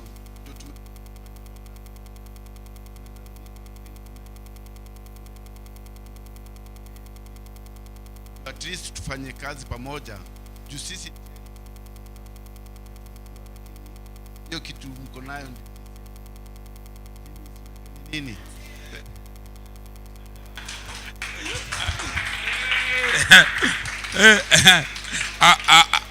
Ng'ombe ameweka vizuri. Ile kitu mko nayo ndio hao wana. Si ni kweli? Asante sana kiongozi, na asante sana. I think these are good work which they are doing, and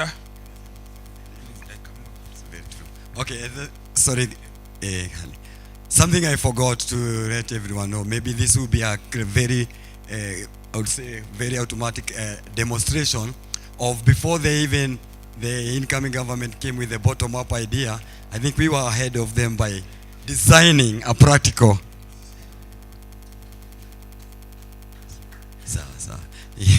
Yeah, and that's how we designed this through that aspect of how a bottom-up practically would work, because we are feeding bird through a bottom-up method whereby you put water and the birds have fun, or the cuckoos and everything. So that is our, that's our unpacking of how the bottom-up should work. But it has not come easily. It's been a long journey with a lot of challenge and obstacles. So like one my friend has just pointed out, out here we also have the more product. So anyone who think they also have something in the pocket, our product, our prices will be friendly to also empower us continue. And also I think when we reach home safely, you have our you can see us another day. You have a point to meet again. Yeah, and also put money in this project. That's what we are looking for, also empowerment. Thank you for your time. Asante sana. As I said when we started, we are an art organization, and therefore our work definitely is also not only to do this governance, human rights and advocacy project, but also to give platform for artists and even youth, even to showcase what they are doing in their community. Na nyinyi viongozi wa serikali tafadhali, you should have platforms to promote such kind of good works, because as HRDs, I think one of the key things at our budget monitors, one of the key things at a challenge yenye wanakuanga nayo is about livelihood and economic support, please. So sometimes in the programming za serikali najua ni mingi sana. Please sometimes include such kind of initiatives, because they also form part of developing the young people around.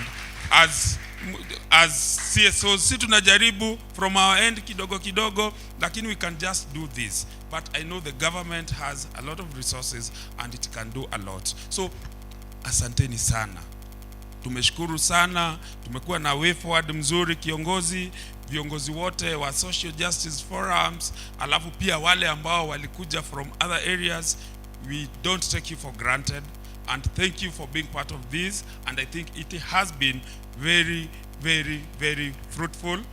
Thank you Team Gava, tafadhali tuendelee kushirikiana na hao wenzetu. So please ensure ile form ambayo ilikuwa inapitishwa na wakina Solo na viongozi na kiongozi Mike umeijaza na umeijaza vizuri. Kama hujaijaza vizuri, namba